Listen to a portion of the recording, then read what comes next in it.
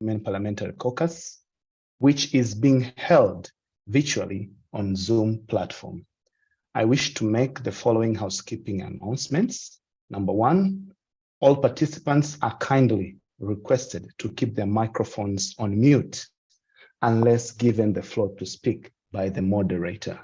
Number two, this meeting is available in 3 official languages of SADC-PF, namely English, French, and Portuguese. On the Zoom interpretation icon, please select your preferred language and click Mute Original Audio. Number 3, this meeting is being recorded as part of the journals of the Standing Committee in line with the rules of procedure. Number 4, anyone who wishes to speak is requested to click the raise hand icon. Number 5, for any communication with the chairperson or the moderator, please use the chat box. Number 6, for those participants on video, make sure your camera is properly set as the meeting is being live streamed. Number 7, all participants are requested to write their names in full. Those that are representing organizations should write the names of the organizations, and those attending in their individual capacity should write their names and their country. I now invite the moderator for the meeting to take over the moderation of this meeting. The moderator, the floor is yours. Thank you very much, Mr. Kirumbi.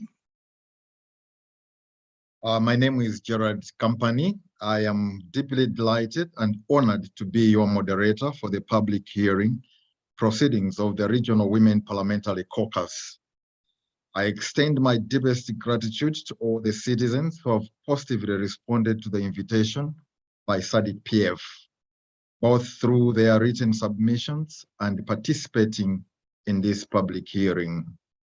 At this moment, I would like to invite the chairperson of the Regional Women Parliamentary Caucus, Honorable Regina Esperan, to address the audience and introduce the committee members to our esteemed citizens.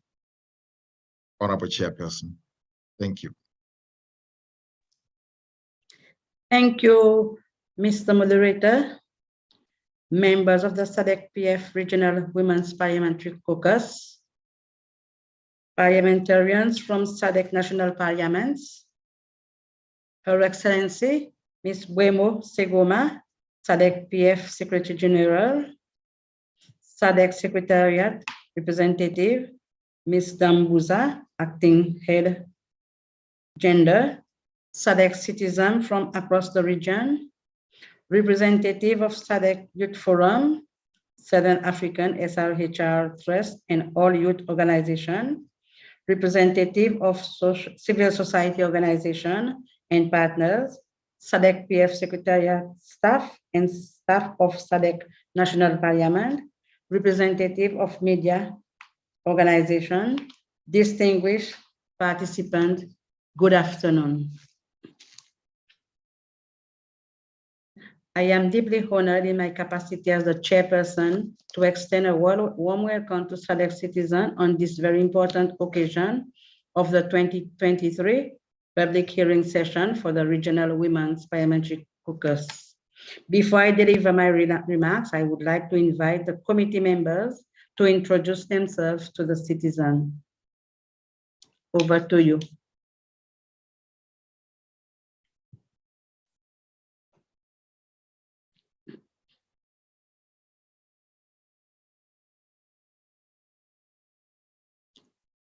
Over to you, committee members, to introduce yourself to the citizens.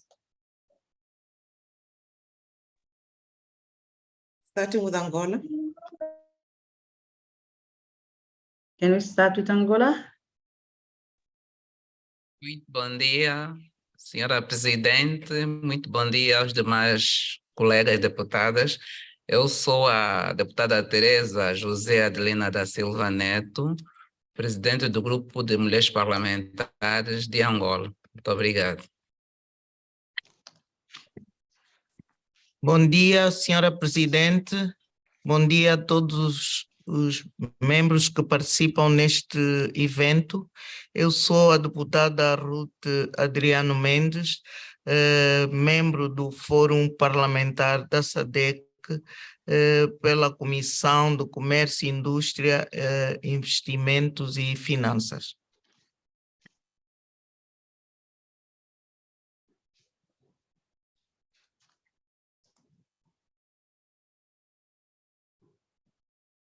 Now, can we have the next one?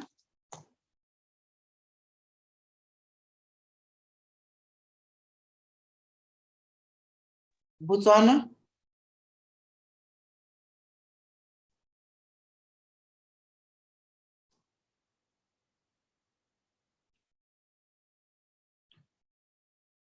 Can I ask Mr. Yona to guide us through the list of member states who are present for them to introduce themselves, please? Okay. We have called Botswana, but silence means probably they're not here. Madagascar, please.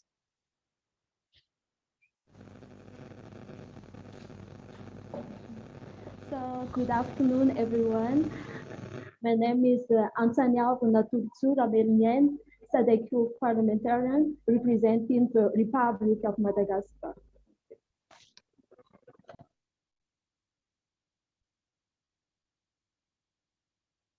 Malawi, please.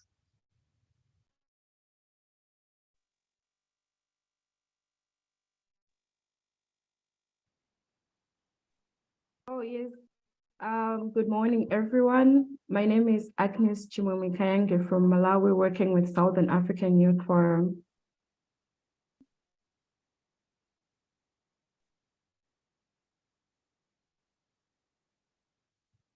Just to guide that the Honorable introductions members are from for the honorable members, not for the citizens, for the honorable members of the Regional Women's Parliamentary Caucus.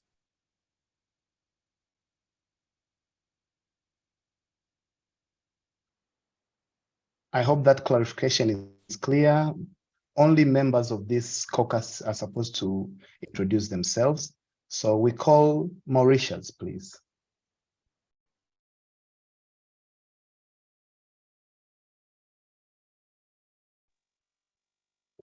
Members of the caucus from Namibia.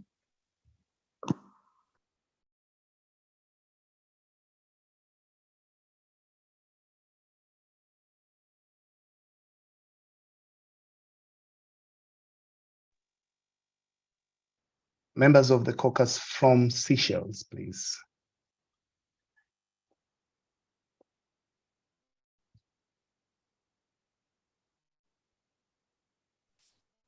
I think I've already introduced myself as Honorable Regina Spawa, Chairperson of RWPC and Member of Parliament from Seychelles. Thank you. Thank you. Members of Parliament from South Africa. Good morning. My name is Kensani Kate Bilankulu. I'm the Member of Parliament in South Africa, the National Assembly, the Chairperson of Multi-Party Caucus in Parliament. Thank you very much.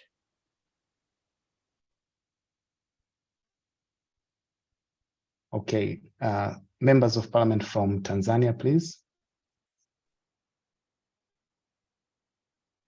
Thank you so much. Good morning, Chairperson and all members. My name is Shirley Raymond, Member of Parliament from the Parliament of United Republic of Tanzania. Thank you.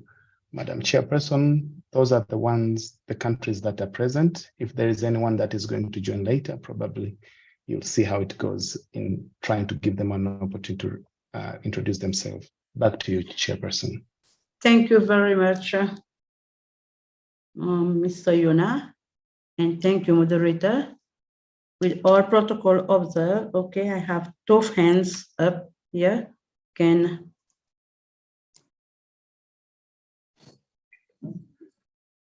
morning, Chair.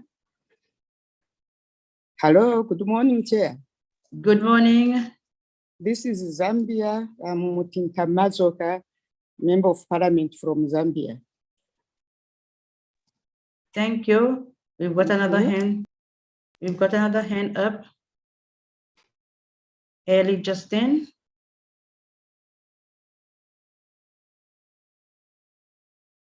Okay, I see me.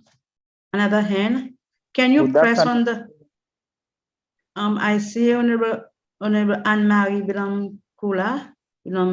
Bilambago putting up her hands. Honorable Anne-Marie, proceed to introduce yourself from Congo. Are you hearing us? Honorable Anne-Marie from Congo, are you hearing us?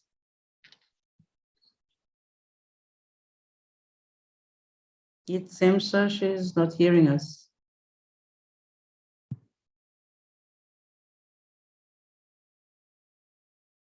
I see another hand up here. Ellie Justin. Yes, good afternoon, Chairperson. Good afternoon. Yes, my name is Eli Justin from Tanzania. I'm the Member of Parliament for the Women Parliamentary Caucus today. Okay, thank you. Okay, thank you so much. Okay, thank you so much. Oh, can we proceed? Can I proceed with my opening remarks? Or is there any member who has not introduced Yes, please, madam. who is present? Yeah, I proceed. Thank you. All protocol observed. I take this precious opportunity to welcome you all to this virtually held public hearing session under the theme Amplifying Citizens' Voices in Regional Integration in Southern Africa, Bridging the Engagement Gap by bringing Parliament to the people. Honorable members and distinguished participants, today's session focuses on the actual engagement of the public on discussing matters of utmost importance on issues that make our parliaments more active to advocate for enhanced inclusivity of women participation on different levels of decision-making, political representation, and improved provision of basic services such as health and education to women.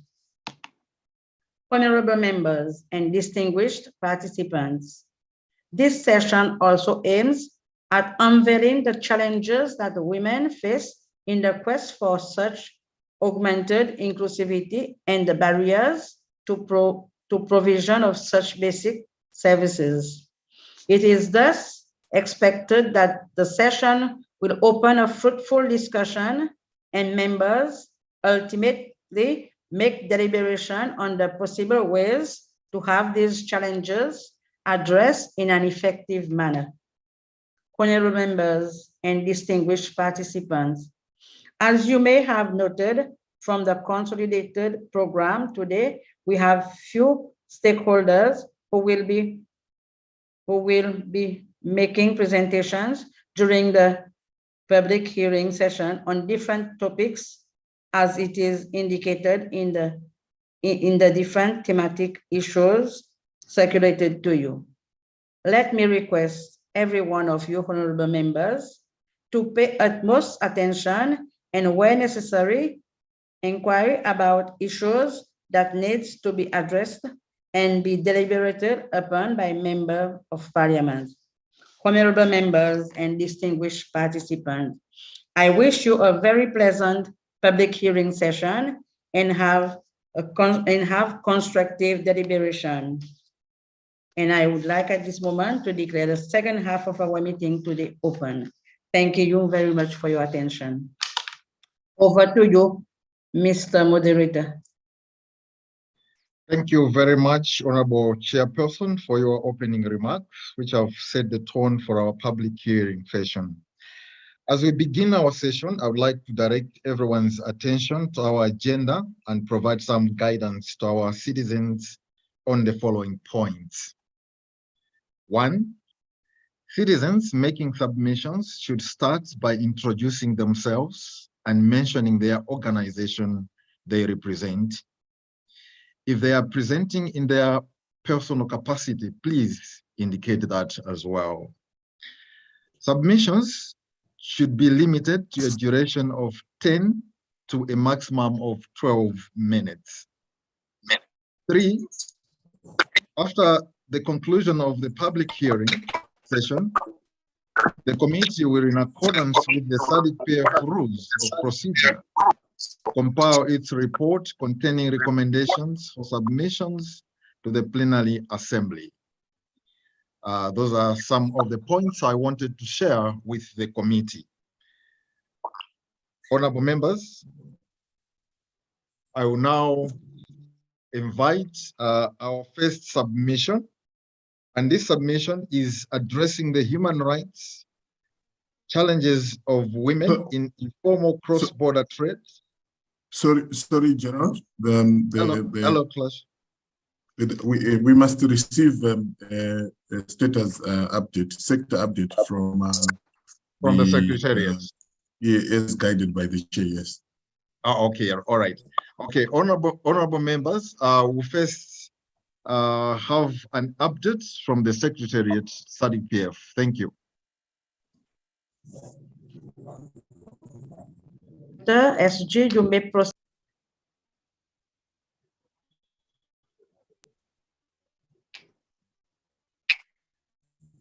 It is by the SADC Secretariat, Ms. Dambuza, Kelly Dambuza, is going to make the sector update. Okay, my apologies, Ms. Dambuza, you may proceed.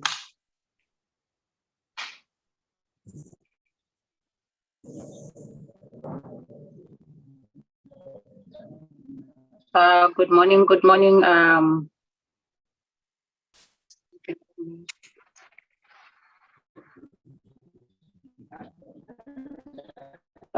Good morning. I hope I'm audible and I hope my video is clear.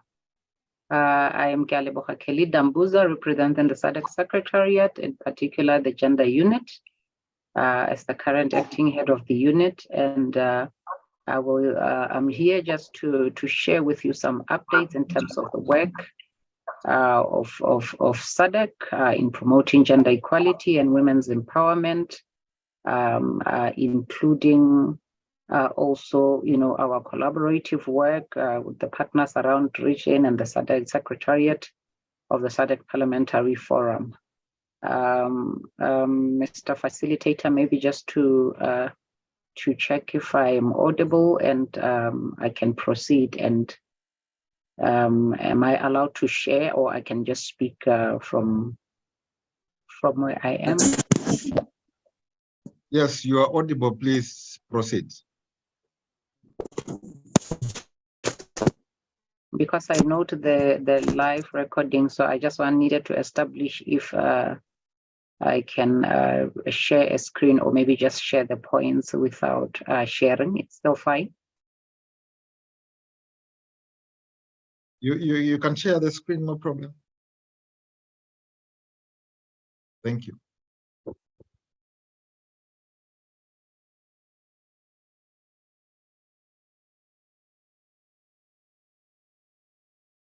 Trying to share the screen.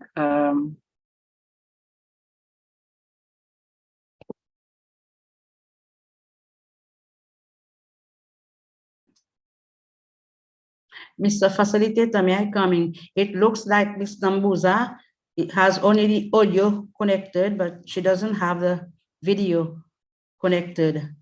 This is why maybe she cannot share the screen. Okay, that is noted. In that case, let her proceed with the presentation, please.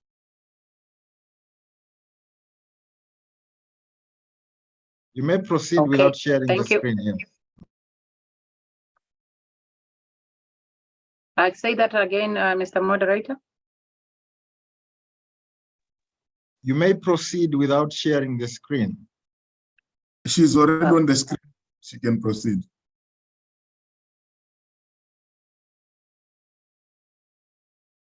Thank you very much. I wanted to quickly see if I can share the screen, just in case it works. I hope it works so that, you know, some of the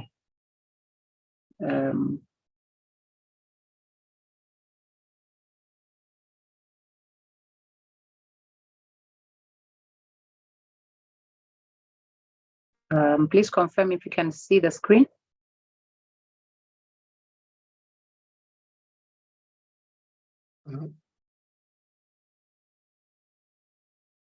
No, we are not seeing the screen, but you can proceed maybe without sharing.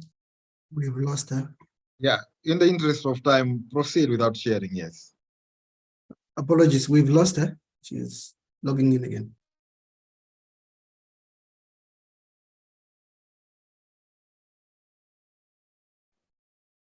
Kerry, please proceed. Thank you. I was trying to share the screen, but somehow I got disconnected. My apologies. So let me proceed without sharing the screen. Maybe it's providing a bit of a challenge. But I had some statistics here that I wanted the honorables and also members of the public to note. But it is okay. I will try to do the best I can in terms of highlighting from my end this side.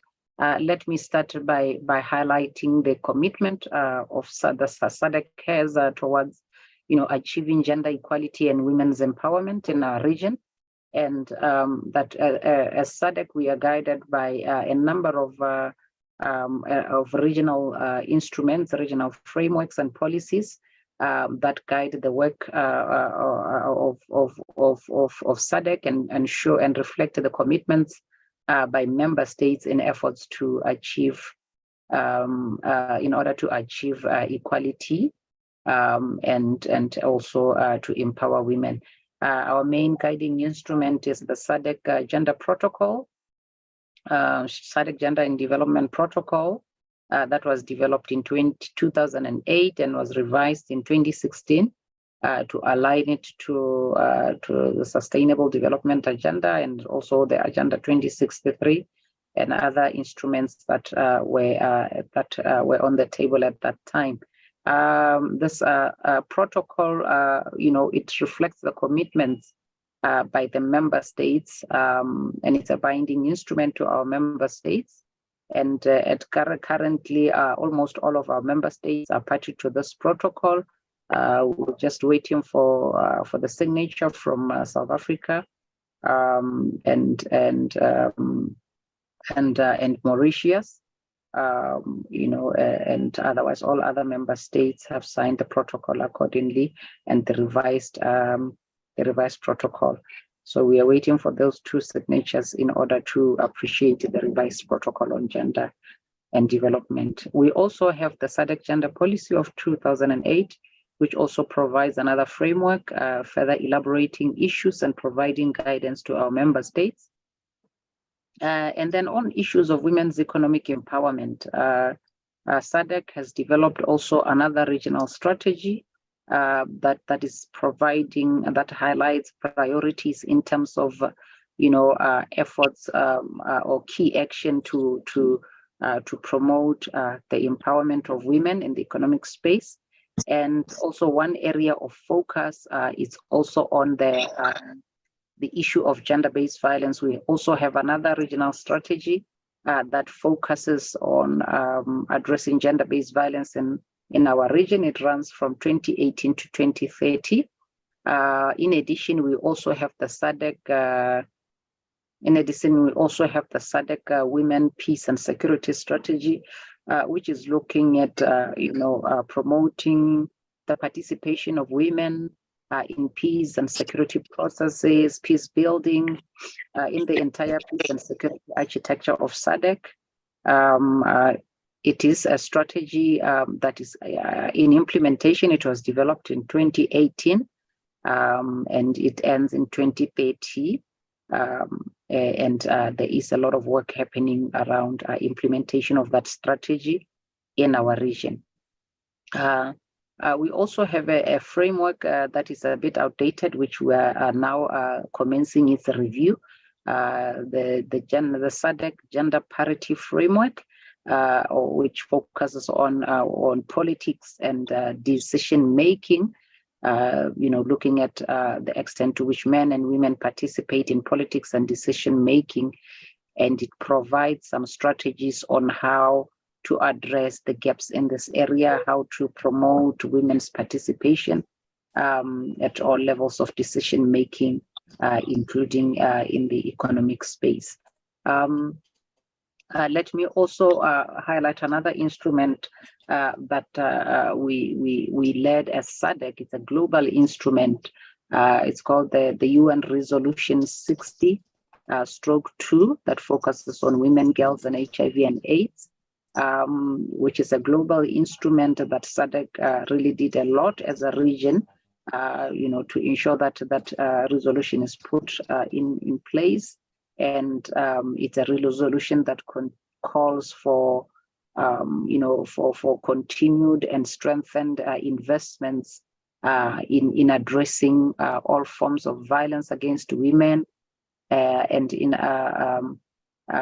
violence against women and issues of discrimination and any other harmful practices that are contributing factors to the spread of HIV among women and girls. It's another instrument that recognizes the vulnerability, particularly of adolescents and young people adolescents and young people, and in particular young women and girls to the scourge of HIV and AIDS. And then our blueprint document as SADC, which currently guides our action from 2020 up to 2030, is what we call the SADC Regional Indicative Strategic Development Plan, RISDP. RISDP runs from 2020 to 2030. Now, this document identifies gender as a cross-cutting issue, for the achievement of the regional integration agenda.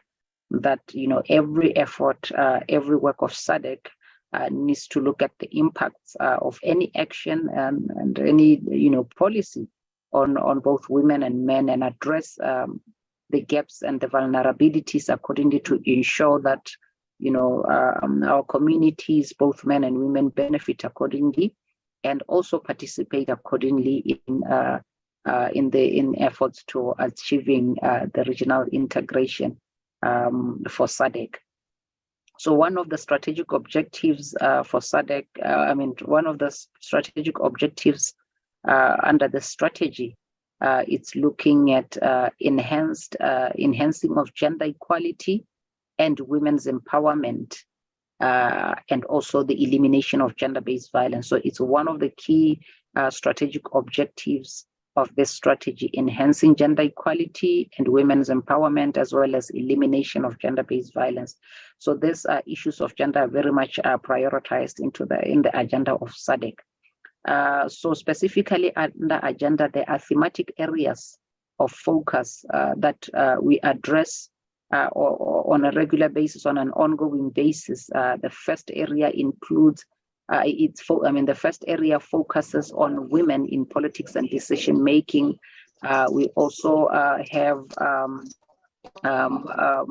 a specific focus on women's economic empowerment, supported by the strategy that was developed in 2018, and also facilitated by a number of regional projects that create opportunities, and including for capacity building for women entrepreneurs in addressing issues of women's financial inclusion. How do we work with the financial sector? How do we ensure that women also participate and benefit from the regional value chains, women entrepreneurs? To what extent are they on board in terms of moving from the lower ends of the value chains, and participating and benefiting at the higher levels of the value chains? There are a number of initiatives in that regard. And we in efforts to address gender-based violence, we have also a number of initiatives that are running currently, with a greater focus on on strengthening the prevention of gender-based violence. In addition as well to addressing issues of services that are offered to victims and ensuring that we have the right data and information to inform the programs accordingly. SADC has developed what we call the SADC Handbook on Effective GBV Prevention initiatives, just to guide the member states on some of the tried and tested strategies, that work in addressing gender-based violence, particularly strategies that are looking at the social and cultural norms, that looks at the upbringing, of our children, also that looks at engagement of men and boys, and the issues around parenting, issues around, making sure that, even our education system does not in any way create opportunities or that support gender-based violence through the curriculum.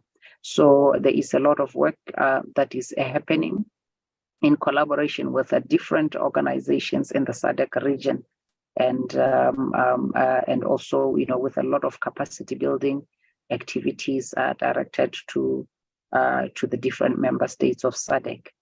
And one area also of focus for gender is also the issue of women's participation in peace and security. I have highlighted that we do have a strategy on this one, which is really a way of us in the region domesticating the UN Resolution 1325 on women, peace and security, which really calls for participation of women in decision making at the same as well as participation of women in peacekeeping, peace building missions, participation of women in the mediation processes, just generally also in conflict management and prevention. There are a number of initiatives that are running currently in the region, to build a pool of women mediators and their capacity, so that we are able, as member states, to be able to access women that are capable to participate in these processes accordingly. And we also have a program that looks at gender mainstreaming, which is really about building the capacities of the different sectors, the different sectors of the regional integration agenda, issues of trade, issues of financial inclusion, issues of food security, issues of climate change. We are looking at the extent to which, gender issues are addressed, the extent to which, such programs and priorities address the differential impact on men and women of the different programs that are being offered. So this is a program that deals with a lot of capacity building. In that regard, we have actually developed a very good resource. We call it the SADC Gender Mainstreaming Resource Kit. It's a big document that has different modules for each of the priority sectors of SADC to provide guidance in terms of, how we address gender issues within, for example, within the trade space, when we're looking at issues of infrastructure development, when we're looking at issues of peace and security, it looks broadly and provides the step-by-step guidance in terms of issues of gender mainstreaming. Let me at this point highlight one of the issues that I know is of great interest for this meeting, the status of women's participation in politics and decision-making in our region. Just to highlight that performance continues to be mixed across the region, in this area. We find that, some member states, they show constant positive trends. They continue to improve. And even if they drop, it's really not by a big margin, particularly when we're looking at, women's participation in cabinet, or I should say in the executive arm of government. And we also find that there are some member states that continue, to lose the gains that they have made in the past, across board. I had a table that showed the status, particularly from the data we have in 2022. It's a table that shows, how from 2018 to 2022, how each member state of SADC has been faring on issues of women's representation in the executive, and also on women's representation in parliament. So we find that when we are looking at the issue, the women's participation in the executive, in 2022, only 4 of our member states, Malawi, Mozambique, Namibia,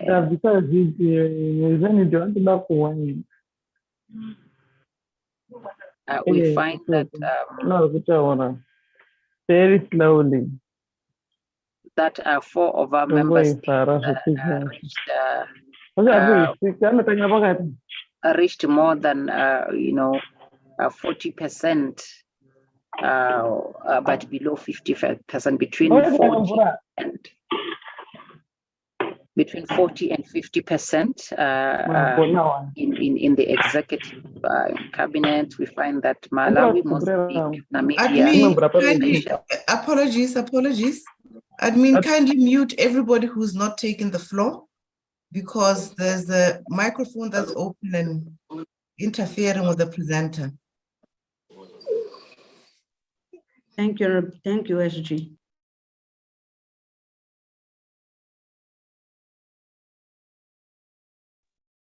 Thank you, SG. And I have highlighted that we have 4 of our member states that have reached between 40 to 50%, 40 to just below 50 in terms of women's participation in the executive in 2022. And these are countries Malawi, Mozambique, Namibia, and Seychelles. And only South Africa reached the gender parity mark with regards to the participation of women in cabinet accordingly. And so we continue to celebrate the achievements of the Republic of South Africa in this area, and there has been some consistency there, and we continue. We hope that we will all, as a region, learn from some of the efforts from South Africa to achieve, and the strategies used to achieve the parity at the executive level. And let me also highlight that when we look at women's participation in parliament, our honorables are here present. I'm sure they will attest to this.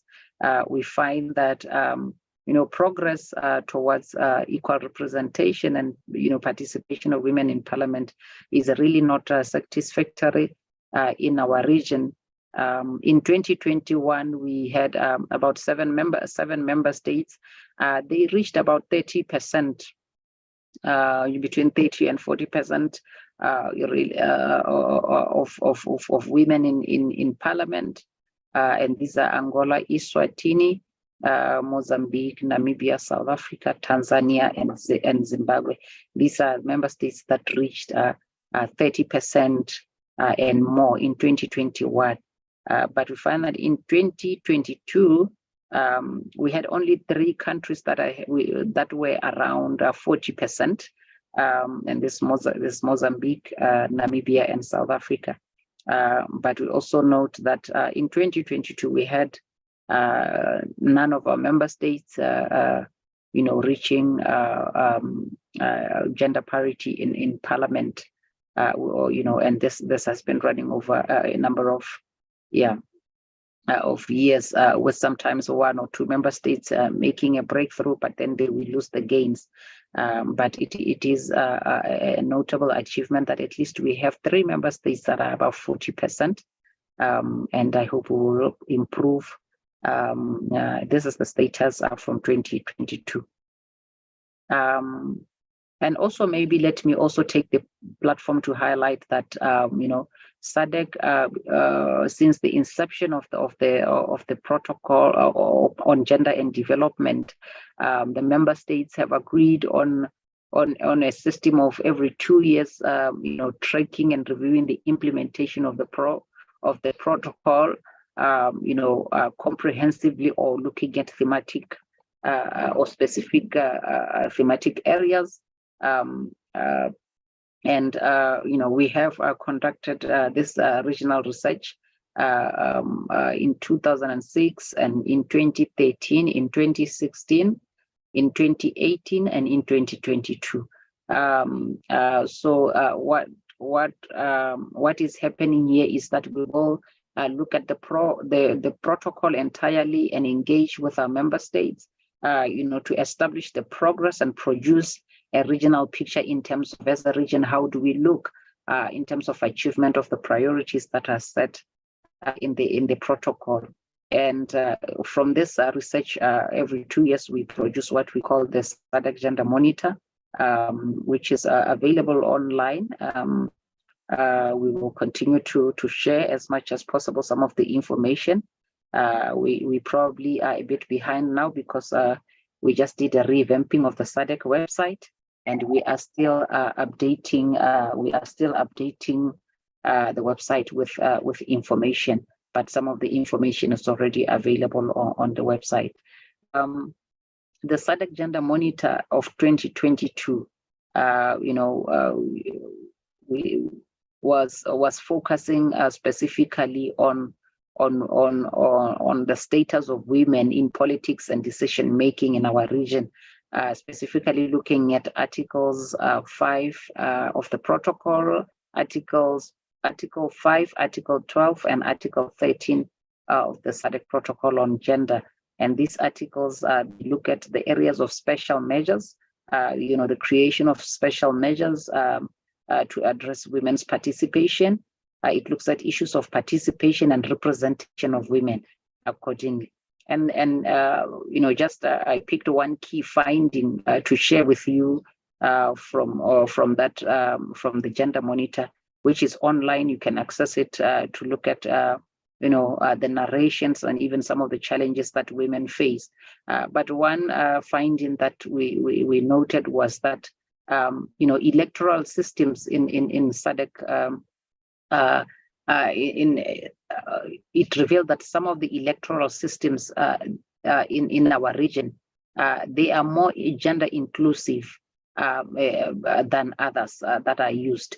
And as you know, we are using mainly 3 types of electoral systems: the first past the post, and also the proportional representation with open or closed, lists. And we also have the mixed systems, where some countries combine aspects of the proportional representation together with the first past the post approach. So we find that the first past the post approach is the most common in SADC, with about 56% of our member states using this electoral system. And here we are looking at it's used by Botswana, Comoros, DRC, Swatini, Madagascar, Malawi, Mauritius, Seychelles, and Zambia. But the proportional representation system is used by 25% of our member states. That is about 4 of our member states, which is Angola, Mozambique, Namibia, and South Africa. And now we see that the mixed electoral system, which combines both of the other 2 systems, it's used in 19% of our member states, which is about 3 of our member states, and these are Lesotho, Tanzania, and Zimbabwe. So one of the key findings from this Gender Monitor of 2022 is that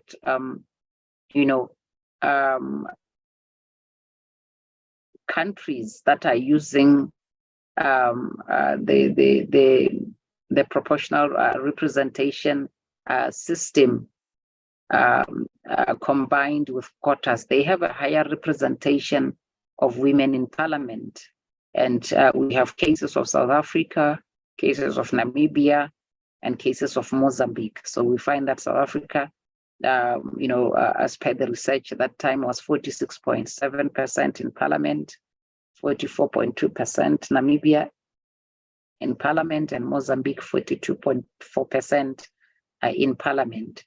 We also note that those that are using the system of first past the post, they produce the least desirable results, and they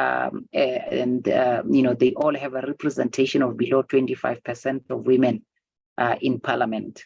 And of course, those that are using a mixed electoral system approach, they achieve results that are a bit lower than the proportional representation system, particularly that with quotas, but also a bit higher than those that are using the first past the post system. So key recommendation from this research also is that, there has to be accelerated action, to implement our legal commitments at both the national and regional levels, to ensure that, the agreements that have been made are advanced, and that we also work to look at reviewing the electoral systems at national level to consider whether, they are achieving the results that are required accordingly, and also looking at what special measures are needed to be put in place to achieve the required results. So I think let me pause here. I wanted to also briefly highlight on issues of women, peace and security, that we continue to also engage a lot with the security sector to look at the participation of women in the sector. We see a great improvement. Currently, we have the SADC mediation reference group of SADC. It has more than 50% of representation of women in its decision making, and we also see that we have a number of women mediators in our region, and capacity building efforts continue, to strengthen, the capacity of women in terms of issues of mediation, conflict prevention, and management. We have a number of initiatives that are really looking at, strengthening implementation of the women, peace and security agenda in the region. I think we can engage going forward, but this was just to highlight the work that we do, and as we continue to work with the different partners, with the SADC Parliamentary Forum, particularly on the issues of women's participation in politics, and on the issues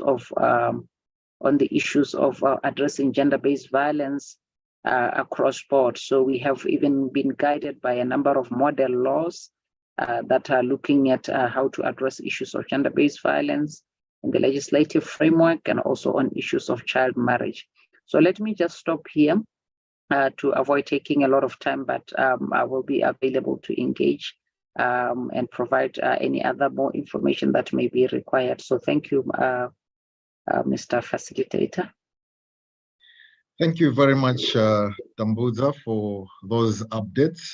She has raised quite a number of issues there: SADC gender policy, women empowerment, gender-based violence, SADC women peace and strategy, first past the post, and the status of women participation in the SADC region. I'm not sure, before we proceed, Honorable Chair, would you have some reaction to that?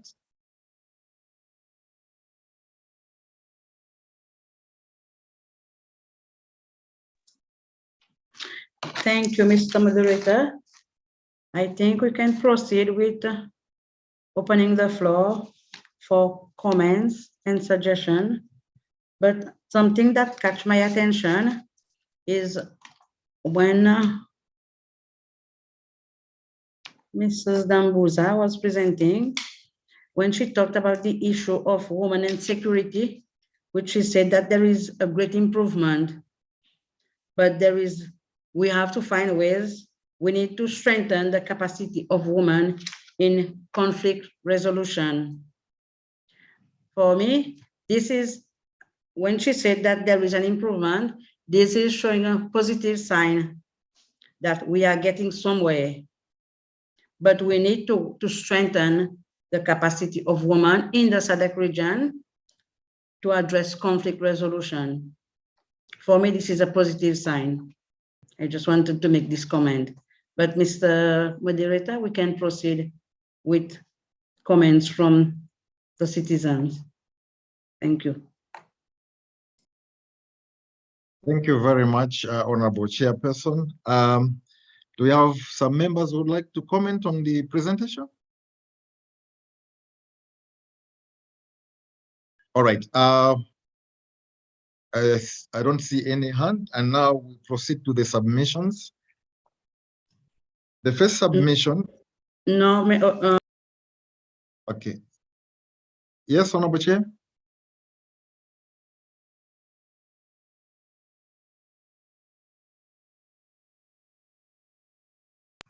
I said there is one hand. There is one hand raised on the screen. Okay. Yeah. Let's hear from them. Thank you. Yes, you have the floor. Okay, hello. Can you hear me? Yes, proceed.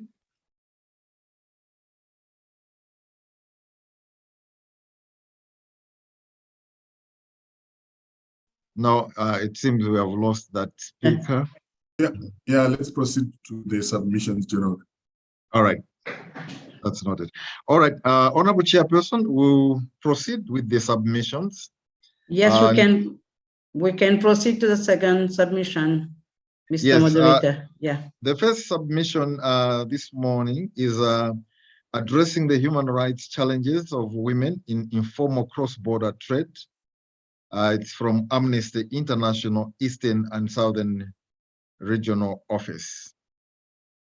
I now invite the first submission. Thank you.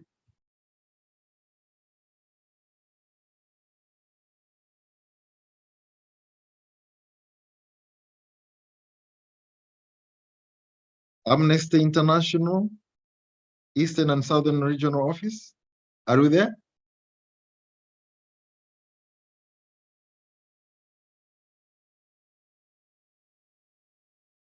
Can we move on to the second one? I can't. Let's move to the next one while we liaise. Yeah. Hello, Kurasha? Let's proceed. Let's proceed to the next one. The next one. Okay, thank you so much. We now go to the second submission, and this is addressing challenges faced by rural women in accessing digital technology and the digital gender gap. This is from Ellie Justine. Thank you. Okay, thank you so much, sir. Good afternoon, everyone. Yes, as I'm speaking, I'm Eli Justin from Tanzania, and I'm here to address the challenges faced by rural women towards accessing challenges faced by rural women in accessing digital technology and the digital gender gap. Yes, as I speak towards the challenge faced by rural women, there are several challenges. Apologies, the audio is a bit low. You get me, Mr. Coordinator? Yes, but you're a bit low. Let's work on the sound, please. Okay.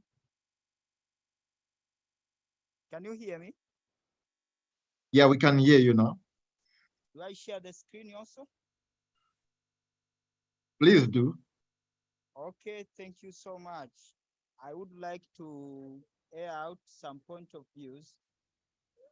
The first point, the rural women face, I would cite on the limited access to technologies. The rural women get limited to modern technologies. This is due to the areas they live. We are talking about rural areas, the areas you find that they have poor communication infrastructure, including the unstable power supply, limited internet connectivity, poor roads, and less access to digital technologies. For example, in my local areas I live, you may find that there is no electricity even a week. I live in Tanzania, and the local areas I live, you may find there is a lack of electricity power supply. You may find that these rural women don't get enough time, or they don't get access to the technology or to the internet or some such kind of things. The other point of view, there is illiteracy and low digital literacy. Talking about illiteracy, there is the highest level of illiteracy in the areas. I'm talking about the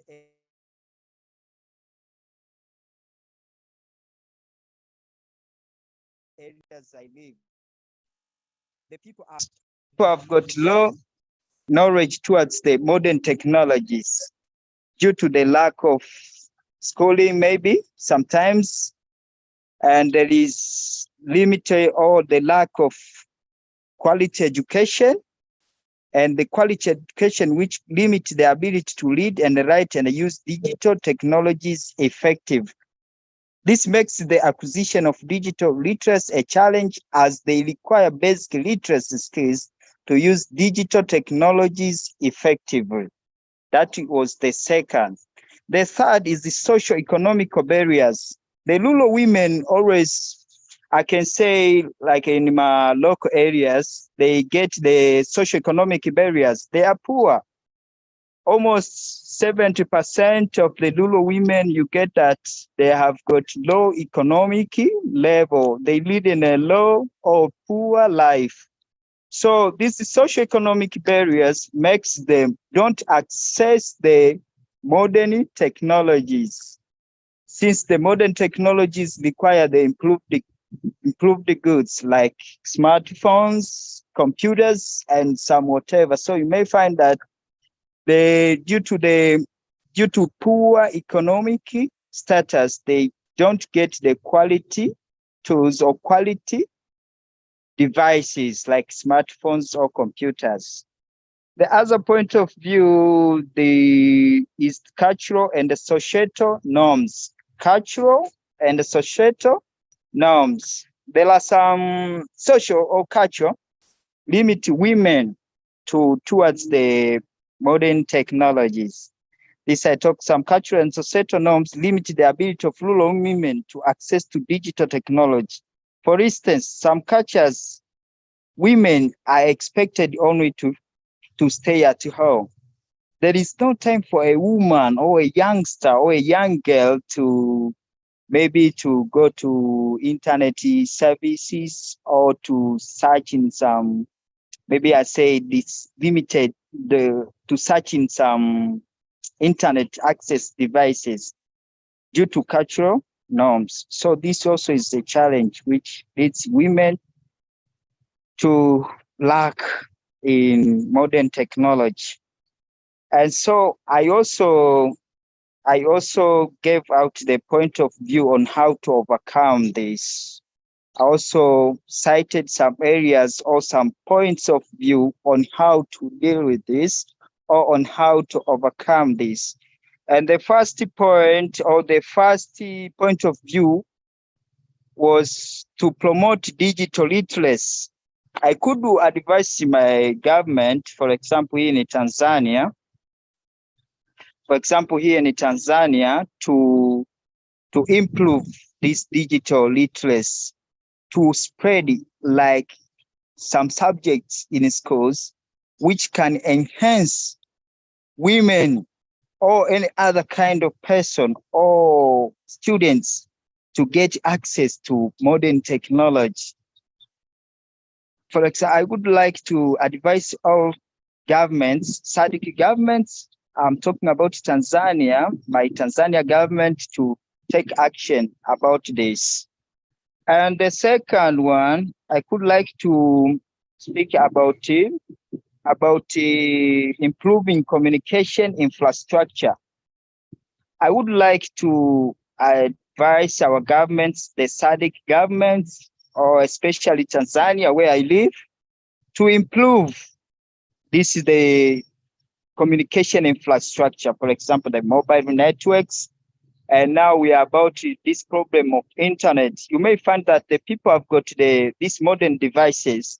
They have got the smartphones, they have got the computers, but they get limited access to the internet or the limited access to the modern technology, since there is a limited use of bundles and data towards data connection. So you may find that they lack, and technologies is got from the internet services and whatever. And the other point of view I would like to talk about, it was about reducing the cost of digital technologies, reducing the cost of digital technologies. These digital technologies, they are so much costful. Then you may find that they are so much costful. For example, we are talking about these modern computers or PCs, personal computers, or these smartphones, or any other kind of modern technology. You may find that they are so much costful. Is there any means of reducing the cost of these portable devices or technological devices, so that any rural woman can get access towards it, or any rural girl can get access towards it? So the other point of view I would like to cite about the addressing social cultural barriers.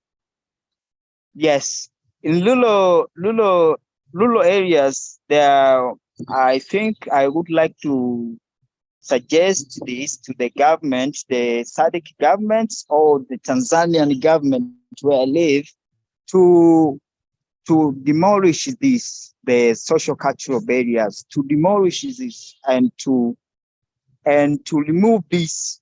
I can call it like such kind of ignorance, to take off this from limiting women that they are nothing towards the modern technologies. The women or ladies or girls or youngsters, they should be given the privilege towards the modern technologies. And this I leave towards the governments, the SADC governments, or my local government like Tanzanian government where I live. Excuse me, you have to go towards winding up. Okay. Thank you so much. Thank you so much, Sir Honorable. Thank you so much, Mrs. Chairperson. And thank you so much, all members who participate this live meeting throughout Zoom. And I would like to conclude by thank you so much for listening to me. I'm Eli Justin from Tanzania. Thank you so much, sir. Thank you very much, Justin. That was a submission on addressing challenges faced by rural women in accessing digital technology and digital gender gap. Yeah, from Eddie Justin from Tanzania. We move on to the next submission, and this is, hello. Yes, Mr. Moderator. Yes. May I make a small comment before we move on to the next presentation? All right, I would just like to say that lack of opportunity and skills prevent many women from using digital tools. And for us to achieve gender equality, girls and women need equal access to technology, digital training, and to be safe online, because online harassment can be very detrimental to the young girls and women. So they have to be safe online for them to be able to access digital tools safely. Thank you. Thank you very much, Honorable Chairperson. Our next submission is tackling discrimination and stigma among women, pregnant adolescent girls, young and single mothers. This is from Venya Vimbai Awali Bakali, founder and director of Single Mother Empowerment Organization, Malawi. You have the floor. Thank you so much. Good afternoon to the SADC committee. My name is Venya Walibakali. I'm the founder and director of Single Mother Empowerment Organization in Malawi. Our organization is a nonprofit organization that aims at improving the livelihood and well-being of pregnant adolescent girls, young mothers, young parents, and single mothers as a whole in Malawi's rural. We do this through psychosocial counseling, capacity building, and entrepreneurship. While our organization intends not to promote early or unintended pregnancies among these adolescent girls and young girls, our aim is to ensure that the communities that they live are supportive and that they are supportive of their statuses and that they are not experiencing any discrimination or stigma. So Malawi has one of the highest rates of single families within the African region, especially among women, with a rate as high as 61%, likely before the age of 45. And these are what we are referring to as single mothers. These are what we're referring to as single mothers as a whole. And 42% of girls are married before the age of 18. And these are what we're referring to as young mothers, and 9% are married before their 15th birthday. These are what we're referring to as the pregnant adolescent girls. So some of the drivers of single motherhood include growing up in broken homes. So when you're talking of single mothers, what exactly are we saying? We're talking about a woman who is taking care of children without the support of a husband. I'm not trying to say that women are not adequate enough without a husband. But since in Malawi, most of our women don't have that knowledge on self-reliance, so it's mostly like most women, especially in the community, the rural communities, they look at their husband as the answer. So once they get divorced or once the spouse dies, who happens to be the breadwinner of the family, it means that the home is broken and they have nowhere to start at all. Number two is the lack of knowledge of prevention of early or unintended pregnancies, especially in our communities and in our societies. It's like the sexual reproductive health rights education is still considered as a taboo. Our families, even in our families, we cannot get parents who actually talk to us about these issues on how we can avoid or how we can avoid early or unintended pregnancies. It's like mentioning the word condom or contraceptive methods is usually one of, it's like a taboo. So it's still like most of the girl children do not have that access at all besides in school. And also lack of financial support to advance their education as young women and support their livelihood in general. Financial support, mostly, I'm sure we all know that life is too fast these days when it comes to technology.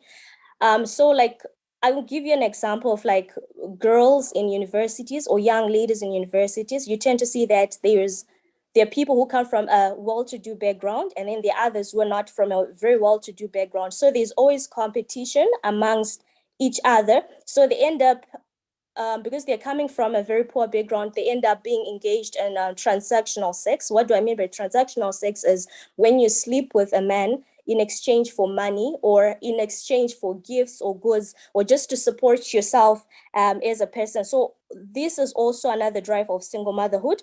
Unfortunate experiences such as sexual abuse in the form of rape. In 2022 in Malawi, we recorded about 1,836 cases of rape, which means that those are all unintended pregnancies, because like for rape, you can't really control it. You can't control being raped. It just happens out of circumstances that you're not ready for.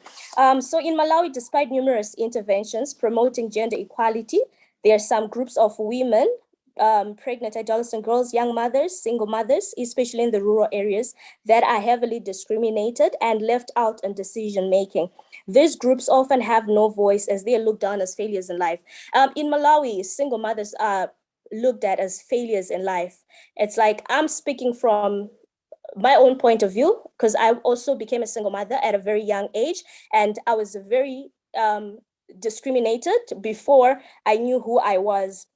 So you find that I can also give you an example. I think 3 or 4 months ago, there was a flyer that was going around social media. It was actually advertising on the registration for the Miss Malawi Beauty Pageant 2023. And fortunately, they slashed out the law that they say that those that had given birth could not participate in this pageant, but now they are allowed to. So the whole social media went haywire because people were actually discriminating young mothers who wanted to participate in this decision making. So it's almost like the stigma and negative perceptions towards single mothers are the biggest obstacles for them to play their role effectively in the society. And it's almost like having a child or being a victim of rape or having an early or unintended pregnancy means that your dream as a young girl have to be crushed. And we don't have access to places where opportunities are being introduced. It's like we go through this social disconnectedness where it's like having a child is almost treated, or single motherhood is treated like an incurable disease. It's like you cannot hang around with everyone, even religious places. You cannot go there. Otherwise, if someone sees you talking to their husband, it's like you're trying to steal their husband, because everyone believes that a single mother is someone who has no values and no morals at all. So since 2021 in Malawi, we've had up to 18 cases of young expectant mothers committing suicide as a result of psychological stress that's led by the acts of their societies. So usually these young mothers tend to just want to take their lives because they know that society would discriminate them and society will not give them room to dream again as young women who want to be involved in decision making, as young women who want to dream again and probably believe that this is not the end of life. So what I would recommend from SADC PF and the Malawi government is to advocate policies that reduce the stigma and the stigma of pregnant adolescent girls, young mothers, and single mothers. To also engage our community leaders in identifying and opposing discriminatory attitudes and practices for positive approaches towards pregnant adolescent girls, young mothers, and single mothers. I would also want the SADC PF and the Malawi government to make sure that single mothers and young mothers should be included in decision making and given platforms where their voices are heard. These platforms that we can give single mothers for their voices to be heard, they would actually help to enhance their confidence as single mothers. Because for me personally, when I suffered discrimination and stigma as a young mother, when I started voicing out for other people, I started gaining that confidence. And where I am right now, I believe that I can dream again. And I'm in places where I'm able to push myself ahead and knowing that my child is not an obstacle for me to make better plans in the future. So these platforms can help single mothers to gain that courage and to also say no to discrimination, and also society to be able to understand that early or unintended pregnancy don't mean that a young person should stop dreaming or should not look forward to better things to come, or that their mistakes cannot be solved. I would also want the SADC PF and the Malawi government to implement laws that should act against men abandoning their families in Malawi in the name of searching for greener pastures in South Africa. Mostly because we have an issue of unemployment in Malawi, so most of these men tend to leave their wives with their kids in search for greener pastures. Especially they go to Johannesburg, they refer to it here in Malawi as Johnny. They go to Johannesburg and they leave their wives and they get married there. So their wives are left all by themselves in this country, in Malawi, to fend for themselves with their children. And already most of these women, they don't have knowledge and self-reliance. They have no source of income. They have no tertiary education, and they have no formal qualification that they can actually get a job in the urban settings. Vania, excuse me, Also, Vania. Yes, yeah, yes, you have please. 2 minutes to go. 2 Okay, minutes to Mom. go. Thank you. Okay, thank you. Yes, please. And also the introduction of sexual reproductive health rights education in Malawi's rural communities, especially for the young women and girls who go to Chinamwali. Chinamwali is a an initiation program that goes on every year, whereby young women and young boys, they are taught about sexual activities that go around in the bedroom. But after that, they are not taught about how they can actually avoid early or unintended pregnancies. So they should also be aware that after this Chinamwali is done, because we cannot entirely terminate the whole culture of the Chinamwali, but they should be aware of which they can educate these young people on how to avoid these pregnancies. And also the last one, to educate young girls and women on self-reliance economically from a young age, so as not to rely entirely on a man, as this often results in economic setbacks when marriages fail and when women are left to fend for themselves. Thank you so much for this opportunity. My name remains Venya Mbayawali Bakali from Malawi. Thank you very much, Venia. That's another wonderful presentation, submission. Before we move on, I would like to invite the chairperson if he shares some remarks. Thank you, Mr. Moderator. Only one remark. I think the issue of accessibility to contraception for the young woman is already on SADC-PF agenda, and we are working on it. And many SADC countries are working towards the availability of contraception to the young girls, especially the one below 18. Like in Seychelles, we are working on policies so that the young girls can get access to the contraception. And I like the way she presented that she's asking SADC-PF to have laws or to encourage laws that prevent men from abandoning the young girls. I can say that back home, we have a family tribunal. And the family tribunal, once the girl has registered her case with family tribunal, now the tribunal will take up the case so that the young men will be contributing towards the spending of the child. So he won't get away. Even though if he's in another country, he would be contributing. Otherwise, when he flies to Johannesburg, like from say from Malawi, fly to Johannesburg, when he will come back, he would be apprehended and he would be facing the case at family tribunal, and he would be then doing the contribution. And there is even the system of back paying, even if the child has passed 18. So it's calculated how many years you have not contributed to the child well-being. So it would be backdated and the mother will have the money. I just wanted to share this with you. Thank you. Thank you. Thank you very much, Honorable Chairperson. We have 3 more submissions before we break. Coming up next is a statement on youth unemployment, gender stereotypes, and sexual harassment in the workplace. Honorable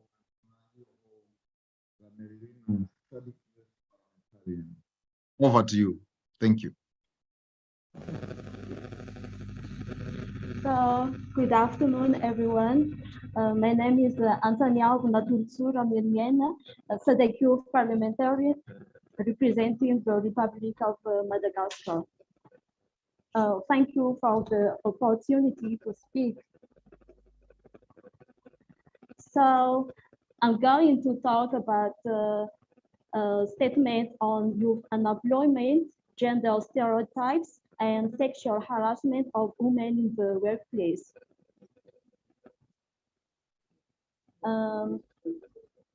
So there are several factors that led me to choose this theme if we look at the current case of my country.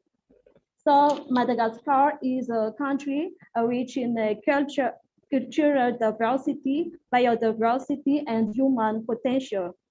But it also faces many challenges, including poverty, food insecurity, climate change, social inequality, and gender-based violence. These challenges particularly affect women and young people who make up 51% and 60% of the Malagasy population respectively. Women and young women are often victims of discrimination, exclusion, marginalization, and violation of their fundamental rights. They have less access to education, health, employment, political participation, and decision-making. Yet, women and young people are key players in the country's sustainable development and peace. They have skills, talents, aspirations, and ideas that can contribute to the positive transformation of our society. They are the barriers of innovations, creativity, enthusiasm, and hope. This is why I firmly believe that it is essential to promote gender equality via advancement of women in youth development in Madagascar.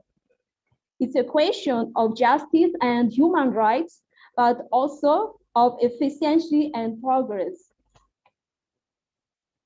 To this end, my action plan is generally aimed at women and disabled orphans who are discriminated against and be disadvantaged.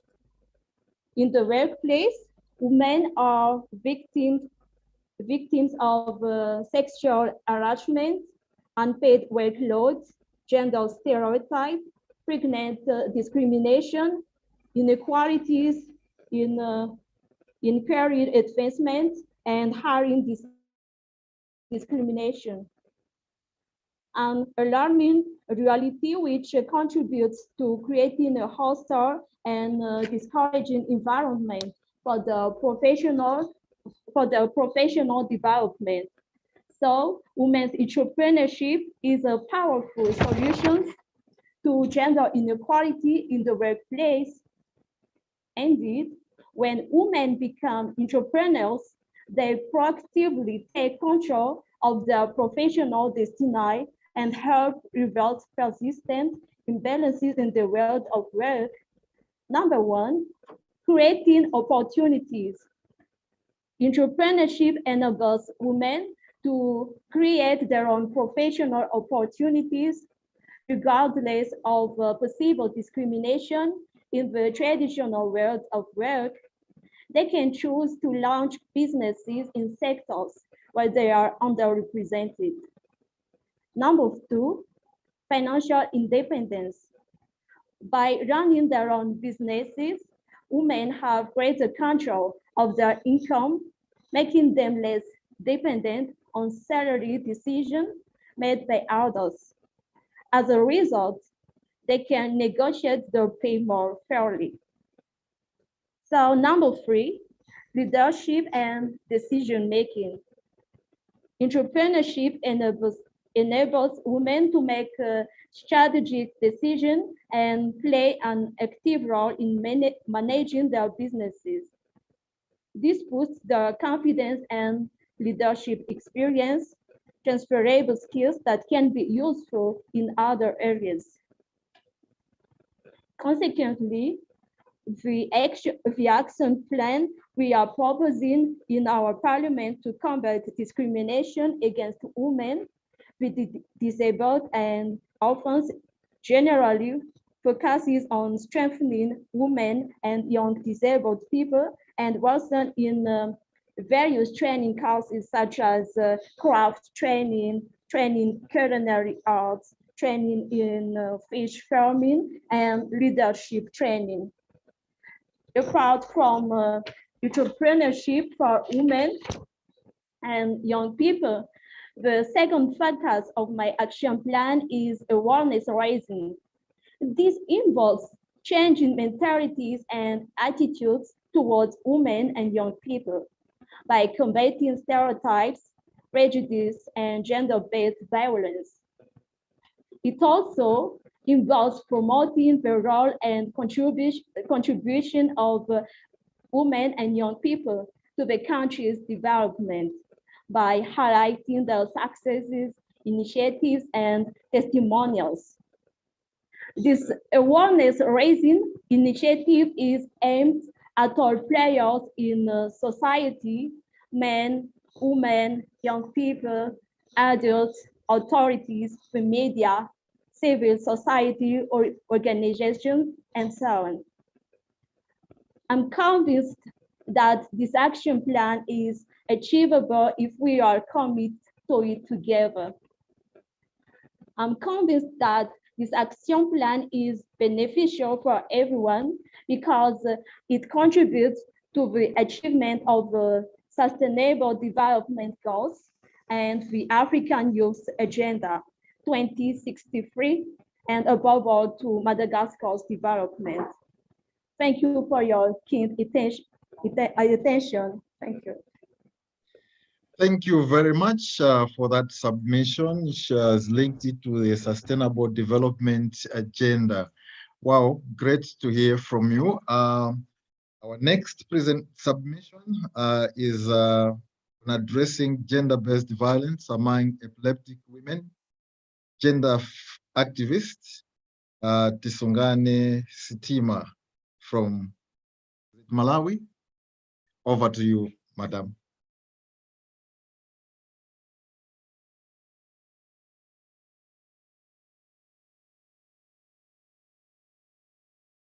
Do we have Tisungane Sitima? Are you there?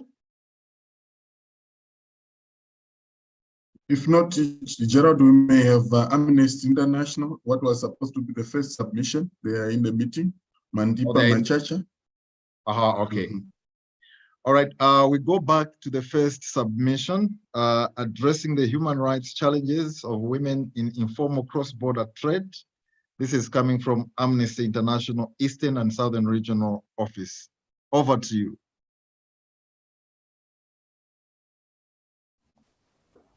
Thank you. Can I be heard audibly? Yes, you are. Proceed.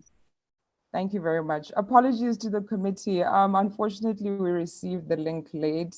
This in no way shows any sort of indication as to how importantly we hold these meetings. I think firstly, we'd like to say that we would like to thank the committee for accepting our submissions that we have made on ongoing research that we currently are doing now on women informal cross-border traders in the region. Our research is aligned with the mandate of this particular committee because it essentially involves, women. Our research is investigating the right to decent work of women in informal cross-border trade in the Southern African region, and how the decent work deficits that these women experience often result in gross human rights violations, which should be and are a concern of this particular committee. But I mean, the statement we've prepared is that informal cross-border trade stands as a cornerstone economic activity, contributing significantly to the livelihoods of countless women within this particular region. However, our research at Amnesty International on informal cross-border traders in Malawi, Zimbabwe, and Zambia has found that these enterprising women navigate a landscape which is fraught with obstacles, ranging from arduous working conditions that result in negative health outcomes to the absence of labor protections, social security, and representation in decision-making processes. The intersection of economic pursuits, gender-based, and human rights challenges underscores the urgency of this matter in front of this particular committee. So, because almost 70% of all informal cross-border trade in the region is conducted by women, the human rights of these traders has, although 70% of all informal cross-border trade in Africa is being conducted by women, the human rights of these traders unfortunately has warranted a little discourse and almost no authoritative action in terms of our governments.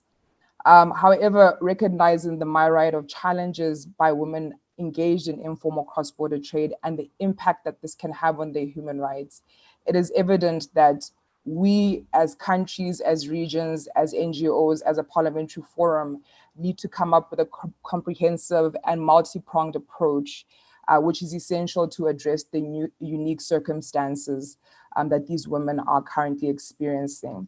And it is really because of the gendered nature of informal cross-border trade that it demands the utmost attention and concerted efforts of this particular committee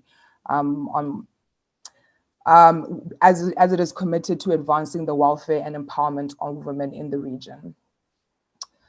So it is in this context that Amnesty International wishes that the Regional Women Parliamentary Caucus must recognize informal cross-border trade as a particular area of concern, particularly with regard to the gender-based discrimination and barriers which they experience, which result in perpetuating inequality and undermining the full potential of our region's women who are engaging in this work. And so the responsibility, therefore, is to not only acknowledge the challenges, but also propose actionable recommendations that foster lasting change. Our recommendations fall within certain areas of this particular parliamentary caucus, and there's social health protection, skills development, and participation in decision-making, which, as I stated, all fall within the mandate of this particular caucus. And so, yeah, by highlighting these aspects, we endeavor to ensure that women's rights in the informal cross-border trade are respected, protected, and fulfilled, and that the measures that I'm just about to speak about will contribute towards achieving gender equality and strengthening the pivotal role of women in informal cross-border trade. So the particular recommendations which we are making to the committee in relation to social health protection. The first is social security initiatives in the informal sector. I think we all know within our region, there's a very low level of social protection coverage, which is not within the formal sector, and most of which are contributory. And so I think we can begin by recognizing the linkages between income security and health in the context of vulnerabilities inherent in informal work in general, and more specifically in informal cross-border trade. So regional bodies in collaboration with member states must design tailored social security schemes for the sector in line with international human rights standards on the right to social security and the ILO social security standards. In particular, the Social Security Minimum Standards Convention of 1952, which is also called C-102, and the recommendation concerning national floors of social protection, recommendation 2012. The next on social health protection is accessible healthcare facilities. To address the unique challenges faced by women traders, we need to establish accessible health, water, and sanitation facilities in all key border areas to cater for the unique healthcare needs of women engaged in informal cross-border trade, including their sexual and reproductive health services. Another suggestion made by Amnesty International in the area of social health protection is to address the unique challenges of women by launching mobile health clinics capable of reaching remote trading areas and providing comprehensive healthcare services and education in relation to issues which are very gender specific, such as menstrual and reproductive health and gender-based violence.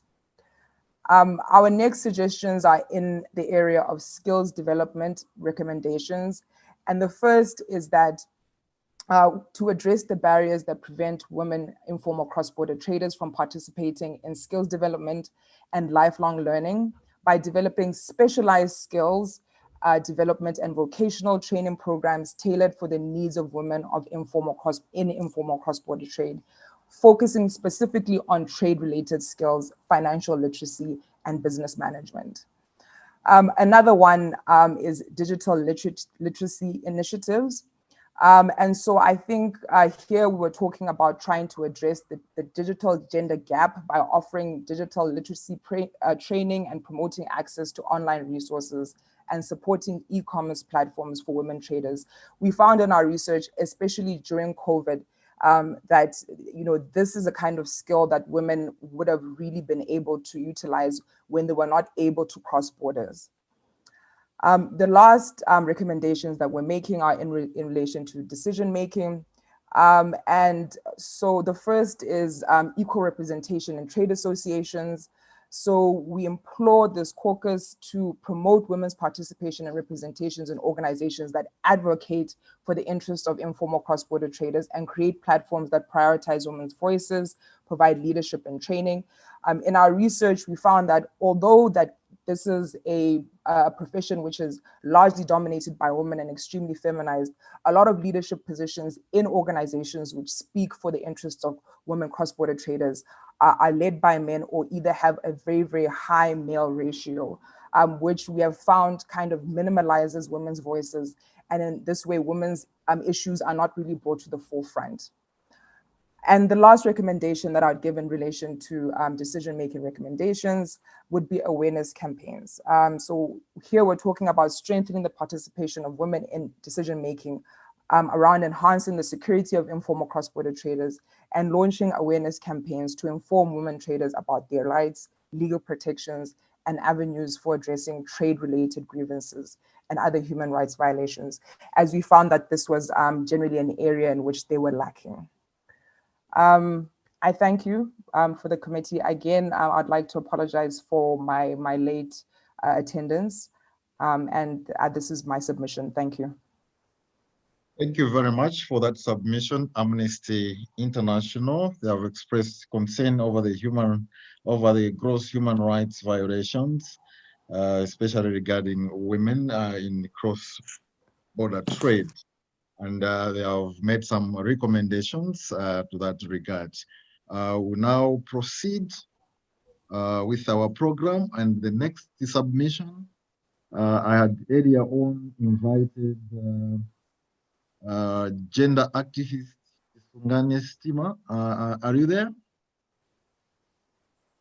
Well, we'll go to the next one. This is what unique challenges do rural women face, and how can the digital gender gap be bridged? Edith Utete, founder of Digital Wellness Africa. Are you there? Yes, I'm here. Okay, you have the floor. Good afternoon. Thank you very much for the opportunity to make my submissions regarding the unique challenges that rural women face and how the digital gender gaps can be bridged. My name is Edith Utete, and I am the co-founder of Digital Wellness Africa, which is an organization that assists mostly women and children to use the internet safely, responsibly, securely, ethically, productively. I will now go into my submissions, and I'll start with the statement of the problem.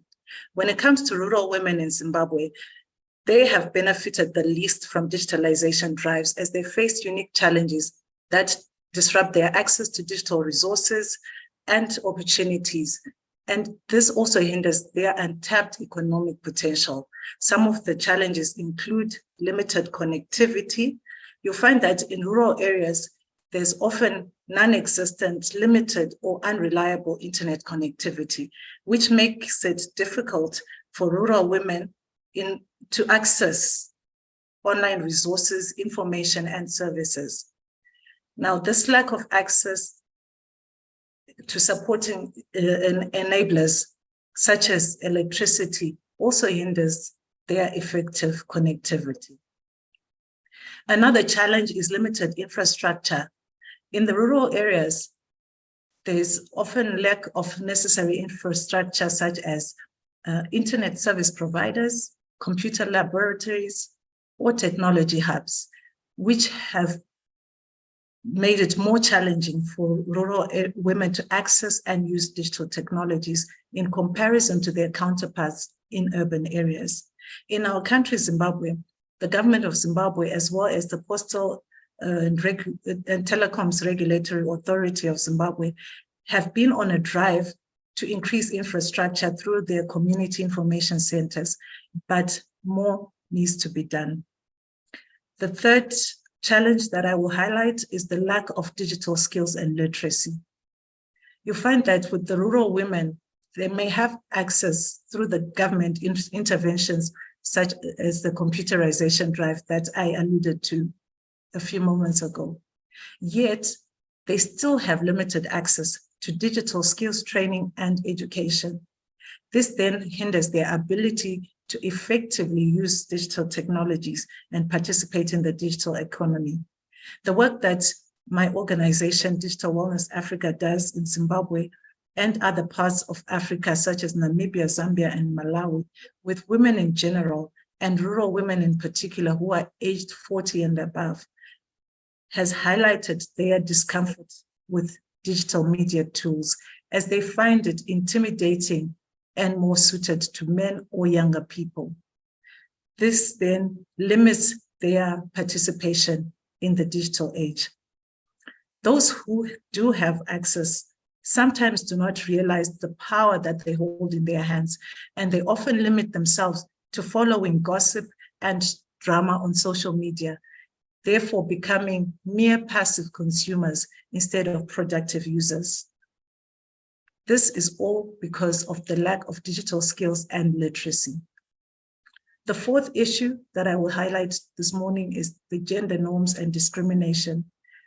In our rural communities in Africa, you find that they're typically traditional gender roles and norms, which often limit women's access to education and decision-making power. And this further exacerbates the digital gender gap. It also affects the women's self-esteem and self-development in the digital age. Just like I mentioned earlier, that women end up thinking that these tools are more for men or for younger women. And therefore, they no longer see themselves as active and significant role players in the digital age. You'll also find that when their rights are violated in the digital world, for example, where they face cyberbullying, online sexual exploitation, among other things, they do not know how best to deal with such challenges and may end up removing themselves from digital spaces, therefore losing the benefits of being connected. I will now quickly move on to the possible solutions to deal with these challenges that I've raised. In order to bridge the digital gender gaps and empower rural women and girls to increase financial and digital inclusion, several strategies can be implemented. The first one being the improvement of connectivity. The International Telecommunications Union has been on a worldwide drive for meaningful connectivity and going with the mantra of leaving no one behind. But as we consider the unique and inherent challenges that rural women face, there is a need to advocate for improved internet connectivity and infrastructure in rural areas, which is accompanied by complementary power generation measures. This has to go beyond just the talk, but we now need to take this into action. I would implore governments and organizations to work together to expand the internet connectivity in rural areas, including initiatives such as building infrastructure, providing subsidies for internet services, or utilizing innovative technologies like satellite internet. The work can be done with telecommunications companies, government agencies, and other stakeholders to expand the broadband access and reduce costs. We could also explore innovative solutions such as community networks to provide connectivity in remote areas. The second solution that I would proffer is the digital skills training. In order to develop and implement digital skills training programs, we need to specifically target rural women and girls and provide them with necessary knowledge and skills that will help them to effectively use digital technologies for their education, information, income generation, and community development. We also need to raise awareness about the benefits of digital inclusion for rural women through community outreach programs, workshops, and campaigns. We can also empower the rural women to become digital ambassadors and role models within their own communities. Efforts for financial empowerment and inclusion being implemented in rural communities by organizations such as Old Mutual Zimbabwe can be replicated and refined to suit each community. We also need to consider the safety and security of women and girls in rural areas in the digital age. We can do this by implementing laws and policies that ensure the protection of women and girls in the digital age and capacitate them with digital literacy and digital citizenship skills that allow them to thrive as they access the internet for various reasons. As Digital Wellness Africa, we also encourage awareness and empowerment in the area of having healthy and productive relationships with technology. The fourth thing is access to affordable devices. We could ensure that rural women and girls have access to affordable digital devices, such as smartphones, tablets, or computers, which will enable them to access online resources and services. We could also promote digital entrepreneurship through encouraging and supporting rural women and girls to start their own digital businesses or leverage digital platforms for income generation, thereby providing them with economic opportunities and financial independence. Associated to this, we should also empower them with the capacity to secure their digital assets and to keep their information and their income safe online. The last thing that I will share is that as we address gender norms and discrimination, we need to engage in community awareness campaigns to challenge traditional gender norms and promote gender equality, thereby fostering an environment that encourages women's participation and leadership in the digital sphere. We could engage with local leaders, community-based organizations, as well as religious and cultural organizations, among others. We also need to involve the affected women and girls, as well as the men, parents, and guardians of the girls in these awareness campaigns, and then involve them as champions of digital access, safety, and inclusion of rural women and girls. The benefits of bridging the gap are empowering rural women and girls to fully participate in and benefit from the digital world. This allows them to become active players in the economy. And as they do that, they should feel safe, they should feel secure, they should be productive. And it should also allow them to thrive in the digital age, as this has a snowball effect, not only on them, but their communities and the children in their care. By addressing these challenges and implementing these strategies, we can work towards bridging the digital divide and empower rural women and girls to fully participate in and benefit from the digital world. Thank you for joining the conversation on how we can bridge the digital gender gap for rural women and girls. I would implore us to continue working towards a more inclusive and equitable future for all women. Thank you very much. Thank you very much. Leave no one behind. I like that. And that was Edith Utete, co-founder of Digital Wellness Africa. And this was our 60th submission for this part of the session. We have done 5 out of the 6. The one left out is addressing gender-based violence. I'm not sure if we have Tisungani Sitima with us. I'm here. You are there? Hello? Hello, can you hear me? Yeah, I can hear you. Can we listen to your submission, please? You have the floor.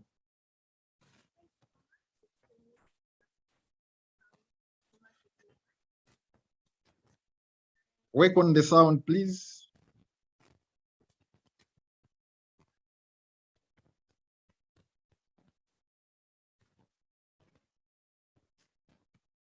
Am I audible now? Yes, we can hear you now. All right, thank you so much. My name is Kusungane Siema, a gender activist from Foundation for Rural Development Organization, Malawi. And I'm submitting gender-based violence among epilepsy. Thank you for the introduction, problem, and recommendations. women are the drivers of development because women are involved in the triple laws, namely reproductive, and also community work. We thus show that women gender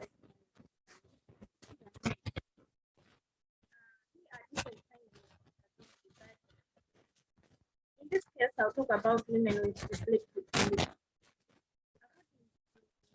World Health Organization, epilepsy is a disorder of the brain characterized by recurrence of unpredictable interruptions of the normal brain function called epileptic seizures. So, epileptic women face a lot of challenges, both from their families and community at large. They are mostly stigmatized. They are not fully engaged in developmental activities. A good number of them do not continue with their education, and those who have the privilege to go further with their education, they face challenges of unemployment. Just because living with epilepsy can lead to anxiety. Mr. Moderator, excuse me. Can she improve a bit on the sound, please? The volume, because we are not hearing it clearly. Thank you. Okay, Tisungani, Okay, can you hear me now? can you work on the sound, please? It's making Hello? some noise. Yes, I think that's better now. Let's try there. Mhm. All right, thank you. Yes, much better, thank you. Epileptic women face a lot of challenges, both from their families and community at large. They are mostly stigmatized up to the point where they are not fully engaged in developmental activities, and this is overlooked. A good number of them do not continue with their education.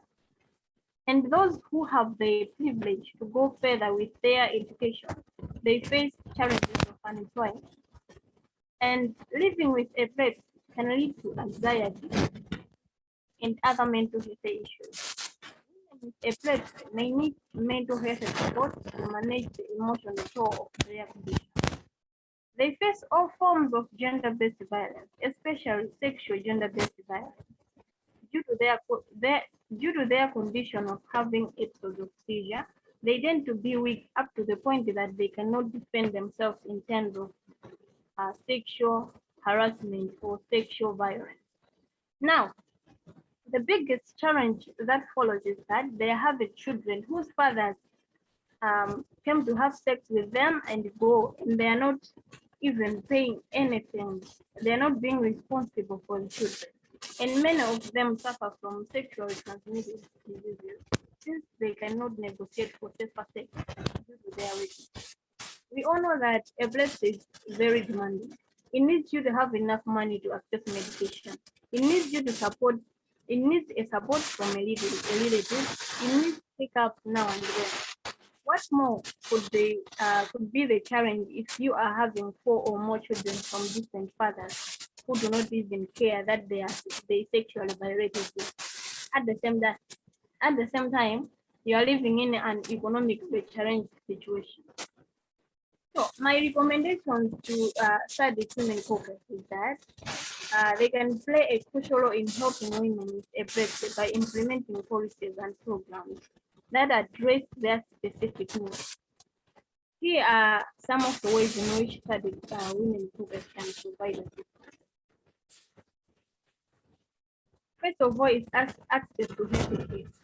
Ensure that women with epilepsy have access to affordable and comprehensive healthcare services, including regular checkups, access to neurologists, and access to sexual and reproductive health services. The government and also NGOs can run public awareness campaigns to educate people about epilepsy, dispelling myths and misconceptions, and also this can reduce stigma. This can help women with epilepsy to lead more fulfilling lives without facing any discrimination. On research, because there is no research on gender-based violence affecting epileptic women, There's a need to allocate funds for epilepsy research, especially focusing on understanding gender-specific issues related to epilepsy. This can also lead to better treatment options and therapies tailored to women's needs. In terms of education and employment, there should be implementation of policies and rules that support women with epilepsy in pursuing education and gaining employment. This might include reasonable workplace accommodation and access to vocational training. In terms of social services, there should be a provision of social services and support networks for women with epilepsy, including counseling, support groups, and community-based services. This can also help women to cope with the psychological and social challenges that often accompany epilepsy.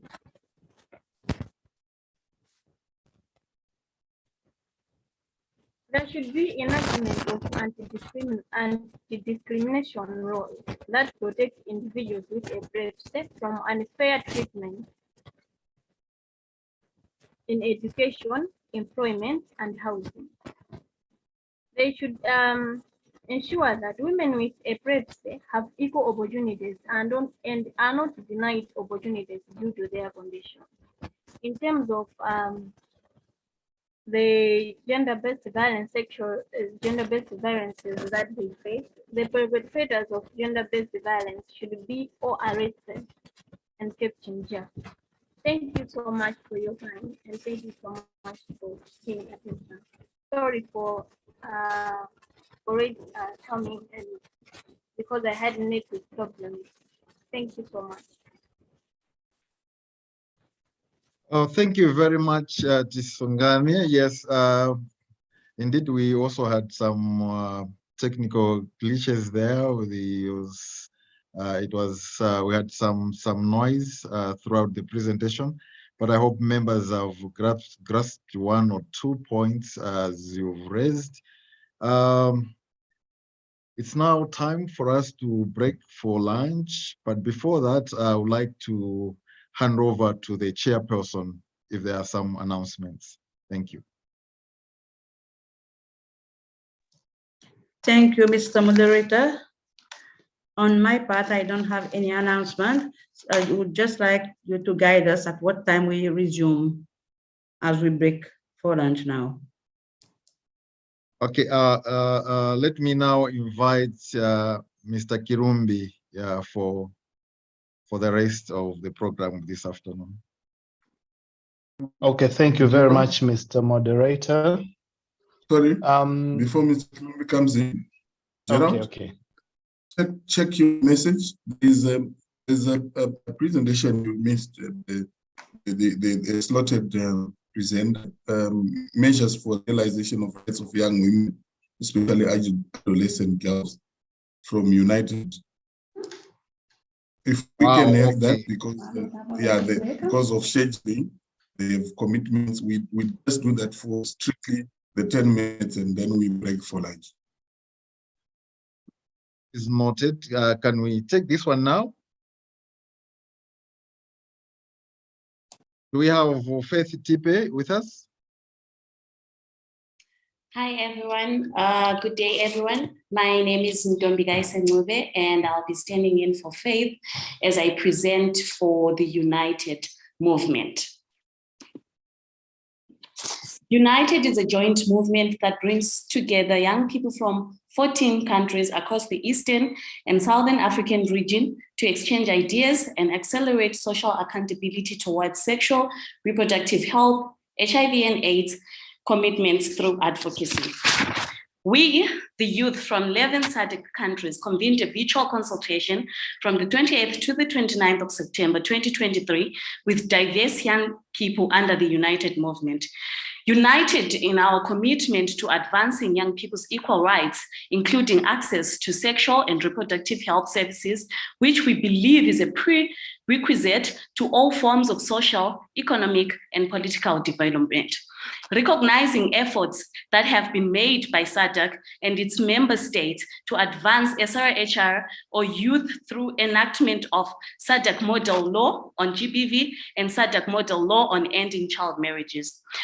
requesting SADC governments to enact a model SADC Youth Protocol instrument that can specifically address critical issues of youth participation, inclusion, empowerment, and development. Concerned with the post-COVID-19 socio-economic fallout, which has been worsened by sustained existence of complex humanitarian crises driven by conflict and climate change. These situations have resulted in shrinking fiscal space and rising austerity, directly resulting in increased youth unemployment and also dwindling of funding towards sexual and reproductive health services, including HIV and AIDS initiatives in many SADC member states.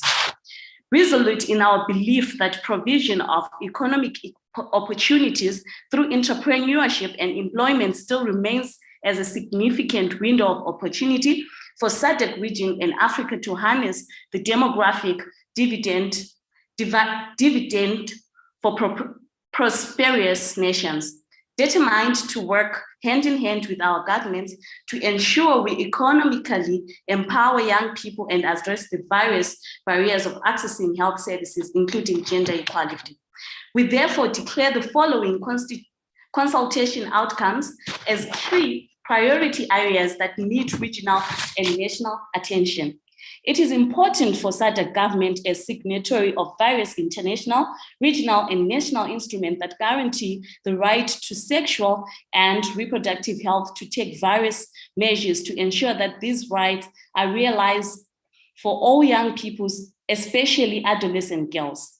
Below are some key recommended actions. We call on SADC government to expedite domestication of SADC model law on gender-based violence. To achieve this, governments through their parliaments must strengthen and in some cases undertake comprehensive legal reforms, including alignment with national and regional standards. Government must take the lead in capacity building of law enforcement agencies through training in gender-sensitive ways of addressing gender-based violence that reflects an empathetic and human rights approach towards young people. Strengthen implementation of laws against child marriages. There is an urgent need for governments to ensure effective implementation of laws against child marriages from grassroots to national level. Governments also need to ensure that there are tougher penalties within society in order to eradicate this egregious acts that violate women and girls' rights in public and private spheres. Improve access to quality healthcare by ensuring accelerated implementation of the renewed 2030 East and Southern African Ministerial Commitment on Comprehensive Sexuality Education, which provides essential information on SRH for youth in and out of schools to make informed decisions.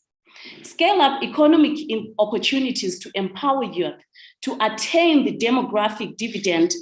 SADC countries must create conducive and necessary environment that ensures young people are provided with education, skills, seed finding, and finance to encourage youth participation in entrepreneurship ventures and innovative startups that can provide solutions to society's challenges. Creation of decent jobs for youth remains one of the most important pillars to ensure that young people are empowered to make decisions about their future.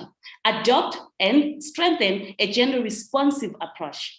It is crucial now more than ever for governments to formulate, implement, monitor, and evaluate national development plans that are gender-responsive and ensure that women and adolescent girls are placed at the center of all planning processes.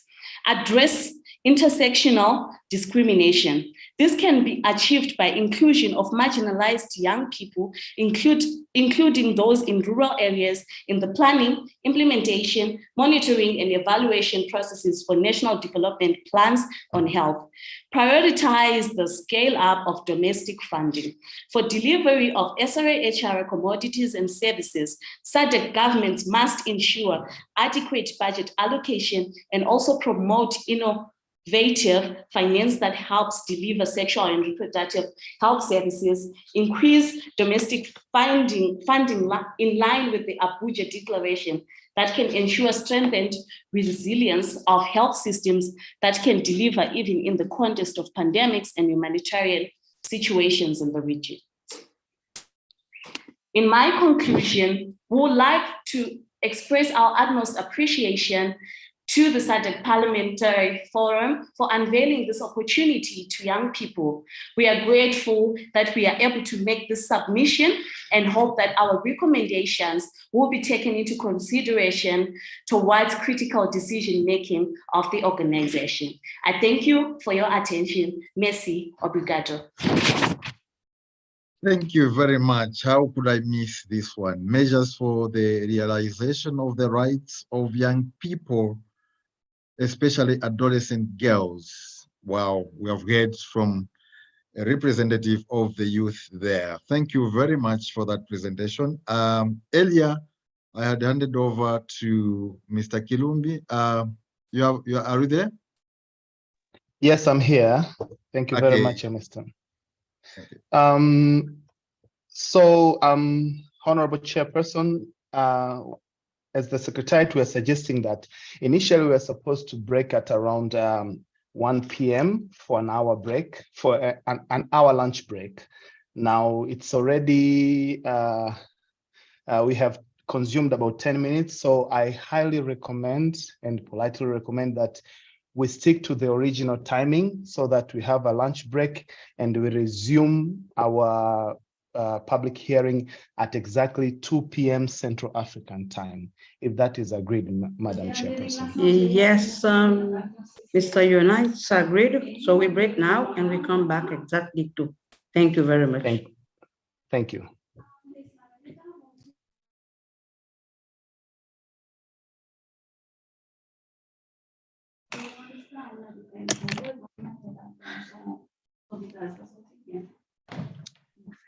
Thanks, IT. We can put a notification that we resume at 2.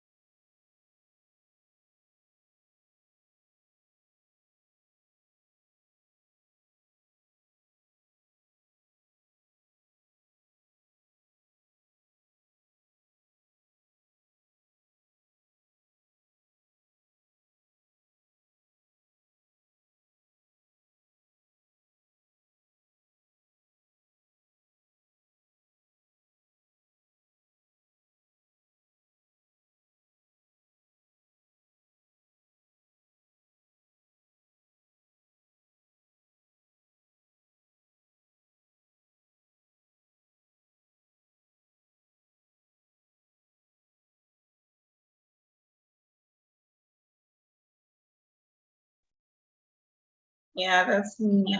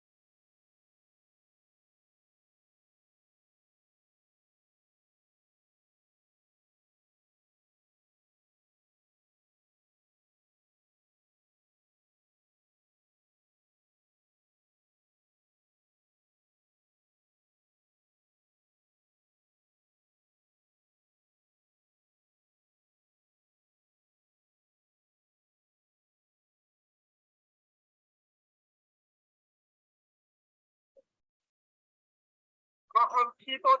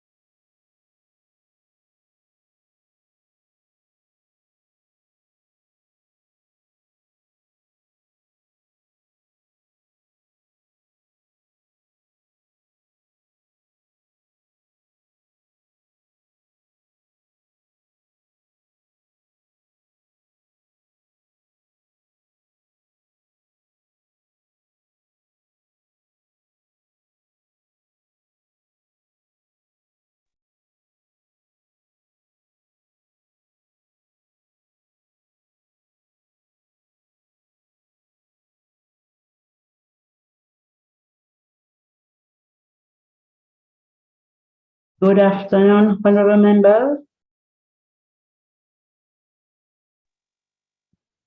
We are about to resume our second part of the public hearing. I would like to welcome everybody back.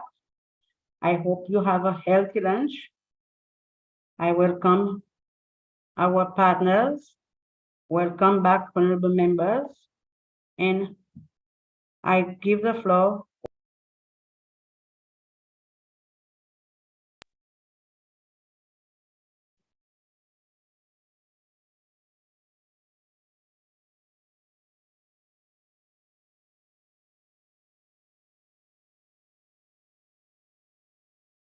I give the floor over to you, Mr. Moderator. Thank you very much, Chair. I also hope you had a good lunch. Are you here? Yes, I'm here. Thank you very much, Can you hear me? Chairperson.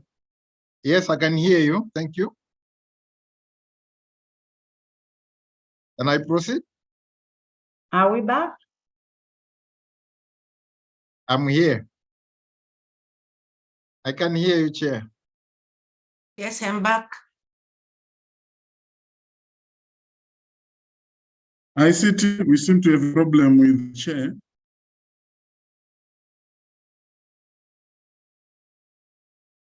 Can I proceed, Chair?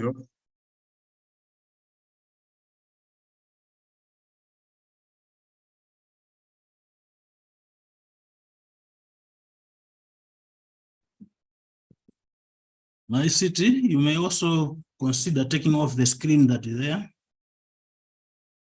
ICT. Everybody can hear me.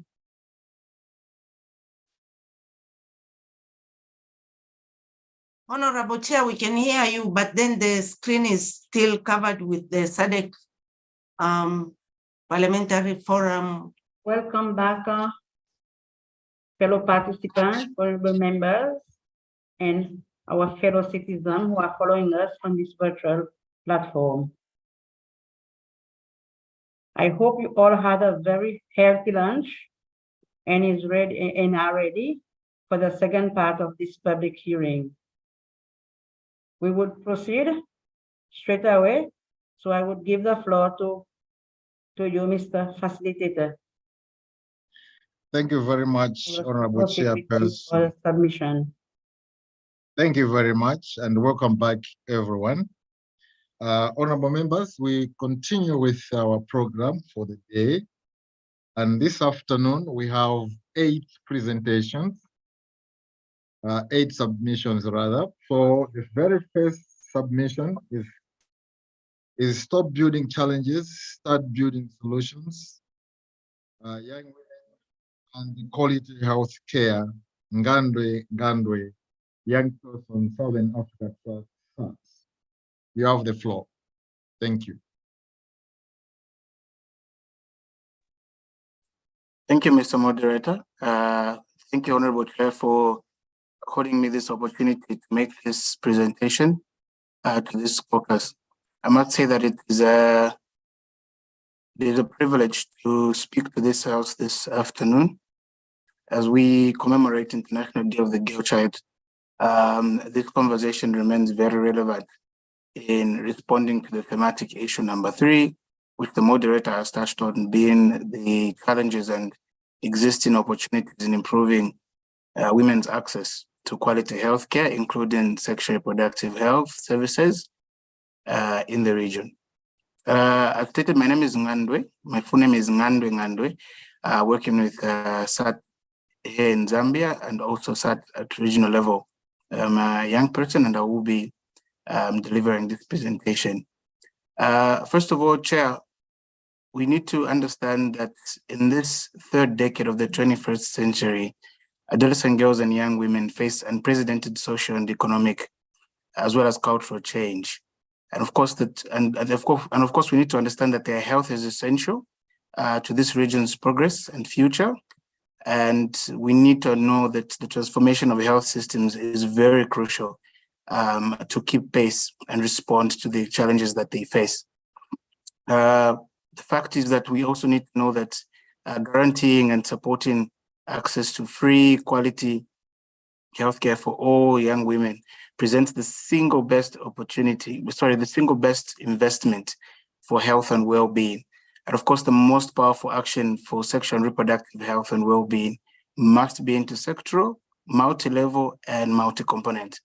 We also need to know that available evidence globally is suggesting that investing in sexual and reproductive health and well-being brings about a triple dividend of benefits in the present, but also into future adult life. I want to talk about the challenges currently that adolescent girls and young women face in our region. And I want to start with access to sexual and reproductive health services. We know, we might want to know that adolescents and young women continue to constitute of a very unacceptable high proportion of HIV positive population throughout SADC.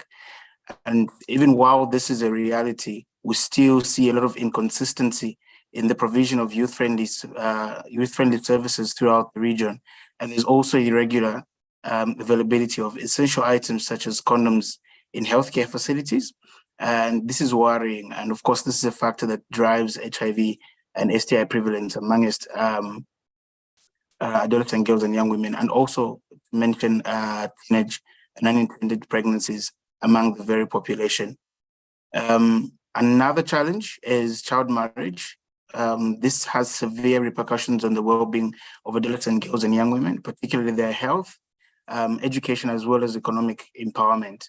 We know that this harmful practice contributes to an alarming increase in HIV infections among them. And additionally, child marriage exposes young girls to early sexual activity.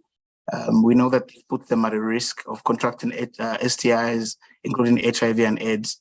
And also, we know that there's currently very limited access to comprehensive sexuality education, which is also amplifying this risk. We know also that child marriage accounts for the single largest component of infertility.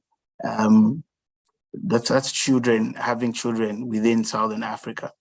The last challenge that I want to talk about is poor mental health, which is a very big issue among adolescent girls and young women. It is also because there's a lot of limited availability of written information resources on mental health, and this is hindering access to rehabilitation services and educational material to support the mental health as well. We've also noted that another emerging concern is the influence of social media on mental health and substance abuse, which is contributing to new infections among adolescents. There's a lot of negative information that is on social media, and unfortunately, we're not really matching within the region to make sure that we flood the internet with a lot of positive messaging around SRH to make sure that we inform young people's decision-making. Even though the picture that I've painted is like that, I'm happy to say that there are young people that are doing it for themselves. The picture is not all doom and gloom. Across the region, we have young women and young people that are innovating and implementing solutions. And I want to tell you about 3 of these. I want to start with harnessing technology for increased access. Currently, I'm part of a team within the SRH Africa Trust that is managing a new social and behavioral change communication technology engine that we're calling YouthWise. It interfaces with young people via multiple channels that work for their lives. And these multiple channels include WhatsApp, it includes free versions of Facebook, Instagram, and of course with traditional media that includes TV and radio. Currently, YouthWise is empowering mass connectivity. We're directly working with young people on a large scale, but also we're gathering and analyzing precise details about internet usage, as well as critical insights into young people's reproductive health needs. All this is disaggregated by sex, age, and geography. Think of it as a mini ongoing youth survey that is constantly delivering data, which then as an organization we're able to pass on to ministries and also service providers. In addition, YouthWise is allowing for large-scale community-led monitoring of health quality, healthcare quality, and of course addressing gaps as well for constructive engagement with government and also improvement. We're keen to roll out and work with parliaments on this particular tool. And the only thing I can say is that watch this space and feel free to contact us for more information about this particular tool. The next one is youth-led health. This is a model, as it suggests, youth-led health. It is a model that is anchored on adolescent sexual reproductive health systems reform. And one thing that is what is central to this model's success is demonstrating that young people can play key roles in health provision. It is also ensuring that health speaks to young people in ways that can draw them to access more health. And of course, it thrives on youth-led innovations. And what it tries to demonstrate is that the innovation itself, innovations in health and mobilization can increase young people's demand for services, and that once we increase demand and couple this with supply changes, it can lead to increased access to SRH for young people. Young people can also collect data using this model, and how we're doing this is that we have a lot of youth health promoters throughout the region that are situated where young people live, where they play, where they pray, and where they learn, and they're reaching out into communities and in collaboration with facilities. They're providing health education, health information, and laying counseling as well as services in terms of, for example, condom distribution. What we're also doing in partnership with ministries of health and other partners is that we are developing sites of innovation where we're able to demonstrate that we can increase young people's access to SRH via referring them for services and conducting in-reaches where young people support each other, to have access to health facilities and also school-based health. And outreaches are a central part of this model. And of course, it's community-led and youth-led. Finally, Chair, I want to say that young people are doing it for themselves, but not by themselves. While young people are doing it for themselves, they cannot do it by themselves. And I want to emphasize that they need to be a part of an integral national system for health. Systems that need to change systems that need to change to face their biggest client base, who are young people.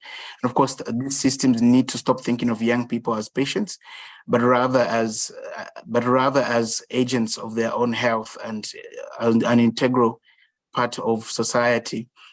We also need to understand that young people themselves are tired of being put in tiny spaces called youth-friendly spaces in some countries. We need to know that the fact that they are they're a huge part of populations, we need to start creating systems and not spaces for young people. So systems need to start responding to systems need to start being more youth responsive instead of creating spaces, tiny spaces in facilities for them. I would like to end here, Chair, and submit this as my presentation for the time that I've been given. Thank you, Mr. Moderator, and thank you, Chair. Thank you very much for that presentation, Mr. Ngandwe. He has raised some issues there and some solutions. I talked about the recommendations, that's youth-led health. The youth can play a role in health provision. And there's also need for distribution of condoms and access to health facilities, and that also includes outreach. Thank you very much. We'll move to the second presentation this afternoon, and this one is from Luiana Kanza Fernando from Angola. Are you there? Yes, moderator, I'm here. Good afternoon. Moderator, through you, if before Luiana comes in, maybe an announcement. Just to announce that through the chair, in line with the principle of leaving no one behind, we have sign language interpretation being offered, and to access it, you need to go to the interpretation icon on your screen, and then you select British Sign Language, and you'll be able to see sign language interpretation on your screen simultaneous with the other screen. Thank you very much. Thank you very much, Rasha, for that information. That's very important information for all honorable members and everyone else. And now proceed with the submission. Thank you. Thank you very much once again. I would like just to start in English because my whole presentation is going to be made in Portuguese. So I would like to know whether if the translator is already there and disposable for it.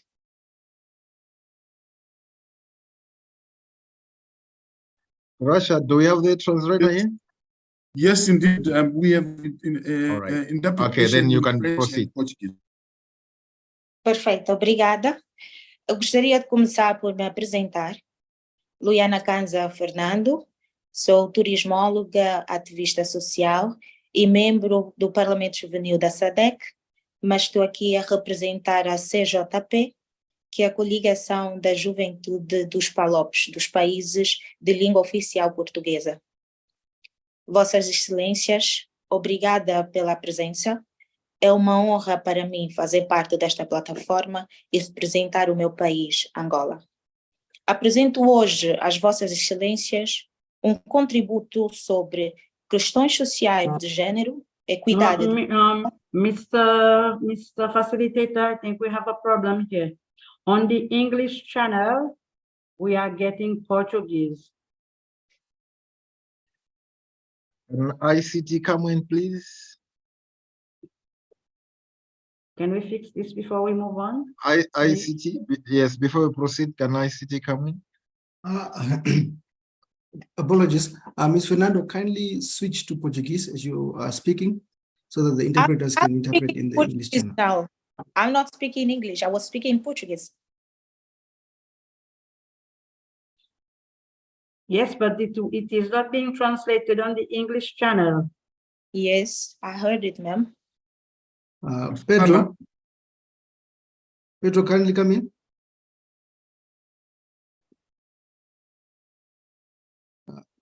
Pedro, you're not audible. Is the Portuguese translation available or not? It is, ma'am. We're just waiting for facility.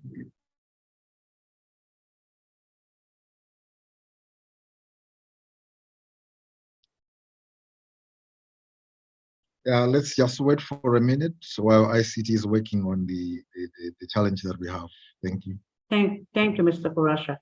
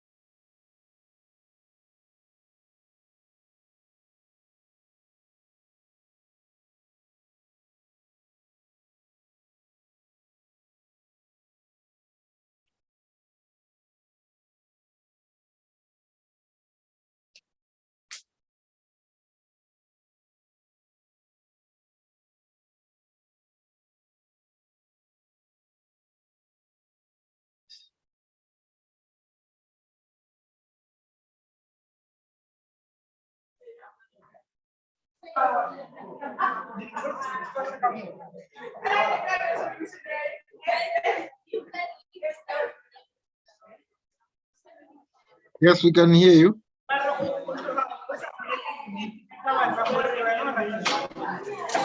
Are we good to go? Do we proceed, Mr. Moderator? Okay. Yes, let's proceed. Thank you. Thank you. Mais uma vez gostaria de pedir desculpa pelo inconveniente com a questão da língua. Acredito que agora nós podemos avançar e a tradução do outro lado já está disponível para os demais membros.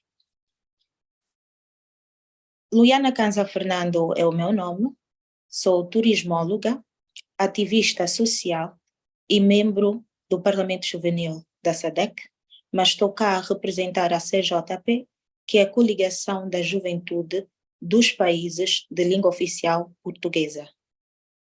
Eu gostaria de agradecer Vossas Excelências pela presença. É uma honra para mim fazer parte desta plataforma e representar o meu país, Angola.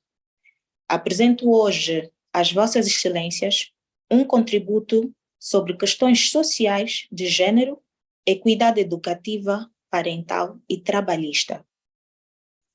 Começo com equidade educativa.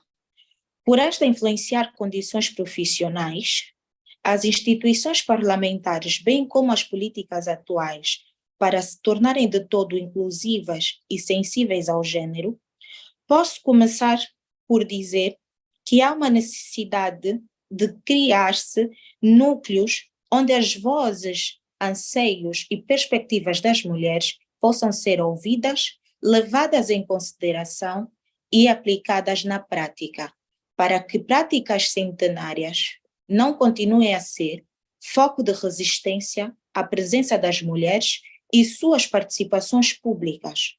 Uma das formas que vimos por bem ser colocada em prática é a diminuição do tempo de resolução da justiça face aos casos de violência de gênero. Tal prática motivaria mulheres a empoderarem-se, a sentirem-se mais seguras na sua própria fala, bem como iria maximizar a segurança e a integridade da própria mulher. Na educação, as iniciativas regionais podem alavancar a presença da mulher nas instituições educacionais e garantir não só que as mulheres entrem para o ensino, mas que permaneçam e terminem o ciclo escolar, através da promoção e construção de estruturas socioeconômicas que permitam que a mulher tenha suas responsabilidades domésticas não postas como primeiro plano, ou que estas responsabilidades não se tornem barreiras. Estamos a falar da criação de creches com filhos pequenos, que essas creches cuidem das crianças durante o período laboral. Estamos a falar de disponibilização de bens de higiene e duchas para as mulheres em condições de se manter no recinto escolar como profissional. Precisamos que a nossa representação política não seja apenas de presença feminina, mas de defesa e quebra de tabus sociais que perigam a condição da mulher. A oportunidade de levarmos a público os desconfortos da mulher fará com que um olhar atento e mais engajado da sociedade seja lançado para as questões de gênero, para aumentar a participação e representação das mulheres nos processos de tomada de decisão. Somente se houver uma redistribuição ou uma divisão mais justa dos trabalhos de cuidado a nível doméstico. As mulheres ainda não alcançaram a divisão justa de tarefas domésticas e de cuidados. Isto, cuidados com os filhos, cuidado com a própria família, o cuidado com o parceiro. Sentimos que existem necessidades de serem faladas sobre essas disparidades quanto às responsabilidades domésticas, pois, diferente do gênero oposto, as mulheres têm responsabilidades acrescidas. E quando estas se tornam mães, principalmente quando se tornam mães mais cedo, estamos a falar das questões da gravidez na adolescência, gravidez infantil, do próprio casamento infantil, para estas raparigas, para estas mulheres, já se encontra em perigo a continuidade da vida escolar e, a posterior, ter algum crescimento a nível profissional. Gostaria também de tocar na questão de que tais práticas fariam com que as mulheres se colocassem em posições diferentes, uma vez que as responsabilidades domésticas sejam mais justas, equitativas e melhor distribuídas, tanto mulheres como homens teriam o mesmo nível de participação a nível social, a nível público, político e profissional. Nós também gostaríamos de tocar e falar sobre as disparidades digitais e as tecnologias no meio rural. Existem problemáticas maiores, mas porque as tecnologias ainda são consideradas, de um tanto por uma maioria, dispensáveis, porque esta maioria ainda enfrenta dificuldades para sobreviver e vivem numa perspectiva a curto prazo, seria bom se as mesmas fossem conscientizadas sobre a importância não só das tecnologias para o cotidiano, mas no sentido de poderem ponderar as sociedades, as mulheres rurais a nível econômico e fazer com que o tempo de trabalho seja reduzido para que estas tenham melhores condições de responderem às suas responsabilidades domésticas, sociais e profissionais e poderem alcançar níveis de desenvolvimento maiores. Muito obrigada a todos por terem me ouvido até aqui.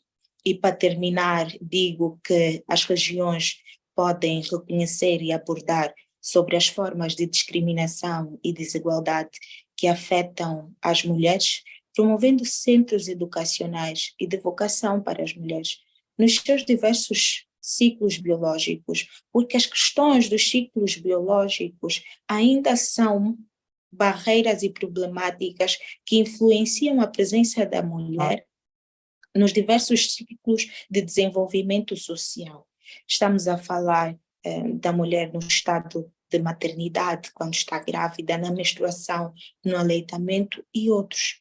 Se oferecemos a oportunidade de termos núcleos de tolerância para a mulher, principalmente face a questões de violência de gênero, que é uma prática infligida à mulher na tentativa de dominá-la e vergá-la para uma decisão diferente do seu livre-arbítrio. As atuais estruturas ainda não visam as necessidades das mulheres. Por isso, o processo de conscientização e de mudança ser tão lento. Mas nós acreditamos que a partir do momento que as questões de equidade de gênero forem partilhadas tanto para homens como para mulheres, nós começaremos a acelerar o processo de adaptação da presença das mulheres nos locais públicos, na política, na educação e na sociedade em si. Obrigada. Merci beaucoup. Thank you, honorable members. Thank you very much for that wonderful presentation, Luyana Kanza Fernando. Fernando has talked about the need to break the taboo that affect women, talked about issues of inequality and the need for women empowerment, and also the need to reduce working hours for women so that they can concentrate to other issues, and also to avoid discrimination. And they talked about issues of biological cycle. Thank you very much for that presentation. We move on to another presentation, and this one, this submission is A Safer World for All, Making Gender-Based Violence Promises Real in Member States. This is from Michelle Mutongo, Young Person, Southern Africa Trust. You have the floor.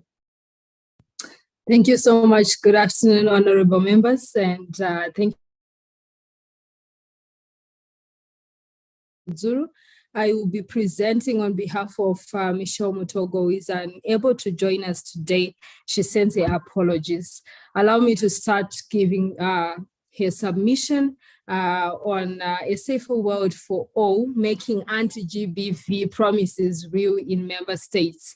And most of all, looking at the domestication of the SADC model law on gender-based violence and how we can proactively prevent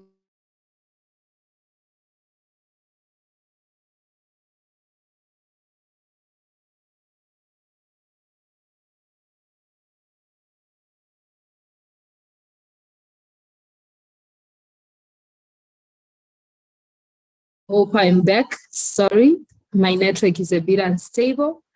Chair, through you, if I can continue. Yeah, would you please start all over? Thank you. Yeah.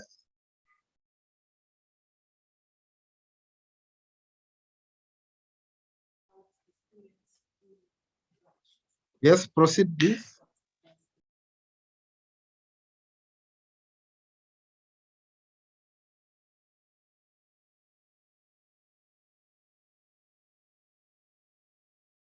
Hello? It looks like we're losing her again, Mr. Facilitator. Yeah, we have lost the speaker. Hello?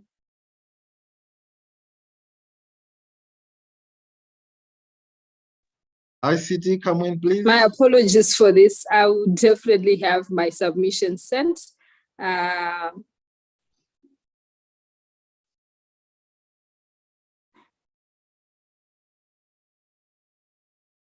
We've lost them.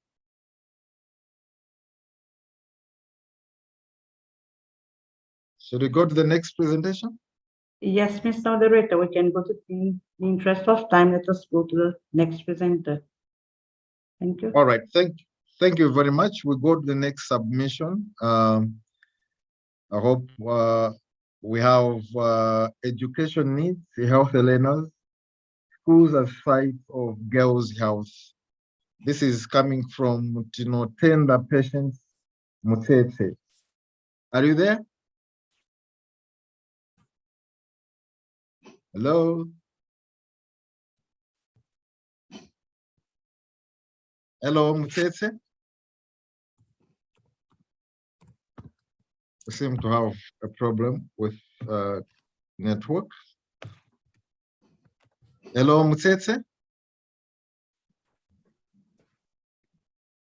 We'll come back to Mutete later on, and then we proceed with yes, let us proceed. And then we'll get back to them. Okay. Yes, thank you very much. Yes, we proceed with leaving no woman behind, rural women and inequality, Loveness Muzuru, young person, Southern Africa Trust. Are we there? Yes, I'm here. I hope I am now audible enough. I was trying to make a submission for Michelle Motogo, but my network was have not been allowing me. So thank you so much, honorables, for giving me this platform to make my submission to the SADC today. I will be speaking on leaving no one behind.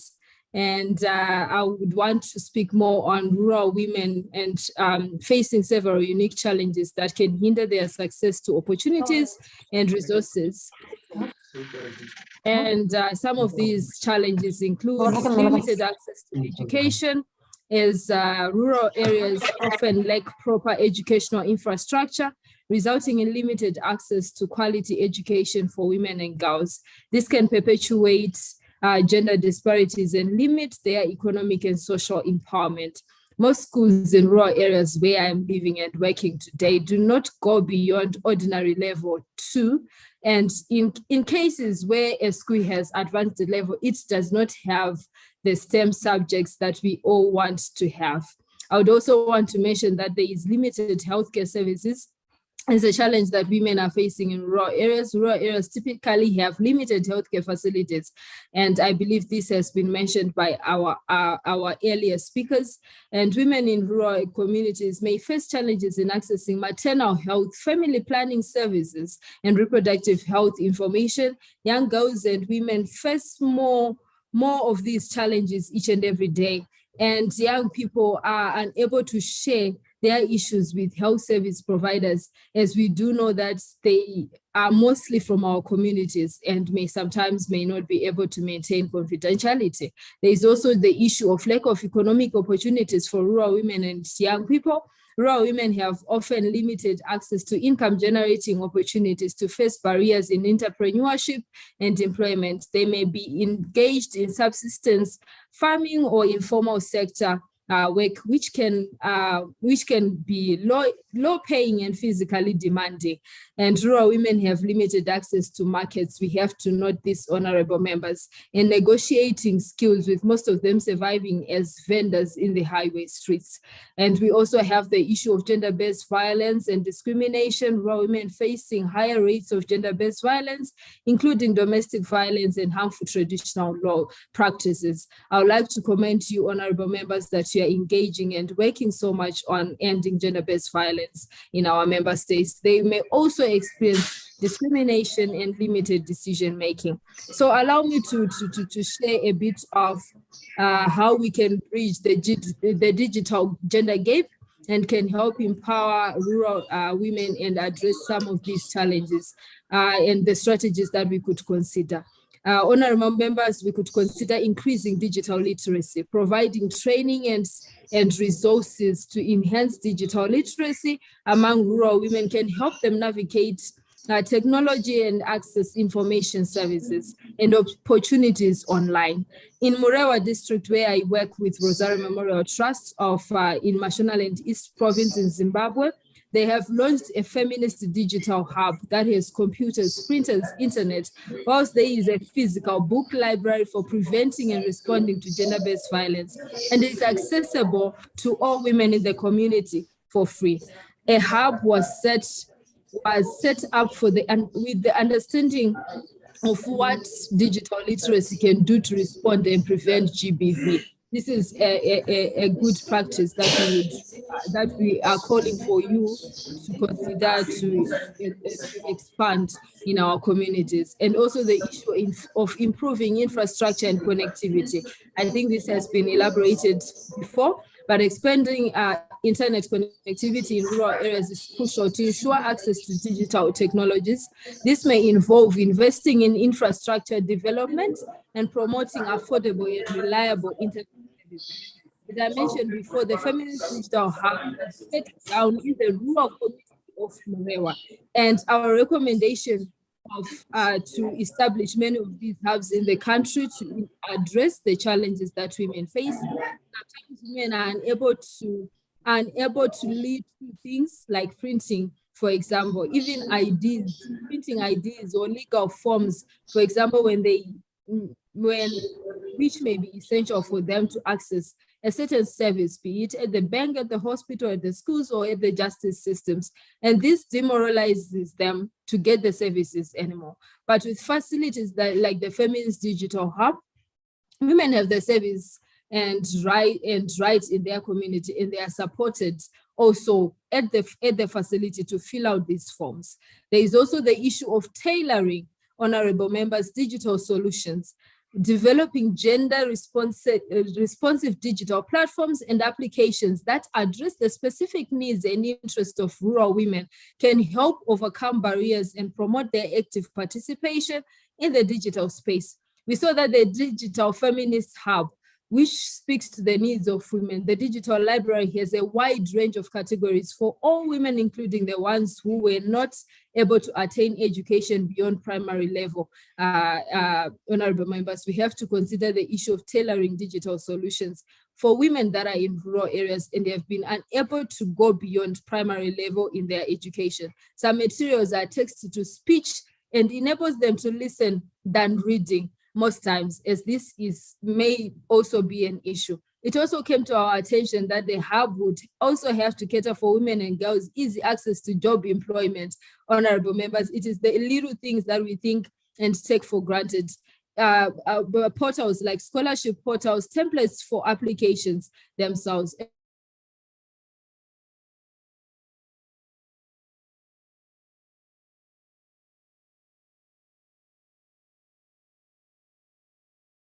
In rural areas, especially in the digital sector, can create huge economic opportunities and empower women to leverage digital technologies for their businesses. Markets are now digital in this century, and it came to our attention that they need support and accessing the online markets to sell their products. Survivors of child marriage are supported with technical vocational education training, where they learn how to make bags, petroleum jelly, fruits, and poultry, you can name it. But they also, it was found that it was essential to have them able to use and access digital markets.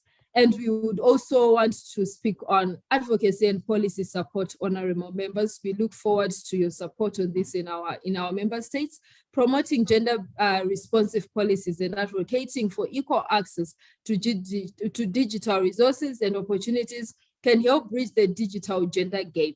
Governments, civil society organizations, and international bodies can play a crucial role in driving this change. Rosario Memorial Trust facilitates for women virtual and physical participation in advocacy spaces. And I would like to comment that recently I was also engaged with the SADC Parliamentary Forum recently, I think about 2 weeks ago, in spaces like the SADC, the Commission on the Status of Women, African Union, Gender is My Agenda campaign, and at national level, to mention but a few.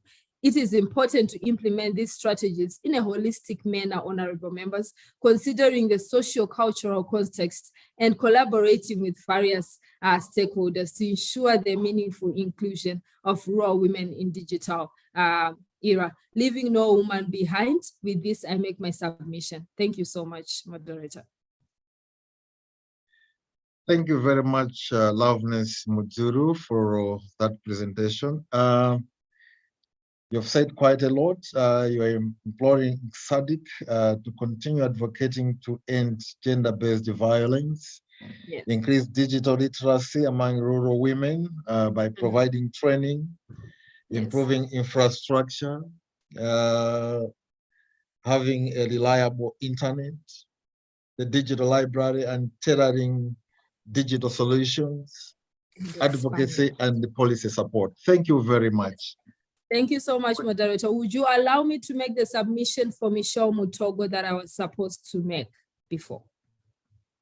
All right, yes, let's do that now. Thank you so much.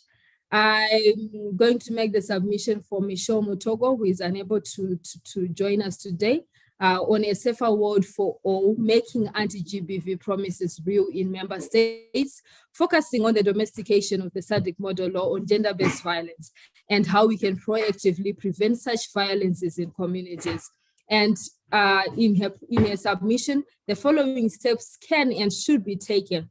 But first of all, we would like to mention that the first step is to have the SADC PF to be recognized and legitimized parliament and not a forum, for it to hold momentum in influencing our governments and holding them accountable to implement the SADC model law and to fund its full realization and implementation in our different countries. One of the strategies that could be employed and taken is awareness and education, creating and implementing community-wide awareness campaigns to educate people about gender-based violence, its consequences, ways to prevent it, and models and laws that are in place for them. We think that this is very essential in making sure that all people are able to have the understanding of what the laws, which laws are there to protect them. This can be done through workshops. Honorable members, we do know of the many ways we can engage. But most of all, we would want to share that using school programs and also having community engagements are very essential, as we would want children to have this information as they are growing up, and they are the ones that are also able to share the information with their parents. Rosario Memorial Trust conducts community dialogues with children in the Nanga initiative. If you have never heard about it, please, you're welcome to find out more on our website at rosaria.org. And they also raise awareness on GBV and the laws and policies that protect women and girls against GBV. And the other strategy and next step that could be taken is also legislation and policy. We see that in our laws and policies, there may be loopholes that do not exactly include the SADC model laws in protecting women and girls against gender-based violence. Therefore, they need to develop and pass comprehensive legislative legislation addressing gender-based violence. This could include clear definitions, honorable members, legal penalties and support services, especially for survivors. I repeat, support services for especially for survivors. And I would like to believe that this was mentioned also in the SADC model law on ending child marriage.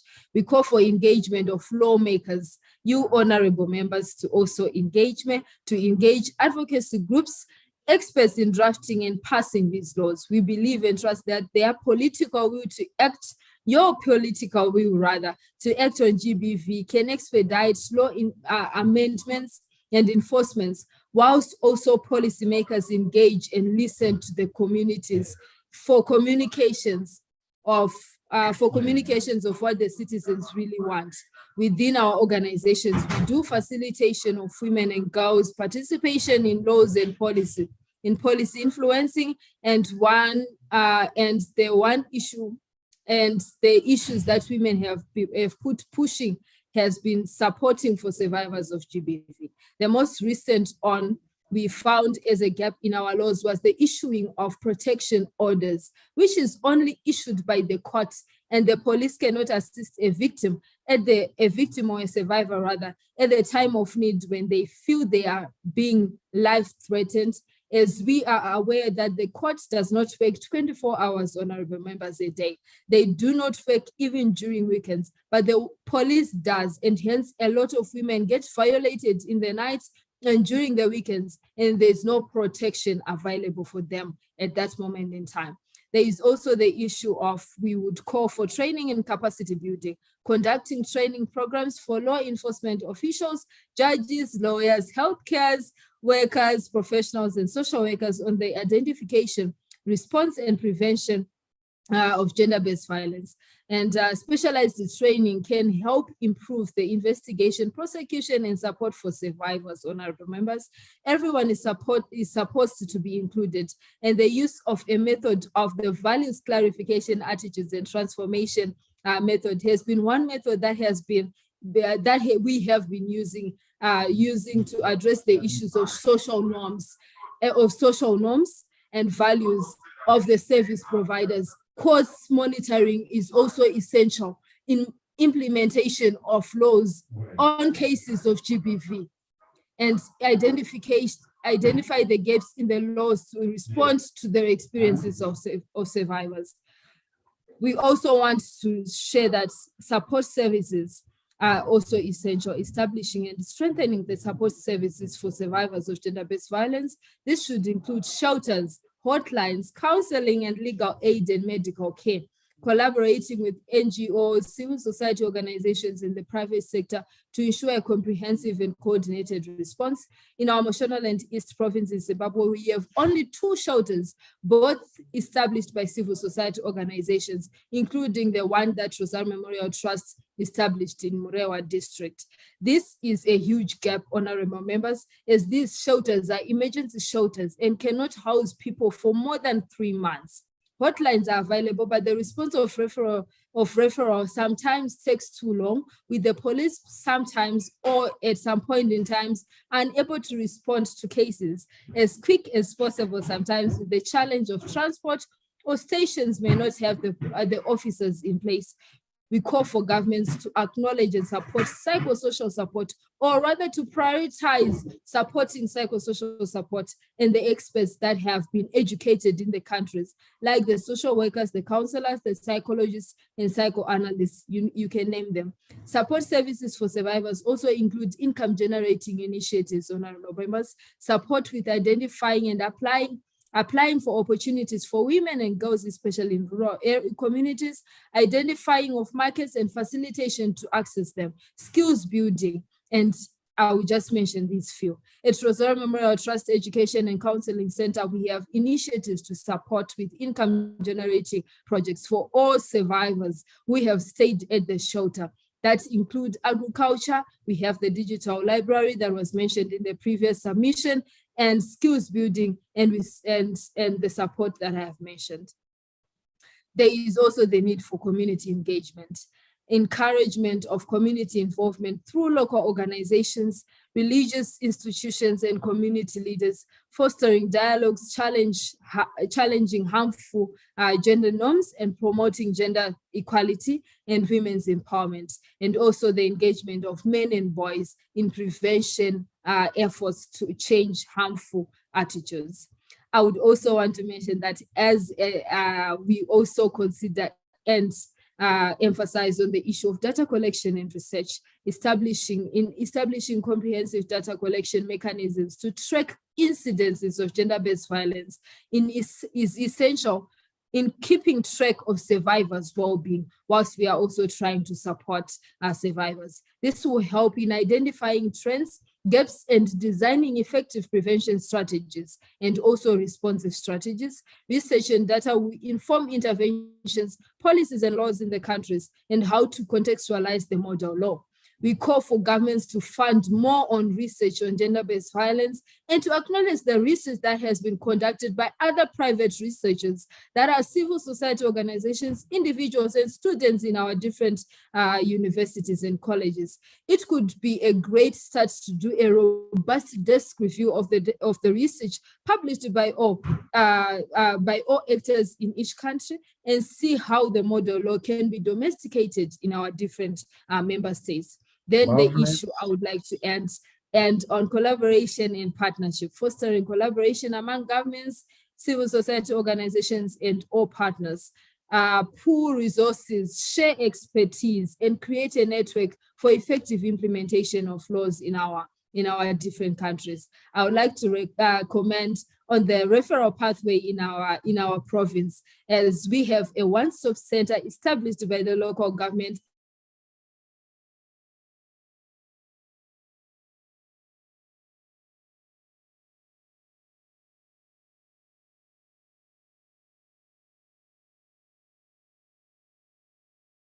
Hello, Loveness.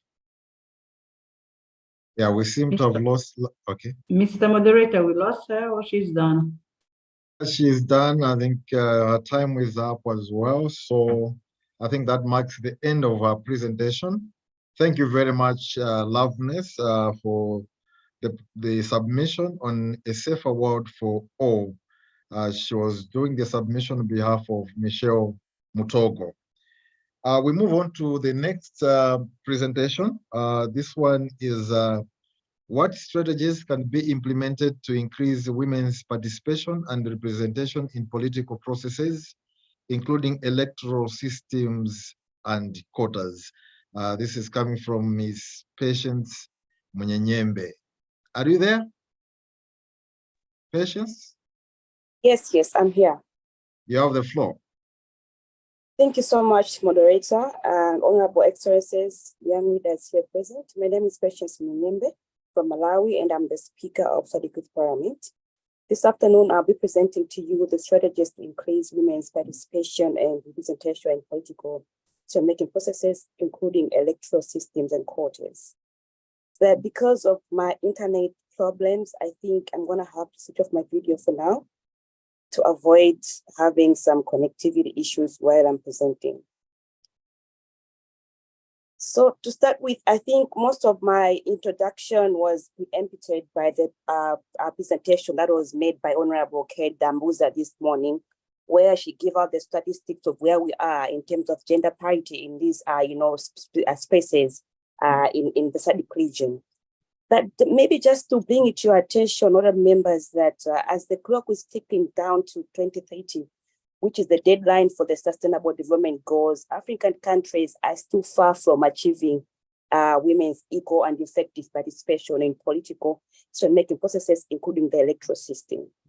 According to the first Women's Political Participation in Africa Barometer conducted by International IDEA in 2021, women constitute 24% only of the 12,113 parliamentarians in Africa. 25% in the lower houses and 20% in the upper houses of parliament, while the local government is often held as a training ground for women in politics. And women constitute a mere 21% of councillors in the 19 countries for which data could be obtained. Already there's an information gap. So according to the Inter-Parliamentary Union reports that the fourth World Conference on Women in Beijing in 1995, 20 years ago, women's representation in parliament has increased by 10% only. So from 20 years ago to now, we have moved from 15% to 25% in terms of women's representation in the political decision-making processes. And at this rate, the report says that it will take us 50 years until 2070 to achieve gender parity. However, the SDG 5 commits that government should achieve women's full and effective participation and equal opportunities for leadership at all levels of decision-making political life by 2030. How ironic. So I think the previous speakers did mention about the challenges that women are facing in different spheres, but I think I'll just be quick to highlight that there are many proverbs to discourage women's public appearances in decision-making processes. The major challenge remains the prevalence of gender stereotypes, religious factors, and social norms that hinder women's involvement and empowerment. The political arena is still considered as a male domain, with very few women daring to run for office because they feel they will not have the support of their family or their community. Vocal women or female community leaders are often labeled as troublemakers in a society where men and elders have the right to speak or act, not women or youngsters. In addition to this, weaker political mechanism to promote, enforce, and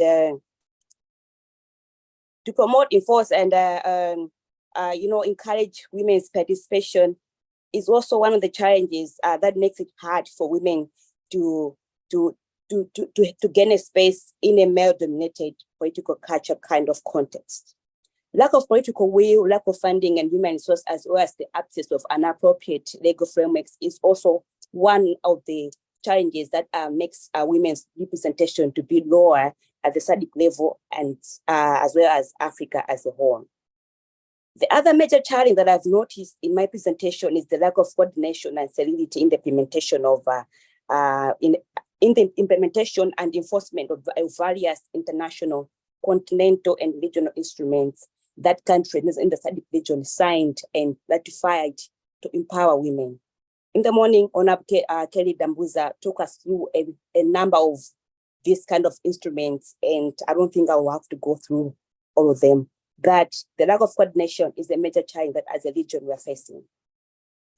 Apart from that, unequal access to education, especially in the rural and the remote areas, where girls, many are seem to be dedicated to household chores or activities, while the boys are considered to be the main source of income.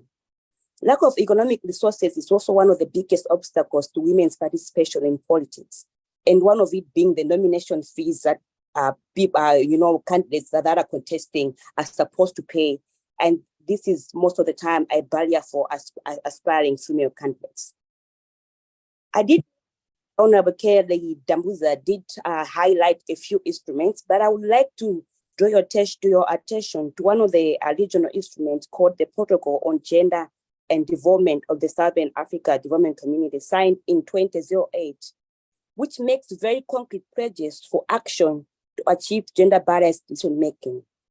Article 12 of this protocol mentions that state parties shall endeavor that by 2015, at least 50% of decision-making positions in the public and private sectors are held by women, including the use of affirmative action measures as provided for in Article 5.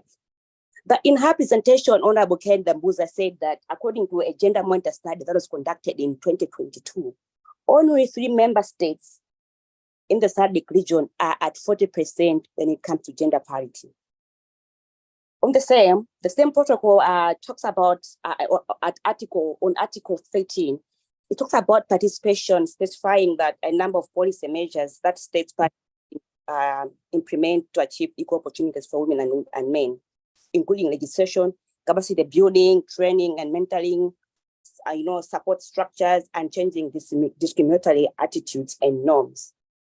But up to now, we see that not so much, 8 years from this protocol, not so much has happened And that's what brings me to my presentation of the strategies to effectively advance gender equality and women's political participation. Other members, these strategies are not so new to you, but I think it's just a matter of reminding each other as stakeholders and, just to keep each other in check in case maybe we have forgotten what we've been talking about. So to begin with, other members and esteemed young leaders here present, my first strategy and the recommendation to the SADC-PF is that the SADC-PF must encourage its government to conduct public awareness campaigns demonstrating a link between equal representation and democracy, as well as good governance, such as the He for She campaign. In Malawi, we had the He for She campaign, whereby the state president for the Republic of Malawi was the champion of the He for She campaign, aiming at having a 50-50 representation of men and women in our National Assembly. Number two is the SADC-PF must constantly urge its member states to facilitate education and skills training to female politicians and candidates for office in the areas of women leadership, conflict mitigation, and democratic governance. Number three is that the SADC-PF must never get tired of advocating for the incorporation of principles of gender responsive budgeting in both our national and regional parliaments. The SADC-PF should also be in the lead to call for establishment of Gender Equity and Equality Commission in national parliaments that currently do not have this critical structure in place. In addition, the SADC-PF must also, deliberately encourage and monitor its member states to implement positive affirmation in all the member states in the region to promote national constitutions, including provisions that require a minimum of 40% representation of both genders in the decision-making bodies, more especially in countries that don't have, or they haven't made any action on this point.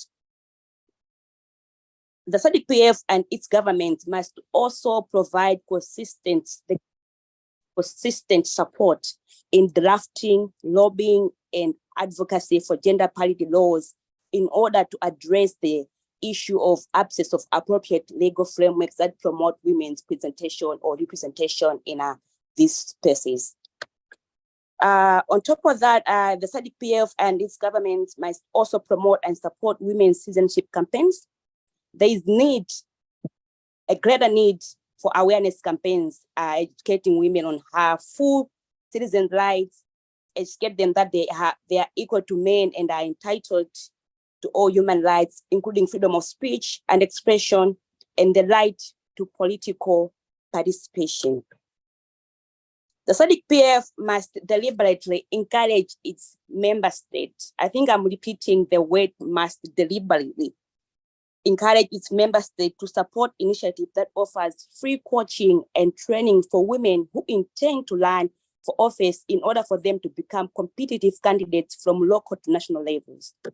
And lastly, the SADC-PF and its member states should invest in women's mindset programs aiming at boosting their confidence as a way of ensuring that they are politically empowered by acting as responsible citizens who vote, who protect their votes against any manipulation, and they can become electoral gatekeepers, responsible voters, and volunteer electoral observers.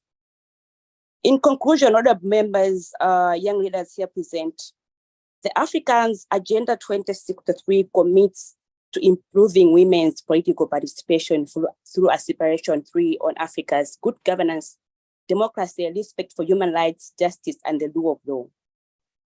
Other members, such aspirations simply justify that the Africa we want is the one where women have equal opportunities to participate in all levels of political decision-making processes without hindrance, without fear, and with full support.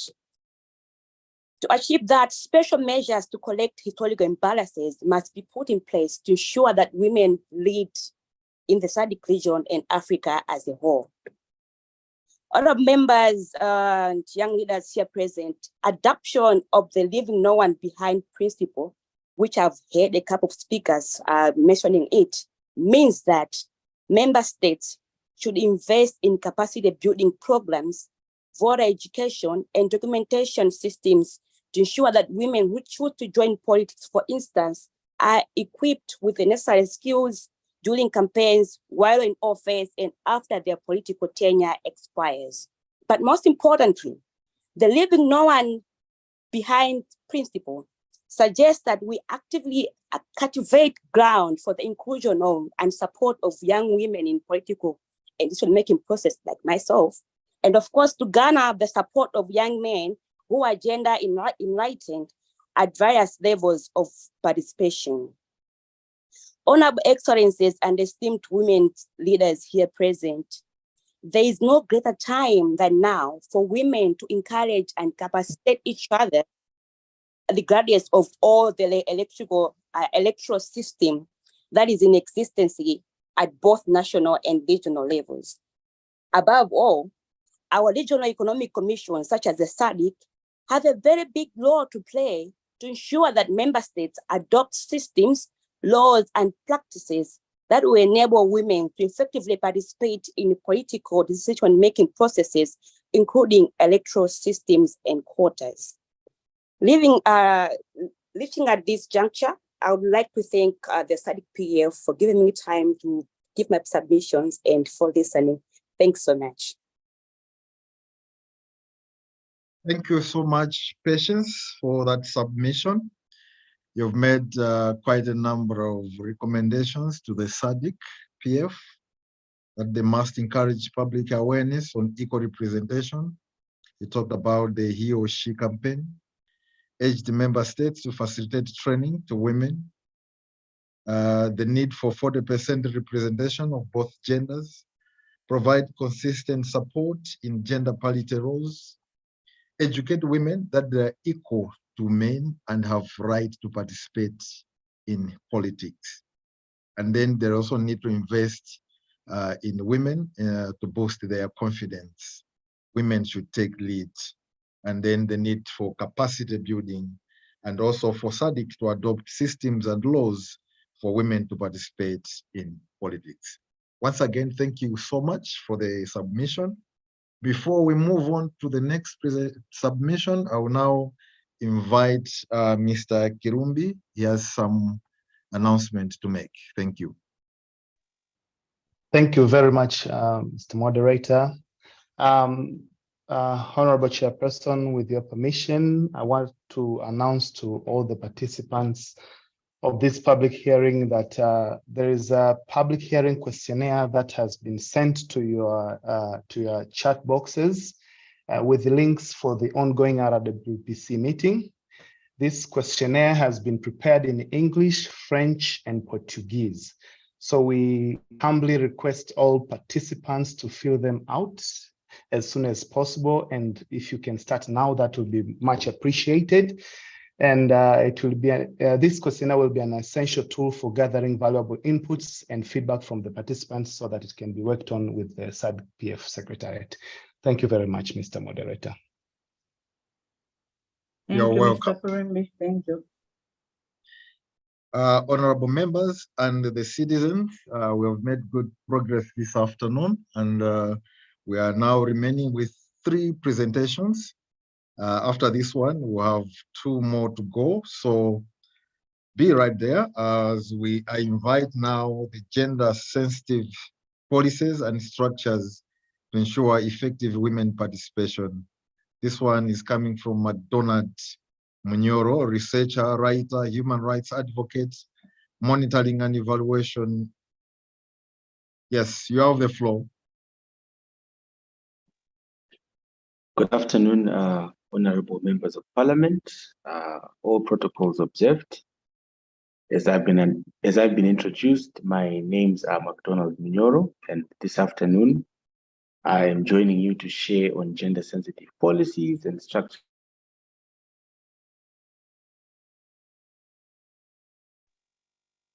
Allow me to acknowledge the work of SADC PF and also its ability to reach the people and to also create opportunities that allow ordinary people like the ones that we have today to speak to the parliament and to also help it in the delivery of its work. Allow me to start off by spotlighting the importance of gender-responsive policies. Gender-responsive policies ensure that the needs of all citizens, women and men, are equally addressed. Traditionally, government policy and legislation has been viewed as gender-neutral instruments on the assumption that a public policy benefits all members of the public equally. And this is a challenge for SADC-PF moving forward. Gender-responsive strategies and policies incorporate the experiences and needs of women and girls, and they address the underlying causes of vulnerability, including gender inequality, gender relationships, power structures, social norms, and leadership. And these should be key to the work of SADC-PF, which is a beacon for the region and is spearheading the protection of women's rights, with the model law on child marriages being a very good example of the role that SADC-PF can play and can also do. I would also like to acknowledge the previous speakers that have spoken about the different plights of women that they face within the region, and add a few remarks around this by saying that within SADC, women constitute more than half of the population and the electorate within the member states, but you'd find that women continue to be seriously underrepresented in political and public decision-making in most countries in the region. For instance, the SADC Gender and Development Monitor 22 data shows that women are underrepresented at all levels of decision-making in the region, and achieving gender parity in political life is far off, which also resonates with most of the submissions by the speakers today.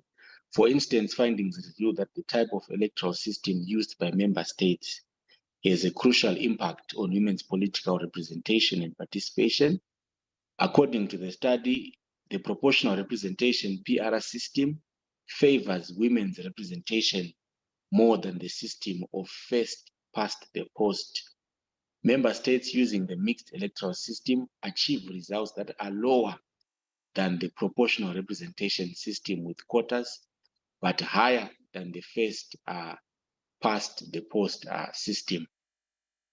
Additionally, you'd also find that in instances where we have had more women in parliament or more women in positions of political leadership, you'd also find that figures have shown that higher numbers of women in parliament generally contributes to strong attention to women's issues. Women's political participation is therefore a fundamental prerequisite for gender equality and genuine democracy, as it facilitates women's direct engagement in public decision-making and is a means of ensuring better accountability to women. And within the SADC region, we have several efforts that have happened, which I would just like to acknowledge before I move to the main thrust of my presentation, which is highlighting on the importance of gender-sensitive policies being an enabler for the effective participation of women. Efforts within the SADC region include the SADC Protocol on Gender and Development, the SADC Gender Policy, the SADC Framework for Achieving Gender Parity in Political and Decision-Making Positions, and also the SADC Regional Women's Parliamentary Caucus, which I strongly believe are all policy frameworks that are quite important when it comes to driving and advocating for the effective participation of women. And I'm going to share a few recommendations around how we can strengthen already some of these existing policy frameworks to ensure that we do better as a region when it comes to the effective participation of women within SADC. The first thing is for SADC-PF to legislate for gender equality and the elimination of discrimination. For instance, we have got the SADC Protocol on Gender and Development. The major need is to domesticate and institutionalize Articles 5 on affirmative action, Article 12 on representation, and Article 13 on participation in order for member states to the gender equality principles that are enshrined as part of this protocol. legislation comes through Parliament, and you find that as the SADC PF, there is a greater role that you can play to help member states to domesticate and ensure that we come up with laws that drive the effective participation of women in issues of participation. Then the SADC PF can also play a role in ensuring that participation and accountability mechanisms are designed and implemented with gendered power relations in mind in order to facilitate the meaningful participation of women in all program stages. Additionally, the SADC PF can also continue to play a very strong role in driving and investing in research and knowledge generation to enable the region to come up with policy frameworks that are responsive and that are built on the lived experiences of women within the SADC region. And the SADC Gender and Development Monitor provides one of the mechanisms through which the SADC PF can learn and also build up to ensure that we close some of the gaps that are there when it comes to the participation of women within the region. The SADC PF can also play a very critical role in overseeing the implementation of youth policies from a gender perspective. These would be an enabler in allowing for the creation of a bridge, especially for younger women to find themselves within positions of authority, positions of leadership, because generally when you look at the representation of women, you'd find that younger women face more barriers to participation. Additionally, also the SADC PF can play a role by ensuring that all political institutions within the region are gender sensitive and gender responsive, providing family-friendly facilities to all their members, allowing work-life balance and using gender-sensitive language and behaviors, which can also be enablers to the political participation and representation of women. Then another key also recommendation that the SADC PF could also consider is creating networks of young and female parliamentarians. For instance, this could be through the parliamentary caucuses, the forums, the parliamentary committees, to ensure that there is constant learning exchange that also happens at this level, because this set of legislators also has got a very key role to play when it comes to advancing and championing the rights, the participation, and also representation of women.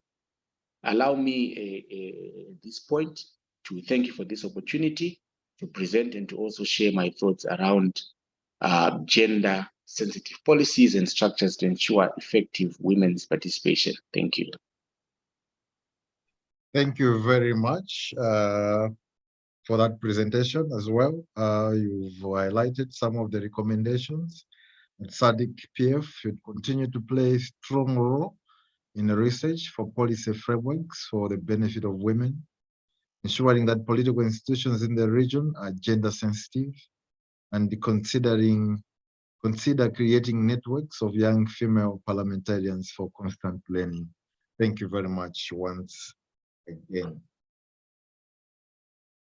We move on to the next presentation, submission, and this one is a Southern African Parliament of Men. Systems matter to gender equality. This is coming from Gotsemorimo Ditsere, Young Person Southern Africa Trust, SADC. Are you there?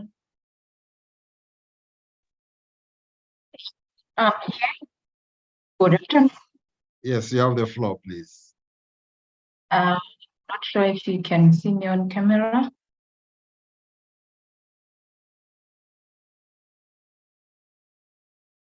We can see you. You have the floor. Yeah. Okay. Thank you so much, moderator, for allowing me to give my submission. I'm Koitsi Mudimuditsile. I'm program officer from SAT, SRHR Africa Trust. I'm based in Botswana. Good afternoon, everyone. all protocol observed. I will be looking at thematic area 4, which requires me to provide some strategies that can be implemented to increase women's participation and representation in political decision-making process, including electoral systems and quotas. Let me start off by saying in Africa, we are very aware that women constitute only 24% of 12,113 parliamentarians, and 25% of those are in lower houses and 20% of those are in upper houses of parliament. This is something which should raise a question to say, are we going to reach our set targets with us being left with less than a decade to 2030, which is a deadline to our Sustainable Development Goal? Remember, we are striving towards gender equality as per the SDG 5. However, SADC is still experiencing underrepresentation of women in the political space, even though they have set clear intentions in their regional indicated strategy development plan, which is for 2020 to 2030, that attaining gender equality is critical and reality to achieving this. And it has been a very slow pace. It is quite important also to note that women representation in political decision-making requires an intersectional approach, which should involve government, civil society organizations, the media, academia, and the private sector, women, youth, and men. So now moving on to just giving a small highlight of what is currently happening in the SADC countries. We all are striving towards the Africa we want, but are we going to reach there if we still have so many countries that have not reached gender parity in their parliament? We are looking at countries in SADC lagging behind in pushing the gender equality. We're almost 13 years after the 4th World Women's Conference in Beijing, 1995. SADC members have made improvements. We must acknowledge that. However, we still are lagging behind when it comes to political participation and representation. We now must highlight that we only have in SADC, Tanzania having the woman as head of state, and only 2 countries achieving gender equality in their cabinets, which is Mozambique and South Africa. So this shows that we really have a long way to go. Now, I want us to highlight what exactly is happening. We should also look at the fact that women are facing so many barriers, which makes it very difficult for them to participate or to have more representation in the political sphere. And these factors that hinder them from participating in the political sphere include the ones that we usually term them as informal factors. We are talking about custom, culture, tradition, socialization, and gender stereotypes, which in most extreme form are expressed as gender violence. And the gender violence, we are talking about a weapon that is being used against women, and it's being used to create fear. It's being used to discourage them from getting into the leadership or the authority or political leadership, I may say. We also are looking at the systems, which are the formal factors which are acting as barriers to women's political participation. The formal ones, we are talking about the media. When I believe it's not only in Botswana, but in other countries, the media is being used as a weapon to discourage women, because all the papers or articles that write anything about women in political sphere, it's always the negative. The electoral systems which are being used, we only see the proportional representation system being the one that is favorable to women to go into political office. And also the election management and finance and resources. Women don't have resources. These are some of the barriers that we need also to look into on how we can really improve them. Right now, allow me to submit my recommendation to how do we tackle all these barriers that women are facing? How do we reach gender parity that we all are striving for, as set by the global, as set as a global target? I would love the SADC PF to focus more into the political party quotas. What is happening in the political parties? Do we have our mandates? Do we have our manifestos? Do we have our constitutions within our political parties supporting women's representation, supporting women's participation? Or we just are letting our political parties be ruled by men?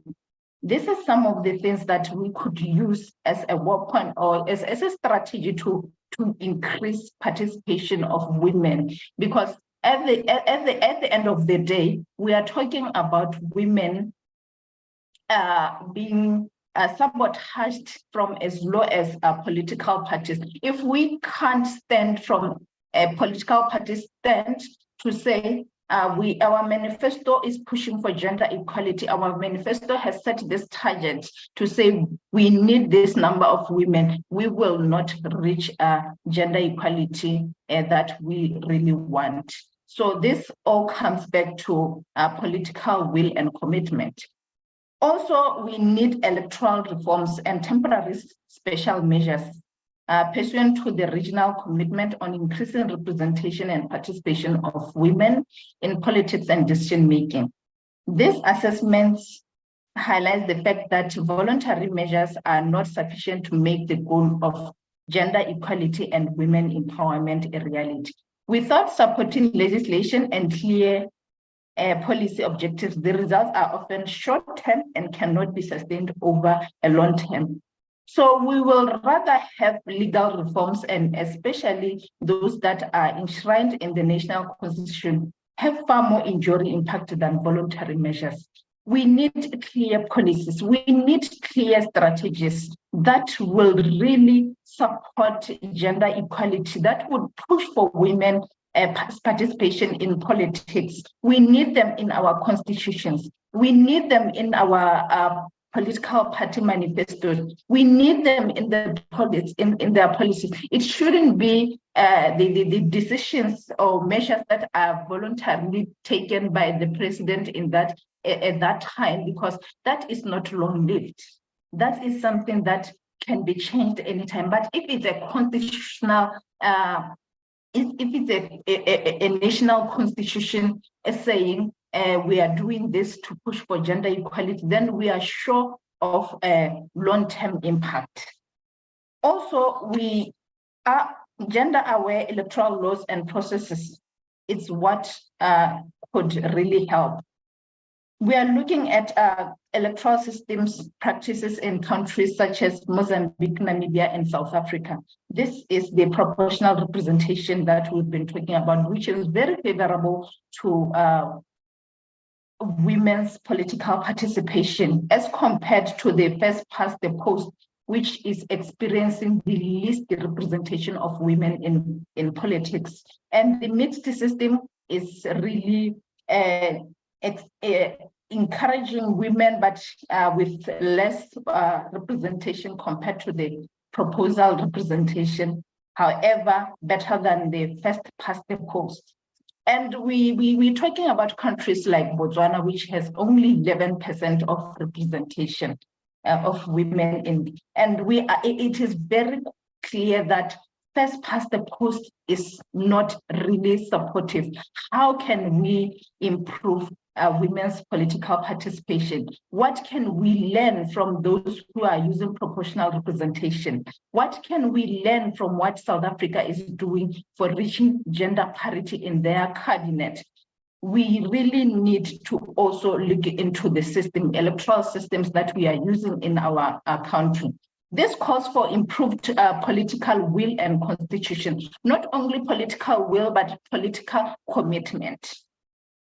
We also are calling for the honorables to also push for gender training for the media and media training for the women politicians. Even though women make up more than half of the population in many of our countries, their voices are missing in the elections coverage.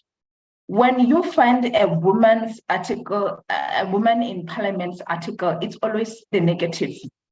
But we never see them in our newspapers, in our any media, any media outlets out there. We never see them being promoted, or let's say campaigning for them to actually take the seat, but rather they are being shunned to create fear so that they don't participate. So if we could provide a training to the media to know the impact that they have, to know the influence that they have, we would really go a long way in trying to achieve gender equality. Also, we need effective support for women's political participation by political parties, civil society organizations, and everyone, as I have already mentioned, that we need a multidimensional approach to try and support the women. The main focus is lobbying and advocacy for electoral reform, capacity building, and support for women, and monitoring the electoral process. We are not only looking at the fact that now the elections are near, and we need to train women in politics. We need to. This should be a strategy which is a long-term. It should be a long-term strategy, I would say, and it shouldn't be done just prior the elections, because that does not yield more fruits than having a long-term strategy to support women. So there is need for a long-term planning and resource mobilization to ensure aspiring women politicians can be supported throughout the process.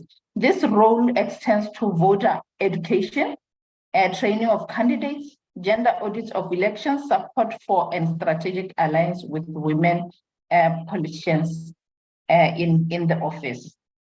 We might also acknowledge the fact that while we are supporting women to go into political office, we are facing a monster called patriarchy, which is a non-monetary benefit or resource to men. Before a woman can go into a campaign, patriarchy has already financed men. So we need more resources to try and educate the society about the mindset change to ensure that they support women, because the socialization that we find ourselves in, it's where we are being told that women cannot lead. So we need to change all those. We need to acknowledge that women's rights are human rights, and gender equality is an enabler of democracy. With that being said, I submit. Thank you, moderator, for giving me this opportunity. You're welcome. That was a submission on a Southern African Parliament of Men, Systems Matter to Gender Equality from Ditsele Young Person Southern Africa Trust. She has given us some of the recommendations if we are to reach gender parity. She has recommended to SADC PF to focus more on political party quotas. We need, the SADC need to have women representation in their constitutions. And then there is need for electoral reforms. There have to be clear policies to support gender equality. And then there is need to push for gender training for the media and women politicians, and also support by political parties and civil society. And lastly, she talked about mindset change. We need to change our mind. Women too can take lead. Thank you very much for that submission. We have the next submission, and this one is: how can Parliament contribute to the promotion of smart education agendas, by Memory Tapera Banda? Are we there, Memory? Memory? Hello, I am here. Thank you so much, Mr. Moderator. I will be sharing my screen just right now.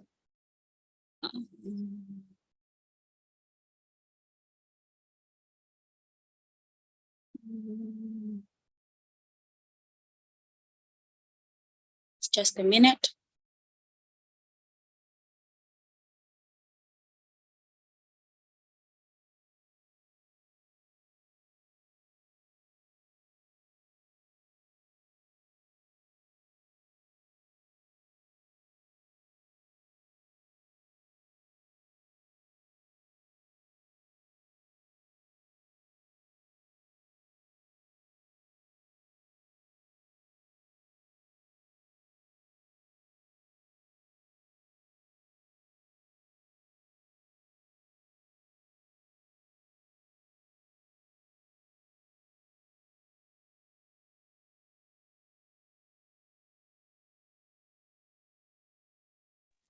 I'm kindly requesting if the admin can help me just share my screen of my presentation. Thank you so much.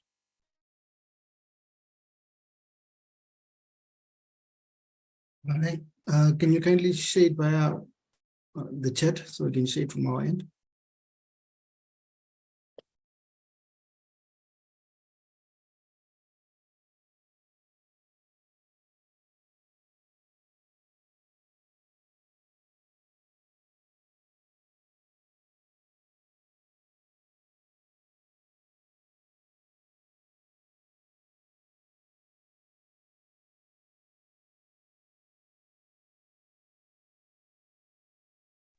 So the chat only is giving me a provision of sharing a picture, not a document. It's because you're using a mobile phone. Okay, let me give you my email address so you can share it via my email.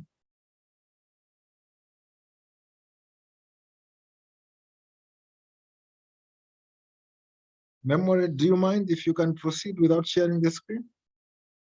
I can proceed, but I really want people to follow through as I present. Thank you so much. Just a few minutes, I'll be able to share it. All right, thank you.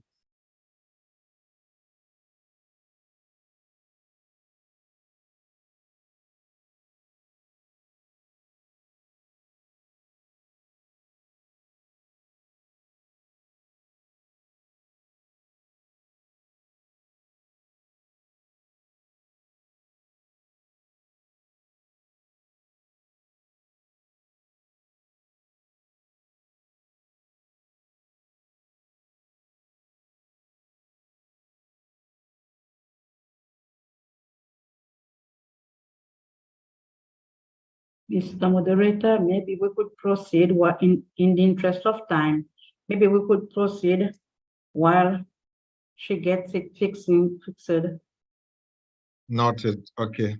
Memory. Memory. Let's proceed. Okay, sure.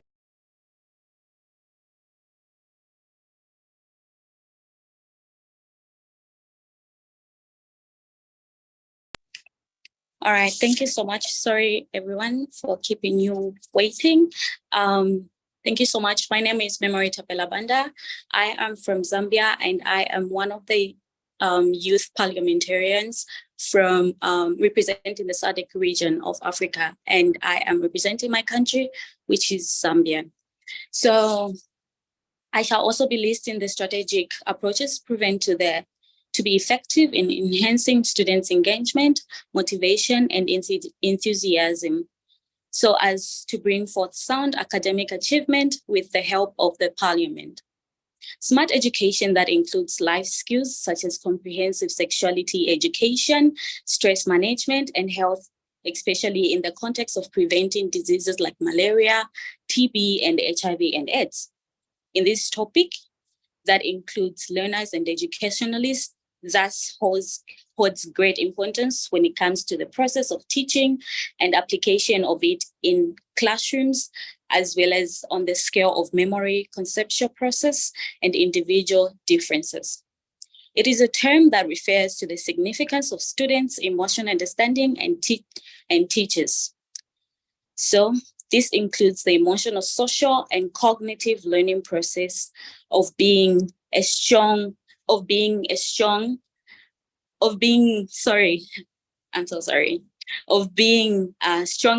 that I believe is vital application of mentioned agendas in the classroom, bringing more insight into it to us, and one becomes more familiar with the principles of professional practices that are linked to it as an educator.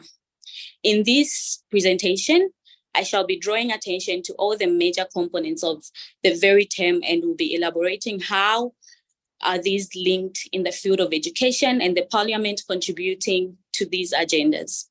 So how can the Parliament contribute to the promotion of smart education? We're looking at life skills, sexuality education, individualized support, stress management, and health education. Kindly help me just go to the next slide, please. So we have smart education that encompasses emotional, social, and cognitive learning skills, emotional intelligence and skills, regulation, social skills and communication and empathy, cognitive skills such as critical thinking and adaptability, effective time management, and organization. Enhancing students' engagement, motivation, and enthusiasm is vital for academic achievement. Motivation fosters goal setting, perseverance, and discipline. Engagement involves active participation and genuine interest in learning. Enthusiasm fuels curiosity and a positive attitude towards new topics. Resilience helps students bounce back from setbacks, as well as self-direct learning empowers students to take control of education. Please help me go to the next one. Comprehensive sexuality education, which is also known as the CSE, includes understanding gender dynamics and equality, identifying and preventing violence, especially against women and children, recognizing and addressing gender-related injustices, strengthening partnerships with civil societies for sexual reproductive health rights. This can also help teachers' advocacy skills and critical thinking, encourages community engagement and social responsibility, empowers students to advocate for rights, and contribute to personal growth. Individual support. Establishing mental health resources, for example, helplines, counselor database, contributes to stress management and teachers' resourcefulness, effective communication, and emotional regulation. Challenges like loneliness, isolation, stress, peer pressure, and parent expectations during learning disruption. Teach life skills like building meaningful connections, stress management, resisting negative peer pressure, and balancing personal goals with external expectations. Encouraging ministries to form mental well-being advisories in schools would also help to promote awareness and education about mental health. Fosters open communication and seeking help, facilitating early interventions and resilience building. This also prioritizes self-care and mental well-being as a life skill. Stress management. This can help in awareness, recognizing and helping stressed children with identified effectively. Relaxing techniques, introducing age-appropriate relaxation exercises like deeply breathing or simply mindful activities. Physical activity encourages regular play and physical activity to release pent-up energy and reduce stress. Health lifestyle, maintain a balanced diet, get sufficient sleep, and nourishing environments. Social support, build and maintain strong relationships with friends and family who can provide emotional support, problem solving, developing effective problem solving skills to tackle stressors head on. Positive thinking, cultivate a positive mindset and challenge negative thoughts patterns. Seeking help seeking professional assistance from therapists or counselors when needed. We can go.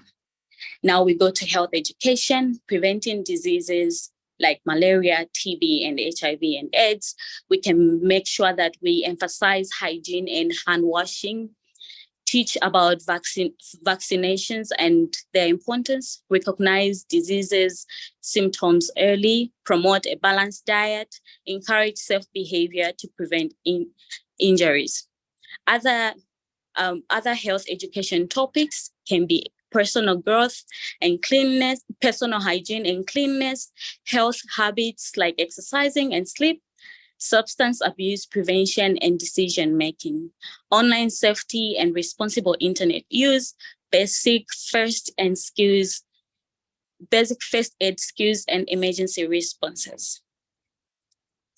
Thank you so much. So I would also like to add that the Parliament can help with all these that I have listed above by making sure that they work hand in hand with states that are in the southern region of Africa, by making sure that schools are incorporating all these recommendations that I've given out, and making sure that the ministries in each country are making sure that they're seeing the activities that are happening in schools, and not only forgetting, we also need to make sure that we take care of teachers that are actually giving out knowledge to our children, or passing on knowledge to our children. We should not also forget community schools as well as private schools as we talk about education and as we talk about the contribution of promoting of smart education in the SADC region of Africa. We should also remember that other organizations, or rather other stakeholders, also play a very huge role in making sure that we are promoting smart education. So looking at other stakeholders like private schools, community schools, and other NGOs that are dealing with issues on sexual reproductive health rights, issues on mental health, issues on diseases, communicable diseases like TB, like HIV and AIDS, would also help us in the SADC region. And so I would like to encourage, and please ask the Parliament to help the ministries in all the SADC region of Africa, the Ministry of Education mostly, to see how they plan the curriculum, as well as to see how they can encompass smart education, as learners are also benefiting greatly from this, and it's also preventing a lot of risks such as HIV and AIDS, TB, as well as other communicable diseases among children. This would also really help our southern region, because education, as we know, is the greatest key, and as we know, it is the main factor to somebody's life, and it is one of the most important rights that one has. And we should make sure that we create a very safe environment, not forgetting children with special needs in these schools and in these in our SADC region of Africa. Making sure that the Parliament is working hand in hand with the education sector would also help our countries to make sure that they are following up plans that are in the curriculum, as well as making sure that some of these new implementations can be included, such as smart education. We are now focusing on issues like technology, and we see the importance of technology. And we can also work with the Ministry of Education in each Southern African country to make sure that children, while at school, are able to also learn new skills as well as new technological ways that they could go on with life. Without saying, mobilizing for Ministry of Education in the SADC region to have toll-free helplines and national database of counselors and counseling services, and print out audios as well as a visual resource center would help mostly learners with disabilities that are in school and that might miss out on this important information. A platform of national and regional consultation at institutional level of awareness and resource sharing and research on mental health, as well as communicable diseases such as HIV and AIDS. By understanding the smart education agendas and the needs of learners in the SADC region, we can process an enriched learning environment that is strived forward towards for a successful and for the success of the countries in the southern region, and reduces some of the communicable diseases among learners. Smart education, I believe, would really help in the southern region of our country. And I therefore ask and recommend and give all the stated above that I have mentioned in fostering and making sure that our children in the schools in the SADC region of Africa are getting the best education through smart care, through smart education. This would also help teachers as well to help learners to get the best education, and also help teachers themselves to get the best skills that they could run with in this day-to-day life, including technology. With that said, thank you so much, Mr. Moderator. All protocols observed. Thank you so much. I submit. You're welcome, Memory. Thank you very much. Memory is appealing to SADC member countries to work hand in hand with the education sector if our children are to acquire best education. She also spoke about consideration for those with physical challenges. Let's not leave them out. We need to take them on board. And there is need for technology. Children should learn new skills. Thank you very much. Honorable Chairperson, let me go back. Yes, Mr. On education. Mr. Moderator. Yes. There is a presentation which the one who was supposed to make this submission was not around then. I just want to check if she or he is around. Tender Patience Mutsetse, are you there? Yes, I'm here, sir. Okay, yes. Your submission is on education needs, healthy learners, schools as sites of girls' health. You have the floor, madam. All right, thank you so much. I would like to say all protocol observed. My name is Patience Mutsetse. I'm an adolescent and young women sexual reproductive health peer educator. I'm here to present on how to eliminate barriers to education for adolescent girls. I'd like to say education is a fundamental right that should be accessible to everyone, irrespective of their gender. Although significant progress has been made in bridging the gap in education, adolescent girls and young women still bear the brunt of unequal access to educational opportunities. I will give a context to the intersectionality of adolescent girls and young women's equitable access to education and sexual reproductive health. Reports indicate that there is 226 million adolescents in sub-Saharan Africa, with 23% aged 10 to 19. And the large sum of this 23% is still found in schools. And as of today, 1 million girls in sub-Saharan Africa are at the risk of not returning to school because of unplanned or unwanted pregnancies. This is as a result of sexual violence, child marriages, but most importantly, the lack of access to sexual and reproductive health services. Therefore, investing in health of adolescent girls and young women improves their health and school performance now, their future health and earning potential. Based on this and many other statistics, I want to argue that schools should become sites of health as well as learning, and an essential building block for universal health coverage. I want to show you a glimpse of this possible future.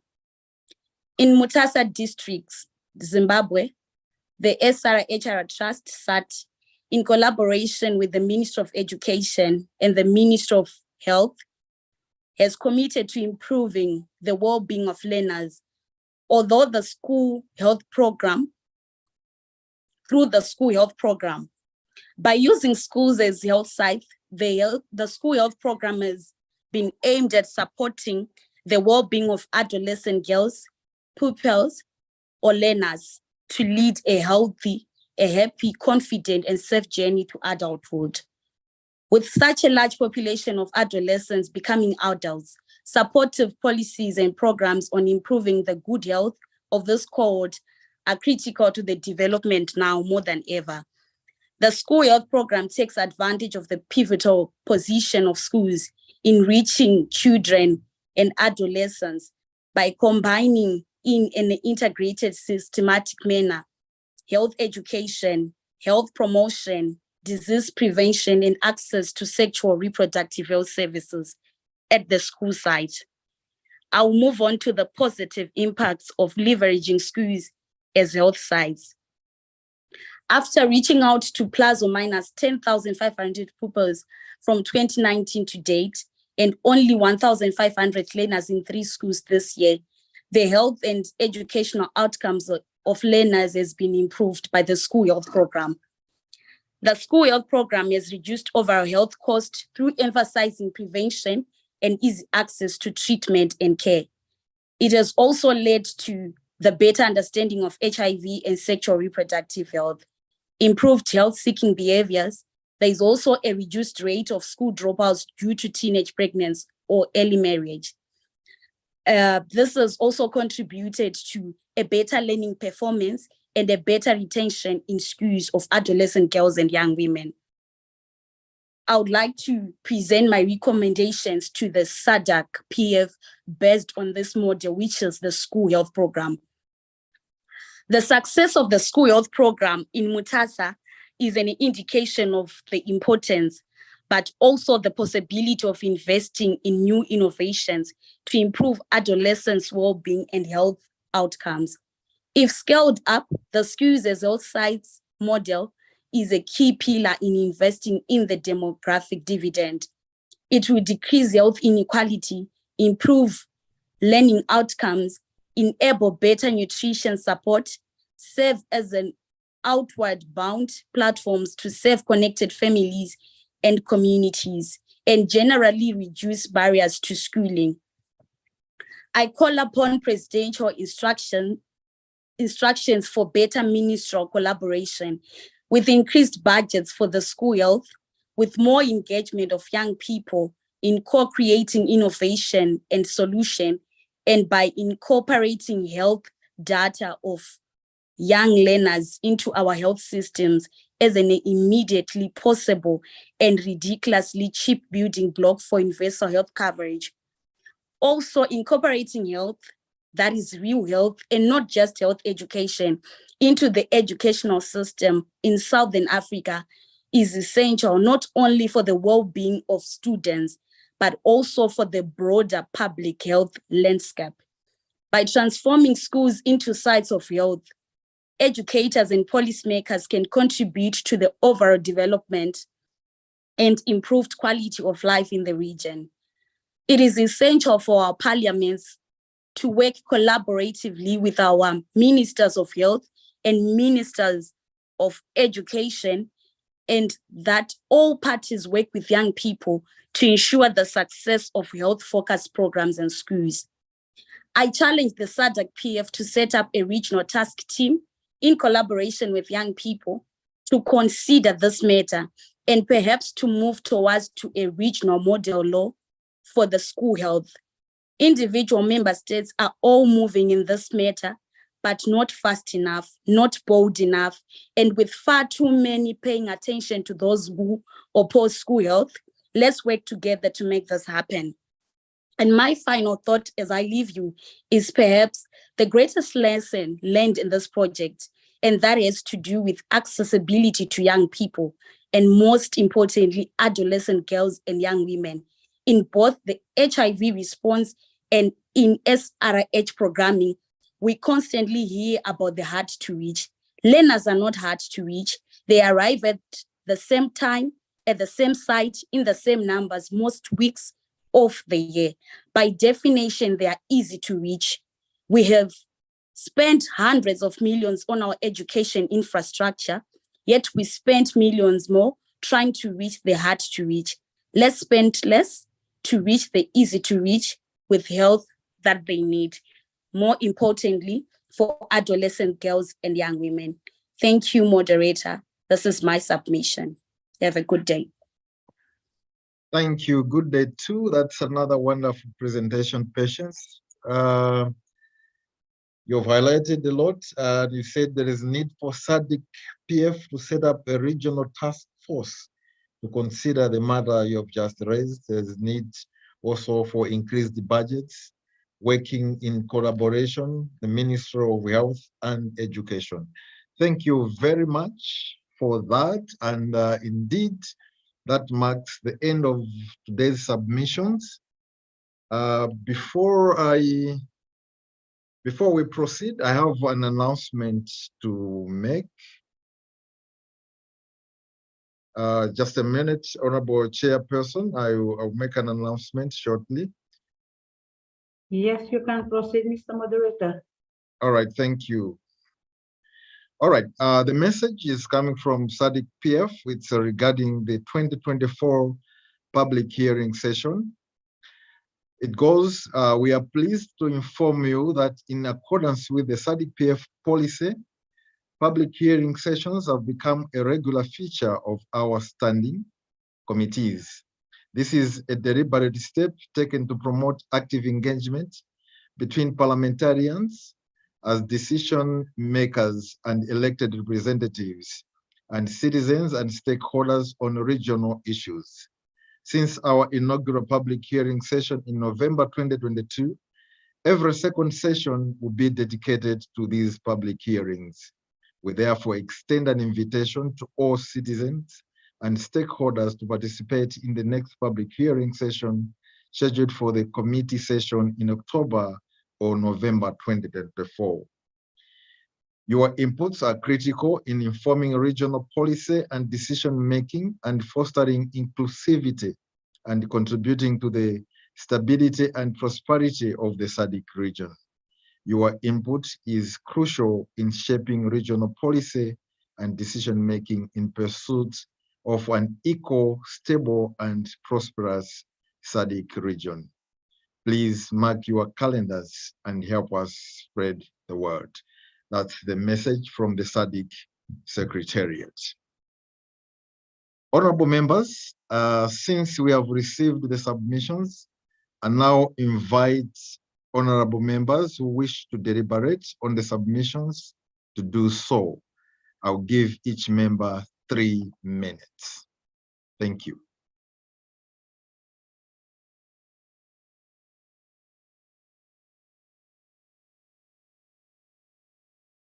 You may proceed, honorable members, by raising your hand, and we'll find you on the screen.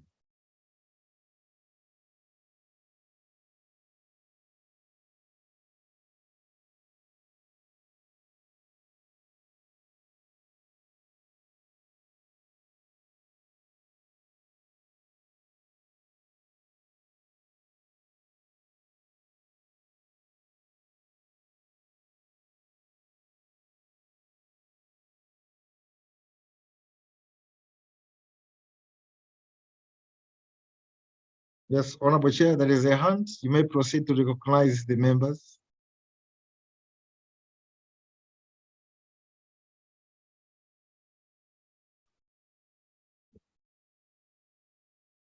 Do we have a hand up, Mr. Moderator? I've seen a hand. Faith, there is Faith. She has a hand up.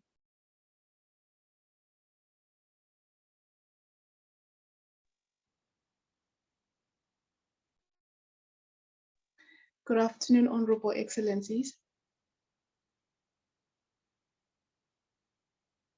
Thank you so much, Honorable Chairperson, Honorable Moderator.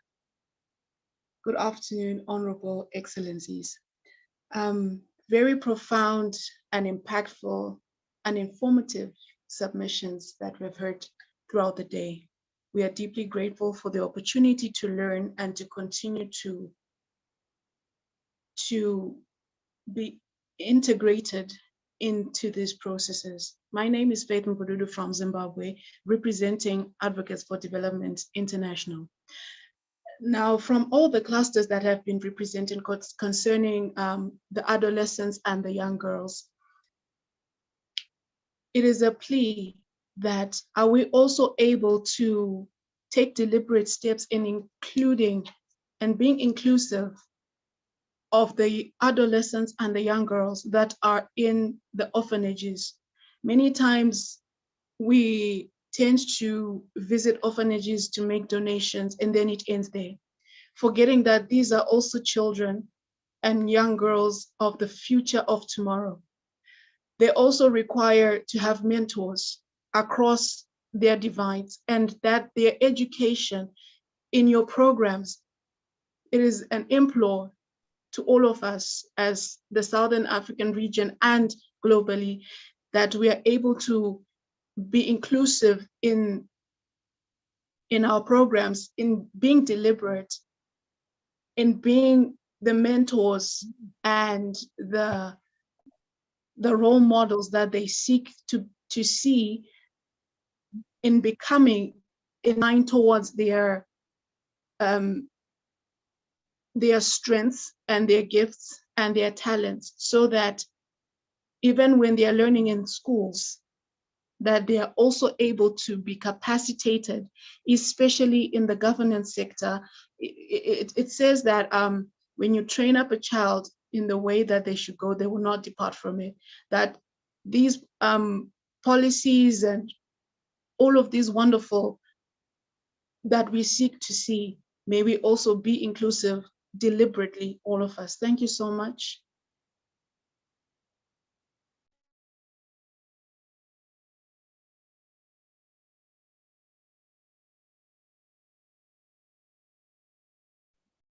Honorable Chair, we have a hand from Angola and Tanzania. You may proceed to recognize the members.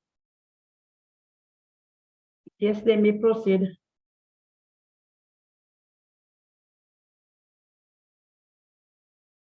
Muito obrigado, senhora Presidente e os demais membros.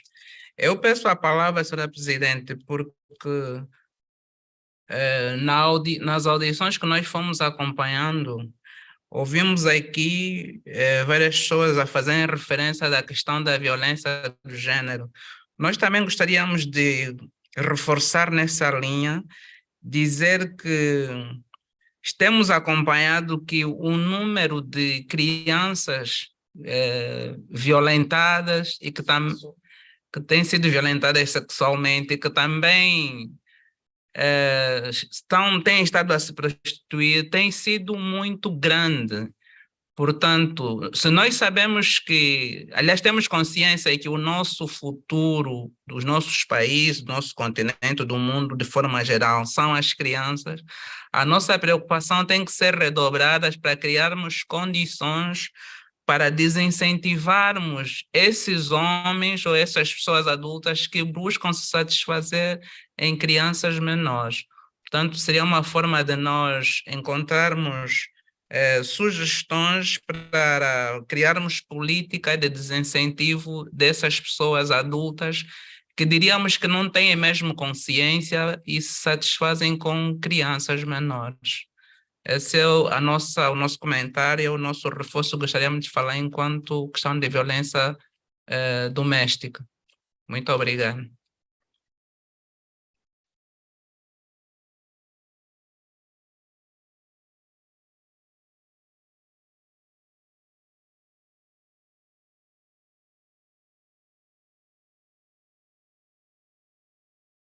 Honorable Chair, we have Tanzania. They have a hand up. Yes.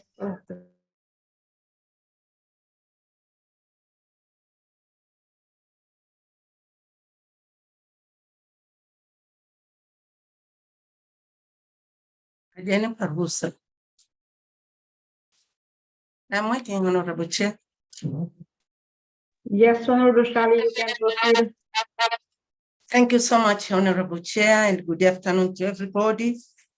Thanking all the presenters for their very well researched submissions, which have taken us a long way, and I highly appreciate. I want to react on three of them, to make a reaction of three of them.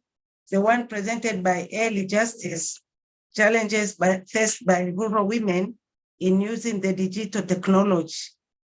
I concur with him that it's very difficult for the rural women to cope with the new technology because of so many obstacles. Sometimes for those who have those gadgets like telephones, they are not the smartphones, and yet want them to be online with those which are with the youth which are using the smartphones. But to be more precise, we are also experiencing a problem of power shortage. So sometimes it's not so easy. So I agree they should be given training how to use those things. But even those people like Vodacom, Tigo, those can also assist them to lower the prices of getting smartphones. Another reaction I want to make is the one with the presented by McDonald Munyoro, gender-sensitive policies and structures to ensure women participation strategies. I think I am requesting SADC PF to take this very seriously, and all those SADC parliaments to see that women representation is taken more seriously, from having positions in the political parties, and not only during elections. So if we have women representatives in the political parties, it will be easier for them to see the number, and it will also be easy to have a big number for women. We are all crying for 50-50, but 50-50 is taking ages to reach. So I'm requesting SADC PF and the SADC parliaments as a whole to assist this. Another I want to make is the one presented by Ngwande Ngandare, transformation and investigating on healthcare on sexual reproductive training.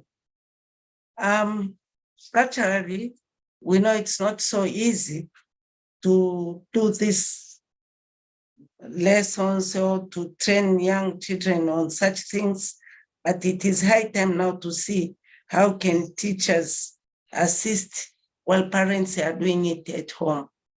I submit. Thank you.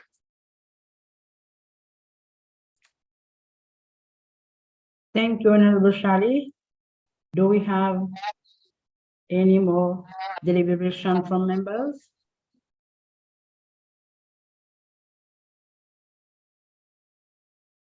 I see the hand of Honorable Emirin from Madagascar. You can proceed, Honorable.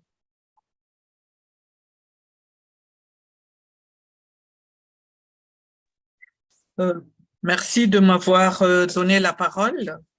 Je remercie beaucoup pour les présentateurs et les intervenants d'aujourd'hui, de ce matin et cet après-midi. Et là, j'ai fait une remarque que dans le cas de toute l'Afrique, il y a beaucoup de ressemblances. Il y a des cas alarmants.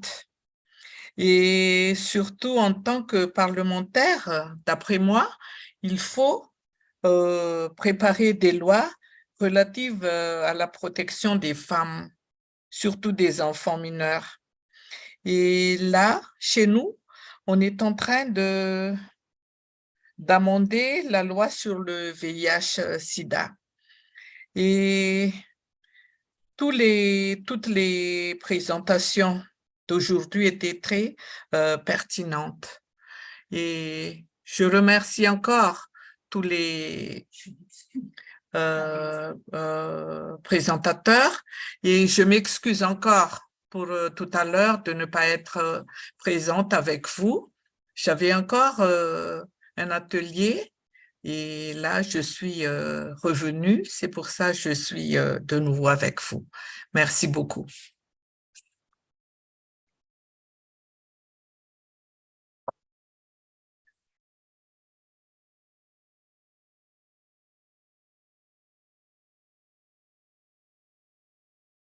Thank you, Honorable Ramarosa, for your deliberation. Any more contribution from honorable members? Je vous en prie.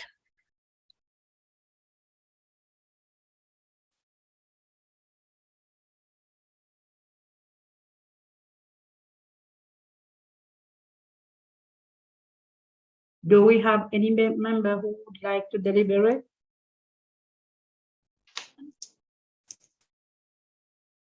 There is a hand up from Tanzania.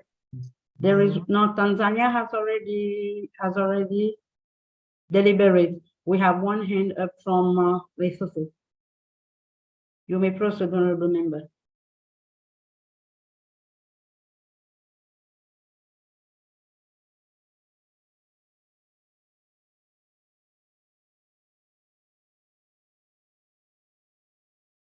Honorable Musena, you can proceed with your deliberation. Oh, okay, thank you. Thank you so much, Honorable Chair, distinguished members of Parliament, honorable ladies and gentlemen, and all the team of SADC Parliamentary Forum. Thank you so much for the opportunity. I have unfortunately not managed to listen to all the presentations, but the few that I managed to listen to have been very insightful, very, very informative indeed. I quite appreciate this platform that we have in the region where every citizen has an opportunity to present their views and make recommendations towards issues that affect all of us. And talking specifically as a presiding officer in Parliament, I wish to talk directly to the members of Parliament that are engaging in this session right now, the Regional Women's Parliamentary Caucus session. I am particularly enthused because being a woman myself and knowing that we are all here in this session with a common purpose of trying to improve the lives of the African citizens, our region. It is particularly encouraging that we are using this platform to exchange views.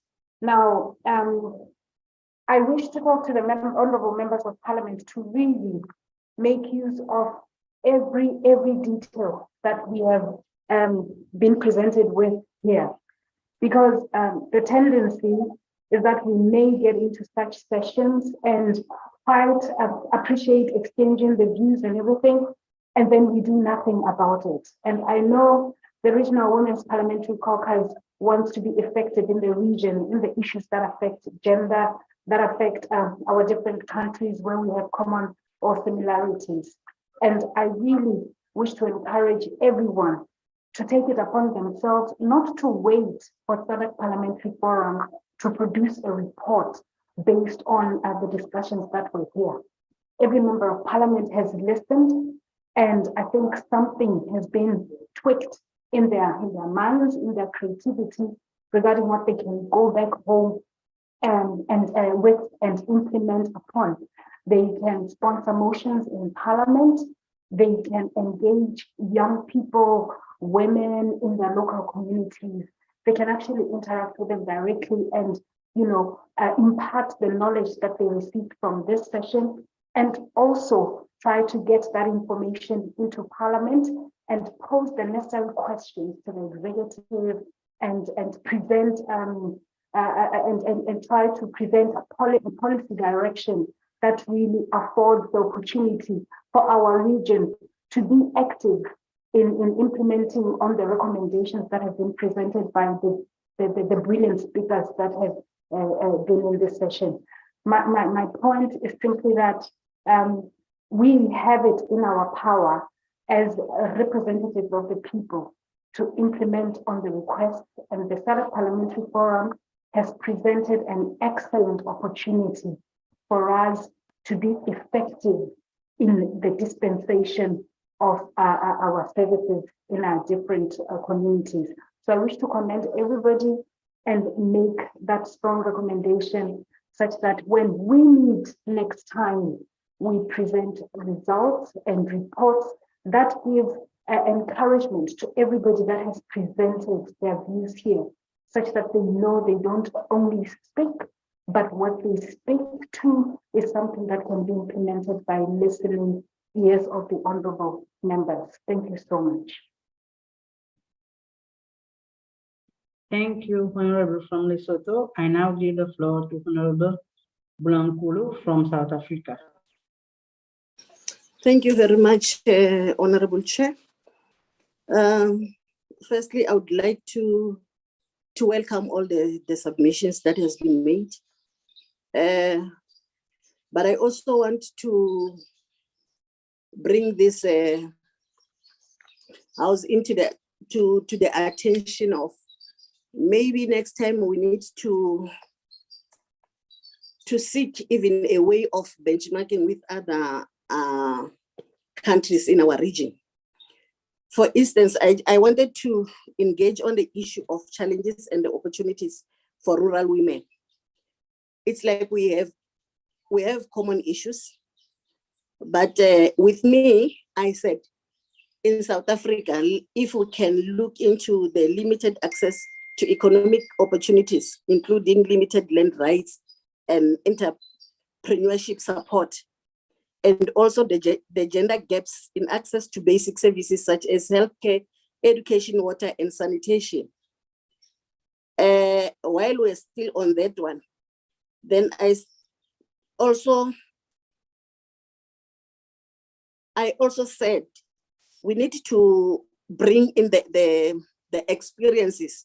Maybe the experiences for South Africa can also help some of our countries in our region, like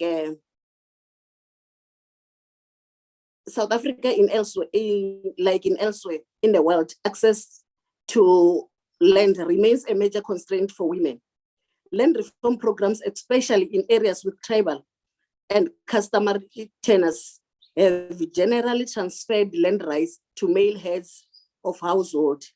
Women continue to suffer tremendous challenges in accessing land. So here in South Africa, in December 2022, the Minister of Agriculture, Land Reform and Rural Development provided the following written answers to women's land ownership.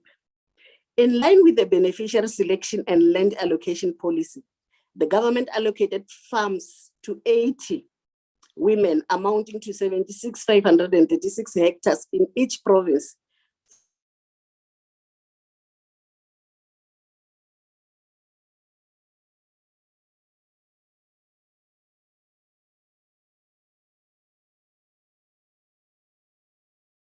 Are you still with us, Honorable Blankulu from South Africa? Or have we lost the connection?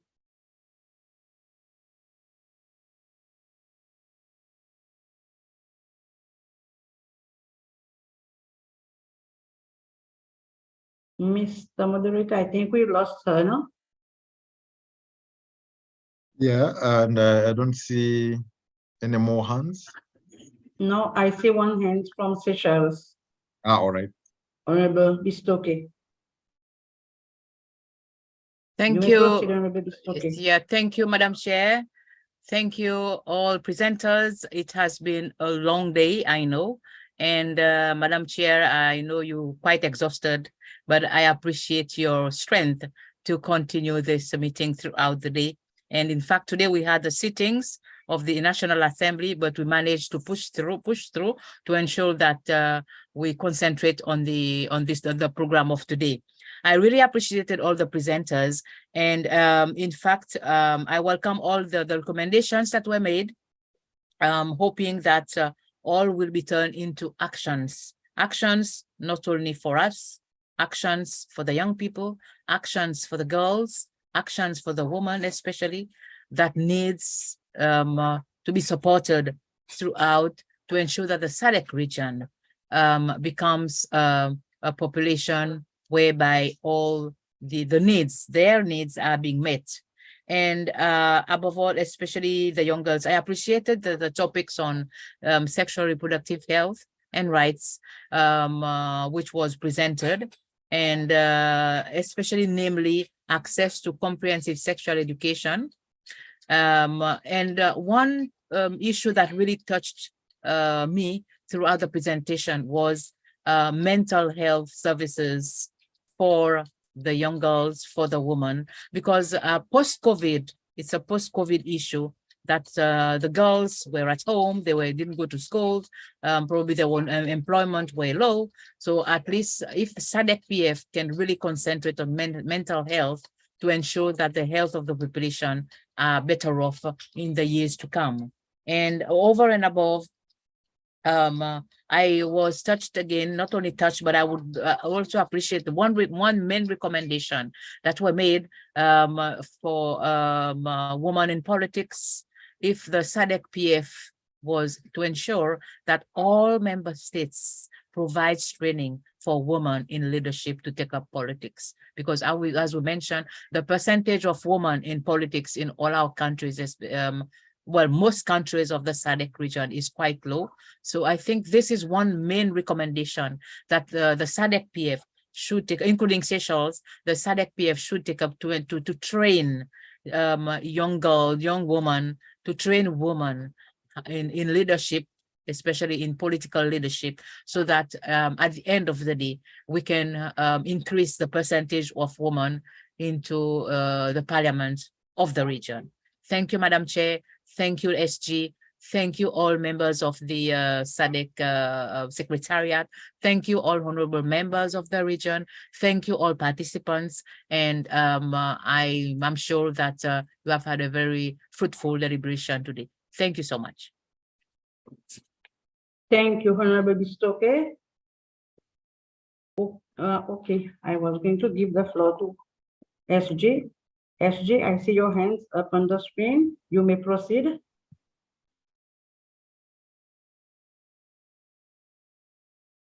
SG, you may proceed. Thank you very much, Honorable Chairperson. Thank you very much, honorable members.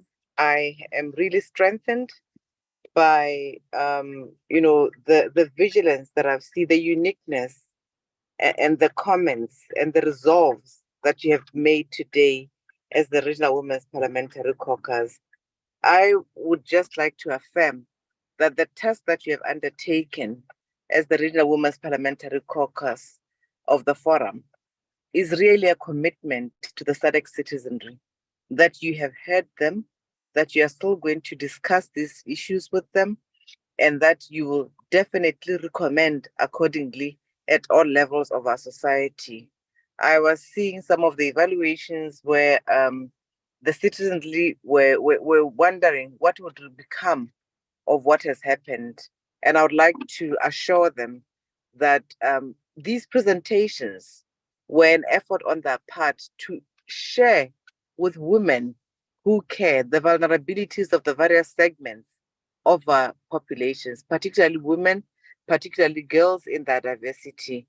And for us for them having come through, we really applaud this as a significant input to women of the region.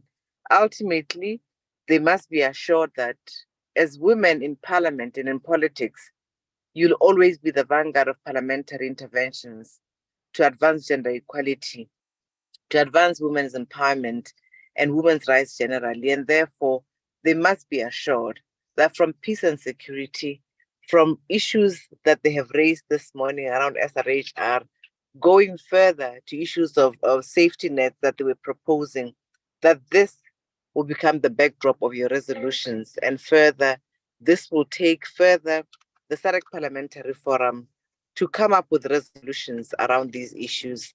We also want the citizens to appreciate that with their support, the SADC Parliamentary Forum can go further. Whatever resources that they have to support the Women's Caucus to take these resolutions forward are welcome. Our partnership matrix is open so that at the end of the day, whether it is issues around well-being that they were raising, these are issues that we can create impact on as the Women's Caucus and the forum. And for this, Chair, let me applaud you for your strength throughout this particular public hearing. You stand for the sacrifices of many women who take on this role, and that this should be an education to our girls. It should also be commitment to those who suffer and the issues that have come before you, that the repression of women and girls cannot continue. And therefore, the little that you can do is to take a human rights standpoint and ensure that we don't undermine whether it's the right to education, the right to health, the right to physical integrity, or any other that were raised today in this particular presentation. The right to work, the right to food, water, all these are issues that have been raised today. And I want to assure the citizens that nothing has gone to deaf ears. And congratulate you, my mothers and sisters from the Women's Caucus. Thank you. Thank you very much, SJ, for your very encouraging word. And having had no more requests for deliberation. Okay, I've got one hand from Zimbabwe. I think it will be the last person to deliberate. So I give you the floor, Honorable Faith from Zimbabwe. You may proceed. Thank you so much, Honorable Chairperson. Oh, sorry, it was a hand to show appreciation to all the contributions. Thank you so much, Honorable Chairperson.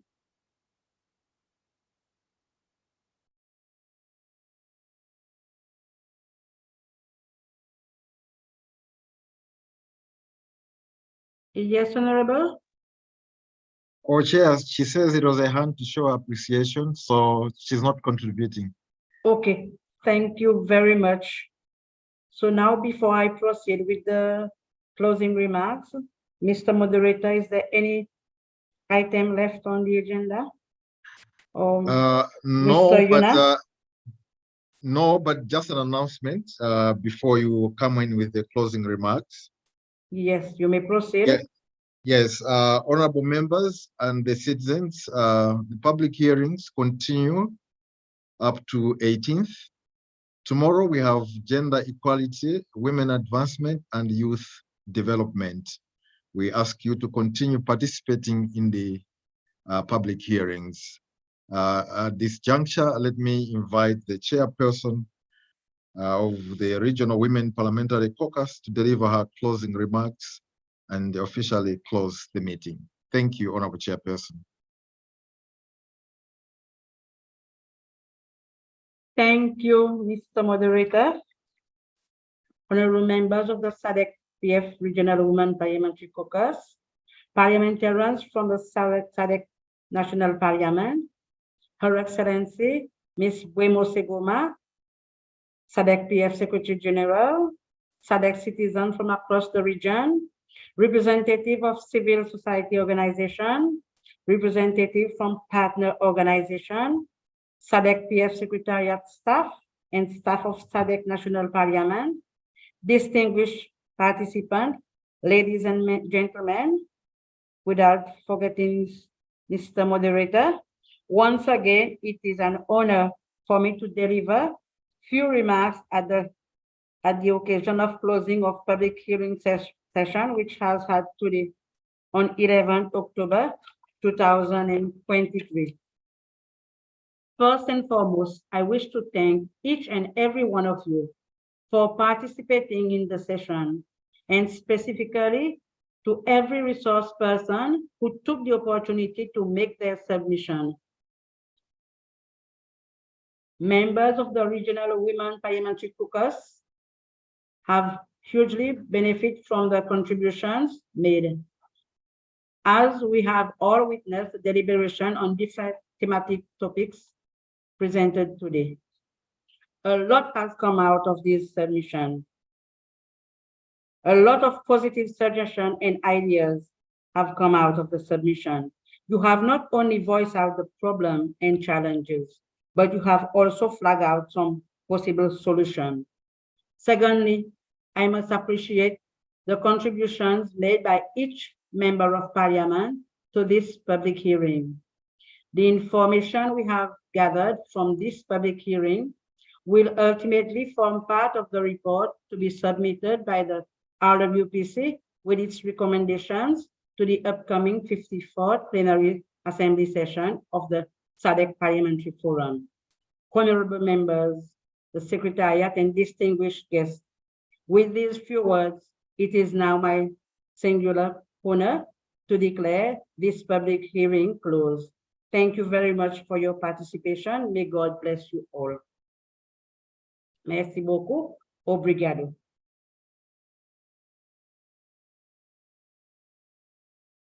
Thank you very much, Honorable Chairperson, for those remarks. This brings us to the end of the meeting. Thank you all for attending.